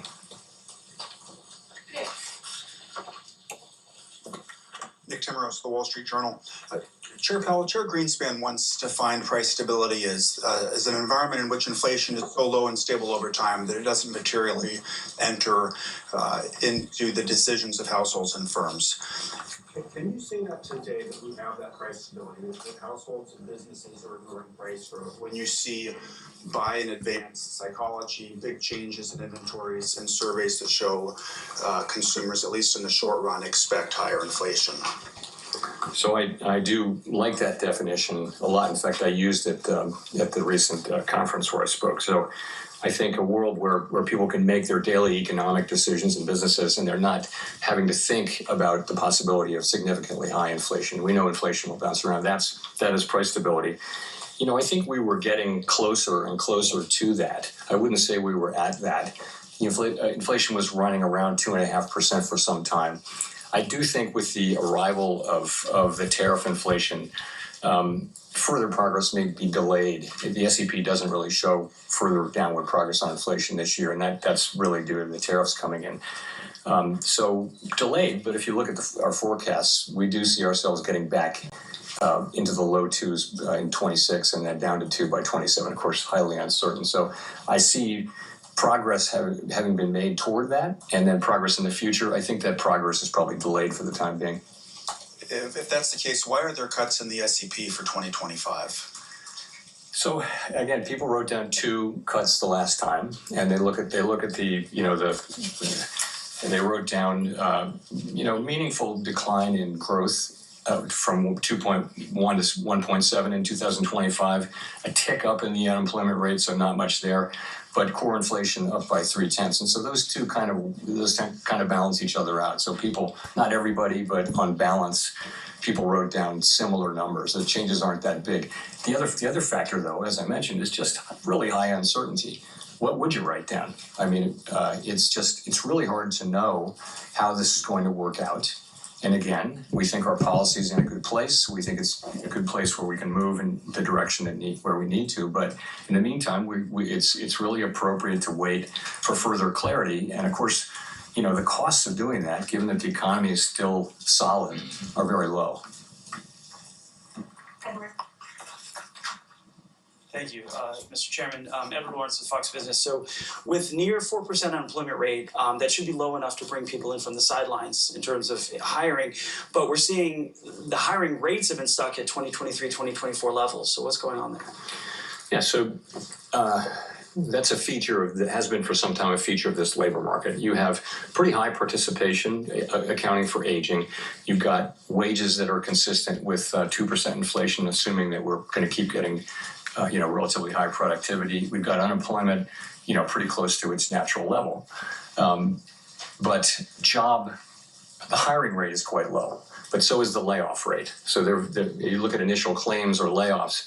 So you're not seeing people losing their jobs, but you're seeing the people who don't have a job having to wait longer and longer. And, the question is, which way does that break? If we were to see a meaningful increase in layoffs, then that would probably translate fairly quickly into unemployment, because people are, it's not a big hiring market. We've been watching that, and it's just not in the data. It hasn't happened. What we've had is a low firing, low hiring situation, and it seems to be in balance now for the last 6, 7, 8 months. That's where we are. There's healthy levels of job creation too. So overall, it's a labor market that's in balance, and we watch it very carefully. So then, have we seen the new administration's policies in the economic numbers yet? And when do you anticipate that happening? In labor or in other? In labor and inflation, just across the economy, have we started to see the new policies take effect in the numbers? Only in a kind of an early way. I mean, it's only been a few months, right? For example, the layoffs that are happening here are, they're certainly meaningful to the people involved, and they may be meaningful to a particular neighborhood or region or area. But at the national level, they're not significant yet. But we don't know. We don't know how far that will go. We'll find out much more. I mentioned that you saw we've had two very strong goods inflation readings in the last 2 months, which is very unexpected. I think hard to trace it to specific tariffs, but it must have something to do with, it's either noise and it'll come back, and that's very possible too. But if it is persistent, then it must be to do with people buying ahead of tariffs or raising prices ahead of tariffs and things like that. Those kinds of things happen, and they're very, very hard to capture because so much of it is indirect. A great example is their washing machines were tariffed in the last round of tariffs, and prices went up. But prices also went up on dryers, which were not tariffed. So the manufacturers just, they just kind of followed the crowd and raised it. So things happen very indirectly. And so there'll be a lot of work done in coming months to try to trace all that through. But ultimately, though, it's too soon to be seeing significant effects in economic data. Craig Torres from Bloomberg News. Thanks, Chair Powell. You said transitory price increases from tariffs are the base case. Transitory is the base case. Wasn't it the base case last time? And didn't the FOMC forecast lower inflation ahead last time? And wasn't the lesson that it quickly got into services, haircuts, daycare, everything else? And so I'm just wondering why the 9 aren't taking that on board and are cutting twice this year. When you say last time, are you talking about the last pandemic? Yes, during the because pandemic. you could have been talking about the last time there were tariffs. Okay. In which case the inflation was transitory. Yeah, no, of course we're well aware of that, and it's still the truth. If there's an inflationary impulse that's going to go away on its own, it's not the right policy to tighten policy, because by the time you have your effect, you're in effect by design, you are lowering economic activity and employment. And if that's not necessary, you don't want to do it. In real time, as we know, it's hard to make that judgment. And we're well aware, of what happened, obviously, with the pandemic inflation. But I mean, we have to look at this as a different situation. There are differences and similarities. It's a different time. We haven't had real price stability fully reestablished yet, and we have to keep that in mind. And we hear that people are very reluctant to take on to allow prices to go up. At the same time, we hear that businesses are intending to pass many of these prices through. So it's hard to say how this is going to work out.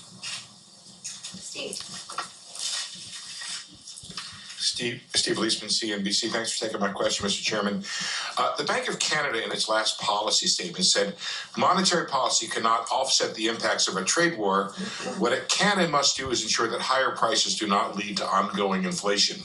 I wonder if that kind of reflects your own sense of prioritization faced with higher prices and weaker growth, that the idea is you have to take care of inflation.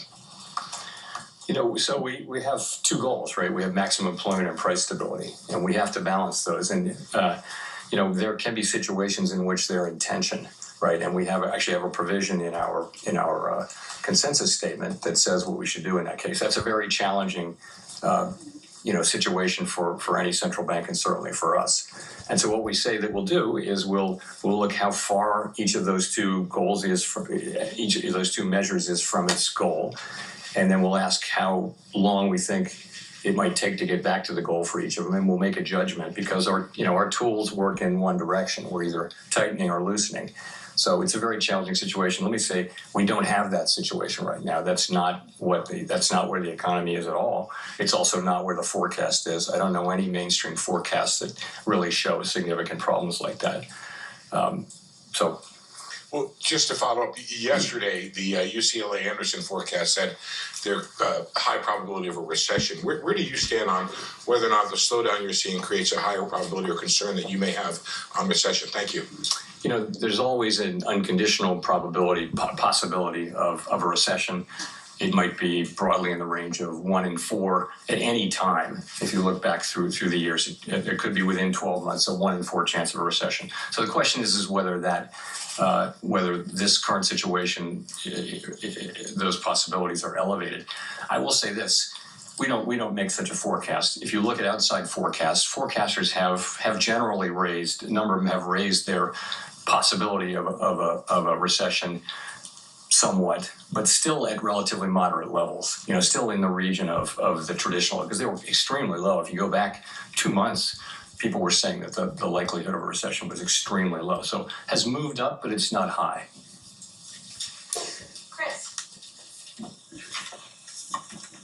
Hi, thank you. Chris Rugaber at Associated Press. As you know, I guess last night, President Trump fired 2 members of the Federal Trade Commission, an independent agency, and this could cause the kind of legal fight about the administration's power to fire independent people. If those firings stand, is that a threat to the Fed's independence? Could he do the same thing to the Fed board? So I think I did answer that question in this very room some time ago, and I no desire to change that answer, and I have nothing new for you on that today. Well, maybe I have another mulligan. As you know, I wanted to go back to the consumer sentiment, particularly the inflation expectations in the University of Michigan survey. In the summer of 2022, you cited the rise in the long-term inflation expectations in that index as the reason that you went big with a 3/4 point hike. So I know you've talked about all the different measures now, but you seem to not be placing the same weight on that. And so I'm just wondering, are you dismissing that, what we saw last week from the University of Michigan, or you just that carry the same weight as it did in the past? So I mentioned it back then, but in no way did I place a huge weight on it. I think that was a ex post story, but it wasn't the case. That was a preliminary reading, and so is this. And it's also, this is that Michigan, the one you're referring to, the longer term thing. You know, we look at it, we don't dismiss data that we don't like, we force ourselves to look at it, but it is an outlier compared to market-based and compared to other survey-based assessments of longer run inflation expectations. So we got to keep that in mind. And I would just say we look at all of them, and that was kind of an outlier, but you know, nonetheless we take notice of it. Thank you. Michael McKee from Bloomberg Radio and Television. There's a worry on Wall Street that when you say you want to study the net effect of the fiscal policies we may see on the economy, that you would end up waiting too long and be behind the curve in responding to any downturn. How can you reassure people that you can spot a problem early enough unless you decide to be preemptive? Yeah, look, we're aware of we're well aware of how things are going to evolve and the time frames and all that. And, you know, we will use our tools to foster achievement of our goals to the best we can. And of course, we're going to try to be timely with that. For right now, the hard data are pretty solid. We are obviously aware of the soft sentiment data and high uncertainty, and we're watching that carefully. And we think it's a good time for us to wait for further clarity before we consider adjusting our policy stance. Do you think it's going to be hard to get clarity in a government by tweet? I mean, do you have a feeling that at some point you actually will have a forecast you can trust? Yes, I think we will. It's hard to say when that will be.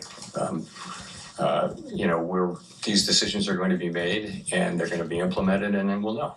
At that point, we'll know what the decisions are, and we'll have to make assessments then about their implications for the economy. Those things will happen. A lot of them will happen over the course of, in coming months, certainly over the course of this year. And we'll be adapting as we go. Rachel. Hi, Chair Powell. Rachel Siegel from the Washington Post. Thank you for taking our questions. At the beginning, you were talking about separating the signal from the noise and tariff inflation from non-tariff inflation. Can you walk us through what that looked like over the last couple of months, if there were specifics from the January meeting to now that helped you make those distinctions? So when we say separating the signal from the noise, that's just a way of saying that things are highly uncertain, and that you're reading about developments. The news is full of developments of tariffs being put on and taken off and things like that.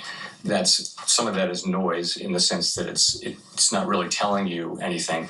You're trying to extract a signal from that, and the signal is what's going to be the effect on economic activity, on inflation, on employment, and all those things. So that's really when we say signal and noise. Sorry, the second thing was?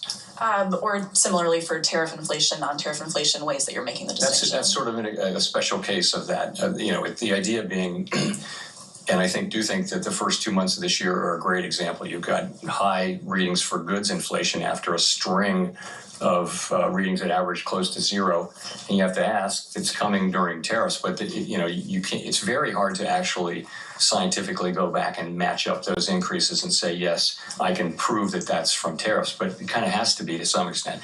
Plus noise. There can be idiosyncratic readings in various categories which will shortly reverse, and that happens too, and that could be a big piece of it. I think we'll know in a couple of months. We'll know whether those were where that really was from. But that's another case where I think it's going to be very, very challenging to unpack the inflation that we see over the course of this year and be able to say with confidence how much of that came from inflation and how much of it, from tariffs, and how much of it didn't. But that's what we'll be doing. We'll be doing that, and so will everybody else, and we'll all be trying very hard to make that assessment. And I'm sure we will make a lot of progress on that, and we already have. But it's going to be a challenge. Do you have a sense yet as to what, in your mind, would make something cross from noise to a signal, what that threshold would look like? It would depend on what we're talking about. I mean, obviously, you're looking for direct evidence that particular pieces of inflation are or are clearly not caused by tariffs. For example, if it's something that was, in the service sector that was far away from anything that's tariffed, you might think, okay, well, that is, like, frankly, housing services inflation, which, by the way, has been behaving well, which for some time was kind of our problem. Now it's slow, but it's definitely, moving down in a very good way. It's more now with goods and to some extent with non-housing services inflation. Kelly. Thanks for taking our questions, Chair Powell. Kelly O'Grady, CBS News. So consumer sentiment has dipped dramatically, but you say the economy and the hard data is still solid. What is your message to consumers that clearly disagree and don't feel that strength? Because the hard data they're looking at is their grocery bill. Okay, so a couple things. The grocery bill is about past inflation, really. There was inflation in 21, 2, and 3, and prices went up. The current level, it's not the change in prices. It's they're unhappy, and they're not wrong to be unhappy that prices went up quite a bit, and they're paying a lot for those things. So I think that is the fundamental fact, and has been for a long time, a couple of years, why people are unhappy with the economy. It's not that the economy is not growing. It's not that inflation is really high. It's not that unemployment is high. It's none of those things. We have, 4.1% unemployment. We've got 2% growth, and it's a pretty good economy. But people are unhappy because of the price level, and we completely understand and accept that. And just to follow up, why are you still projecting 2 rate cuts this year if your own projections show inflation higher for longer? Does that mean you see a slowdown in economic growth as a real threat? So I think remember we came into this with, at the December meeting, the median was 2 cuts, the median was. And so you come in and you see, broadly speaking, weaker growth, but higher inflation.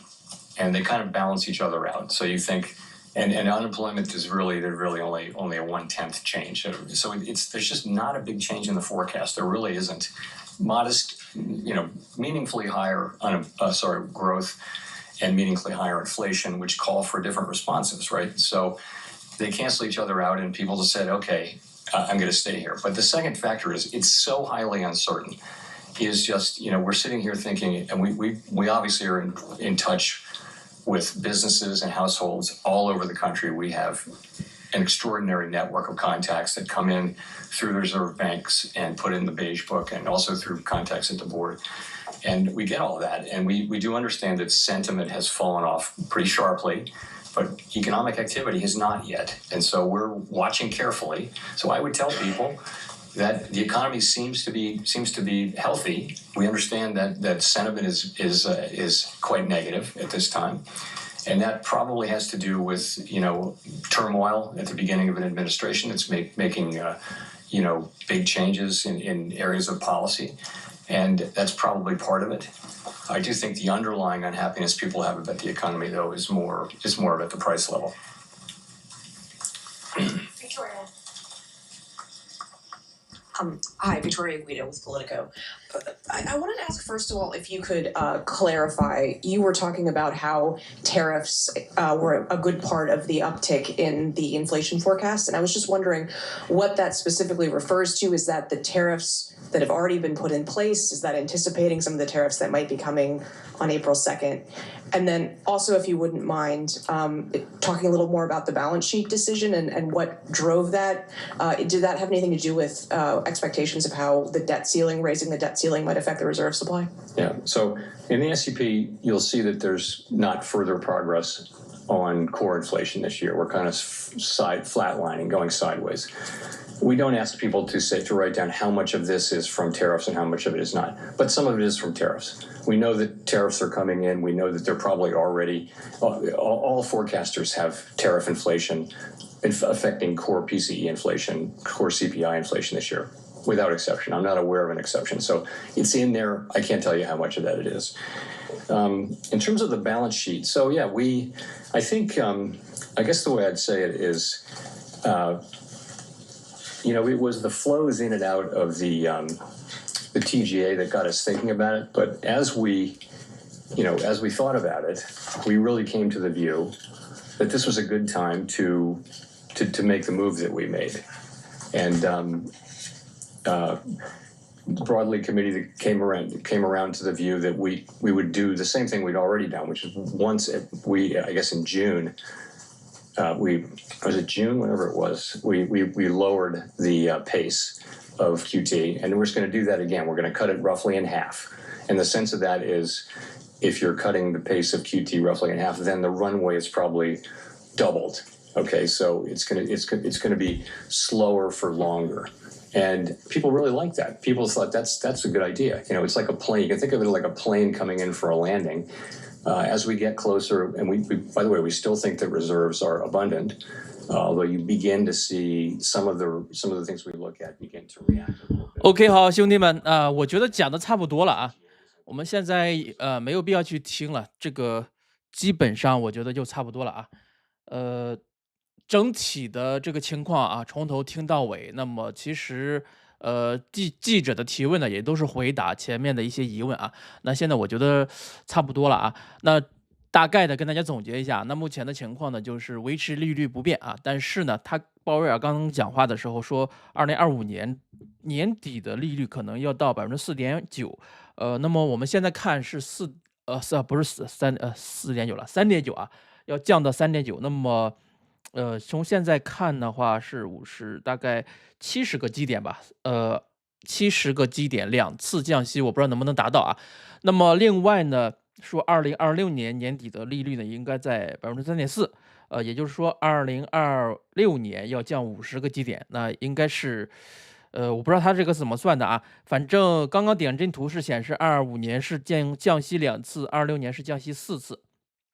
那么目前鲍威尔的整体的一个意愿呢，还是要盯着失业率以及通胀啊，把通胀打到2%。那么现在我们这个是不是又拉盘了？我们看着这个比特币的这个大盘讲吧。刚刚兄弟们说这个拉盘了，我们看一下啊，是不是拉盘了？又往上拉了啊。然后呢，今天最大的一个利好的消息其实是什么呢？是这个QT 啊 ，QT 是什么？量化紧缩，也就是这个资产负债表的这个资金呢，它减小啊，缩减它的这个 QT 放缓啊，它用的是放缓。那放缓这个 QT 的话，从每个月就是往这个应该是咱们就理解为把这个钱呢，就是它可能每个月往这个国库里面。本来是要拿进去250亿美元，现在呢变成了50亿美元，也就是说额外的市场每个月会多出来200亿美元的这个资金啊，也或者是你可以理解成这个流动性。那么这样的话，其实是利好整个金融市场。那我们看到美股反弹了啊，然后呢比特币也开始反弹了。那尤其我们看到这个微策略这一波拉盘拉的还是挺猛的。那我们看一下这个美元的指数啊，美元指数啊下降了。什么意思呢？就是现在的情况呢，就是它是符合了一个前面的一个预期啊，就是我们想美元现在呢，它整体呢，它为了这个国债的利息少还利息啊，那我们刚刚在这个新闻里面也看到了，那美债的10年期的利息呢，它是降低了，对吧？那降低了的话，就是每年这个美国的少还的这个国债的利率呢就会降低。那另外呢，美元贬值呢也是少还利息的。那这样的话，整体来讲，这个经济政策呢还是利好美国啊，利好这个美国的这边的经济。那所以说美股向上涨。那另外呢，刚刚咱们也讲到了这个 QT 啊，缩减放缓 QT， 然后从250亿到50亿啊，每个月释放200亿的不叫释放吧，叫多出来200亿美元的这个流动性，那么是利好整个金融市场。好，那刚刚呢，其实我在这个我们会员群已经告诉大家，在这个做空了艾达啊，那看这一波又往上涨了，可能这个做空单啊不止早了。那等一会儿大家如果说直播间还没有空爱达币的话，那等一下看这个0.7459的这个位置能不能突破啊？如果说不能突破的话，在这个位置去做空的；如果说能突破的话，再等一等。好，那我刚刚是这个放了一半的这个空单啊。那我们看到比特币啊还是继续往上上攻，那整体的走势还是非常非常稳健的啊。那受到这个经济利息这个不是利息了，就是经济政策的吧。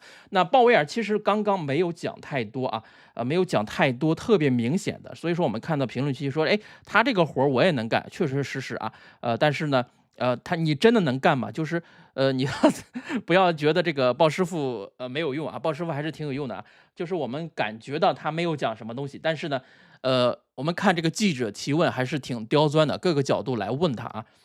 那我刚刚也是听到，鲍师傅呢，其实突然之间话锋一转啊，那因为这个有很多记者在问到这个关税的这个问题吧，所以说他就把这个通胀啊，他可以完全把这个通胀这个降不下去呢，把这个黑锅呢扔给川普啊，非常聪明。美联储其实跟这个美国政府呢是完全独立的两个单位吧，那么。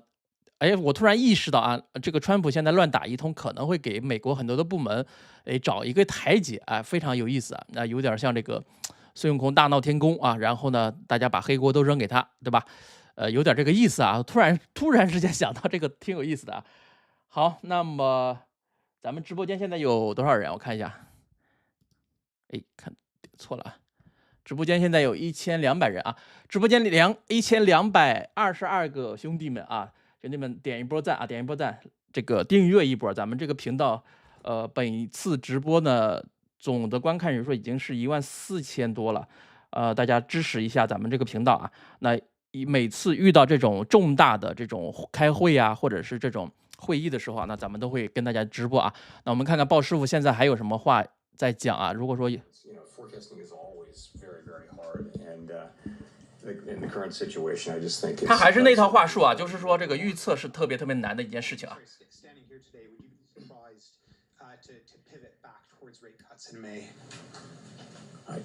I think we're not going to be in any hurry to move, and as I mentioned, I think we're well positioned to wait for further clarity and not in any hurry. Matt. Matt with CNN. Thank you, Chair Powell. The Fed statement released today removed the line that previously said the committee judges that the risks to achieving its employment and inflation goals are roughly in balance. Can you explain the decision to remove that line? Does it mean that you're now more concerned about inflation or about employment? It actually does not mean either of those things. Sometimes with language, it lives its useful life, and then we take it off, and that was the case. So there's really not meant to be any signal here. Over the past year, conveying the sense of the balance of risks was important, that they be in balance or close to being in balance. That was useful as we approached liftoff, if you remember. But we're past that. Or sorry, no, beginning to cut. So we just took it out. I actually would say that the more important thing now about risks, and this is in the pages like 10, 11, 12 of the SEP, if you look, participants widely raised their estimate of the risks to our uncertainty, but also of the risks to growth and our employment and inflation mandates. That's a more salient point now than whether they're in balance.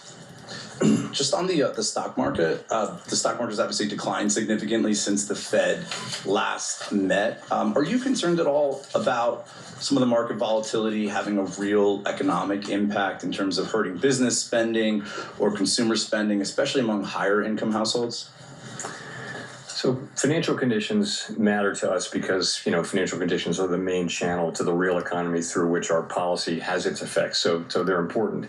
But what matters from a Fed standpoint for the macro economy is material changes to overall financial conditions that are persistent, that last for a while, long enough to actually affect economic activity. So that's what we're looking for.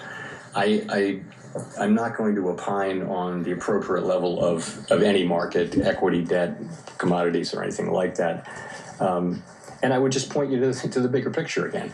You know, the real economy, the hard data are still in reasonably good shape.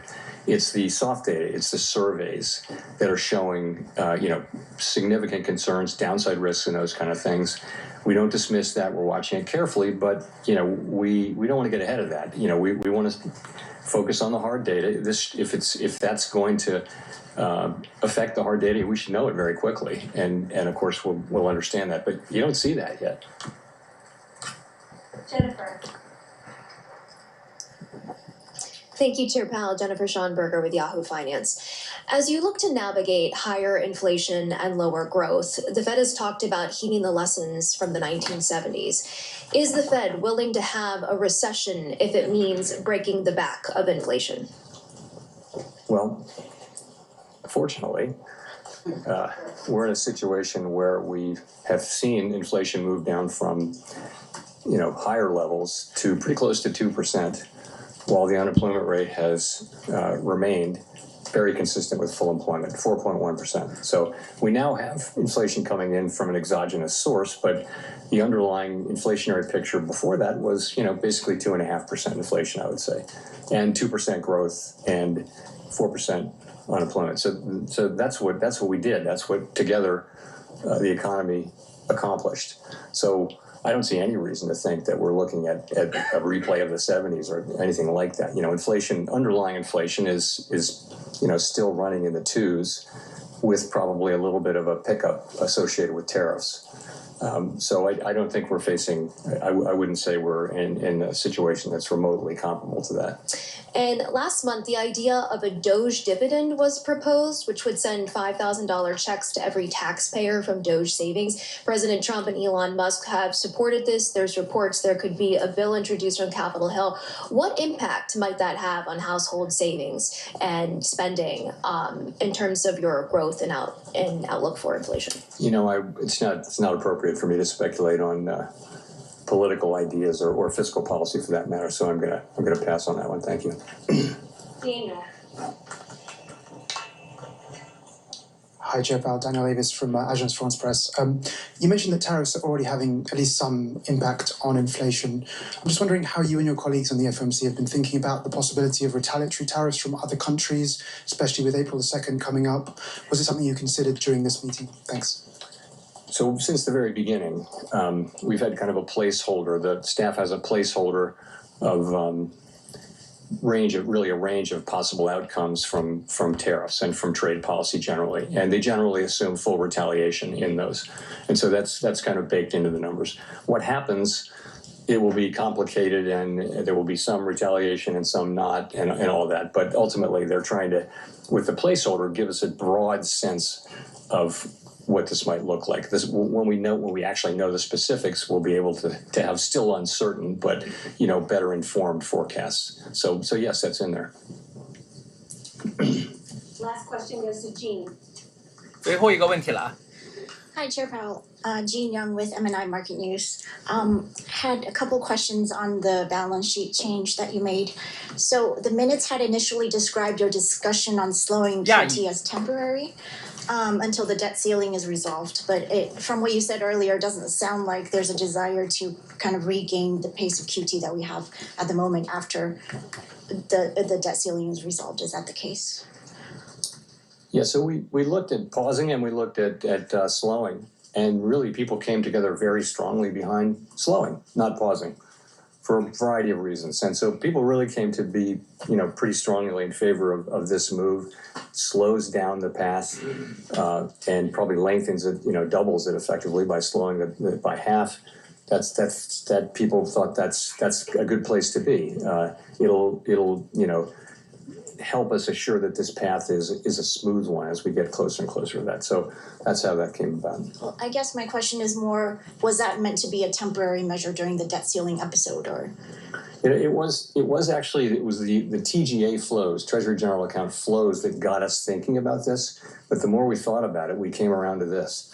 And it is, yes, it was provoked. The original discussion was provoked by that. But I think what we came up with, though, was broader than that and different than that. It does address that issue, but it really is also, it fits in really nicely with our principles and our plans and the things we've done before and the things we said we would do.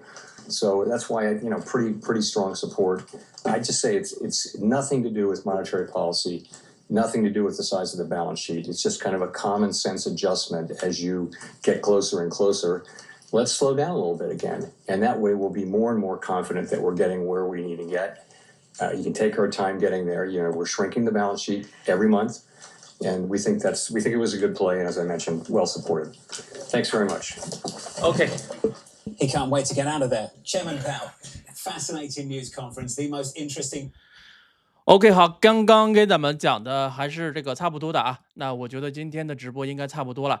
那么目前来看啊，比特币在我们现在看到的是5分钟图啊。那5分钟图现在显示出来有一个不太好的一个迹象啊。所以说我们刚刚空的爱达币可能又空对了啊。我们现在是空对了。好，非常非常感谢所有朋友今天的支持。那我今天在这个直播间置顶的帖子呢是什么呢？是 DeepCoin 的注册的一个链接啊。那么你现在去注册 DeepCoin 的话，那享受68%的返佣，然后呢，你这个入金的还有一个1:1的配资啊。那么用我的链接去注册的话，如果说那个没有这个配资的话，你可以跟我联系我，然后后台呢都会给到你啊。另外呢，这个你每交易量每成交到这个500U 的话，然后呢就有20U 的这个体验金的发放啊。那这都是在福利中心里面你都能看到的。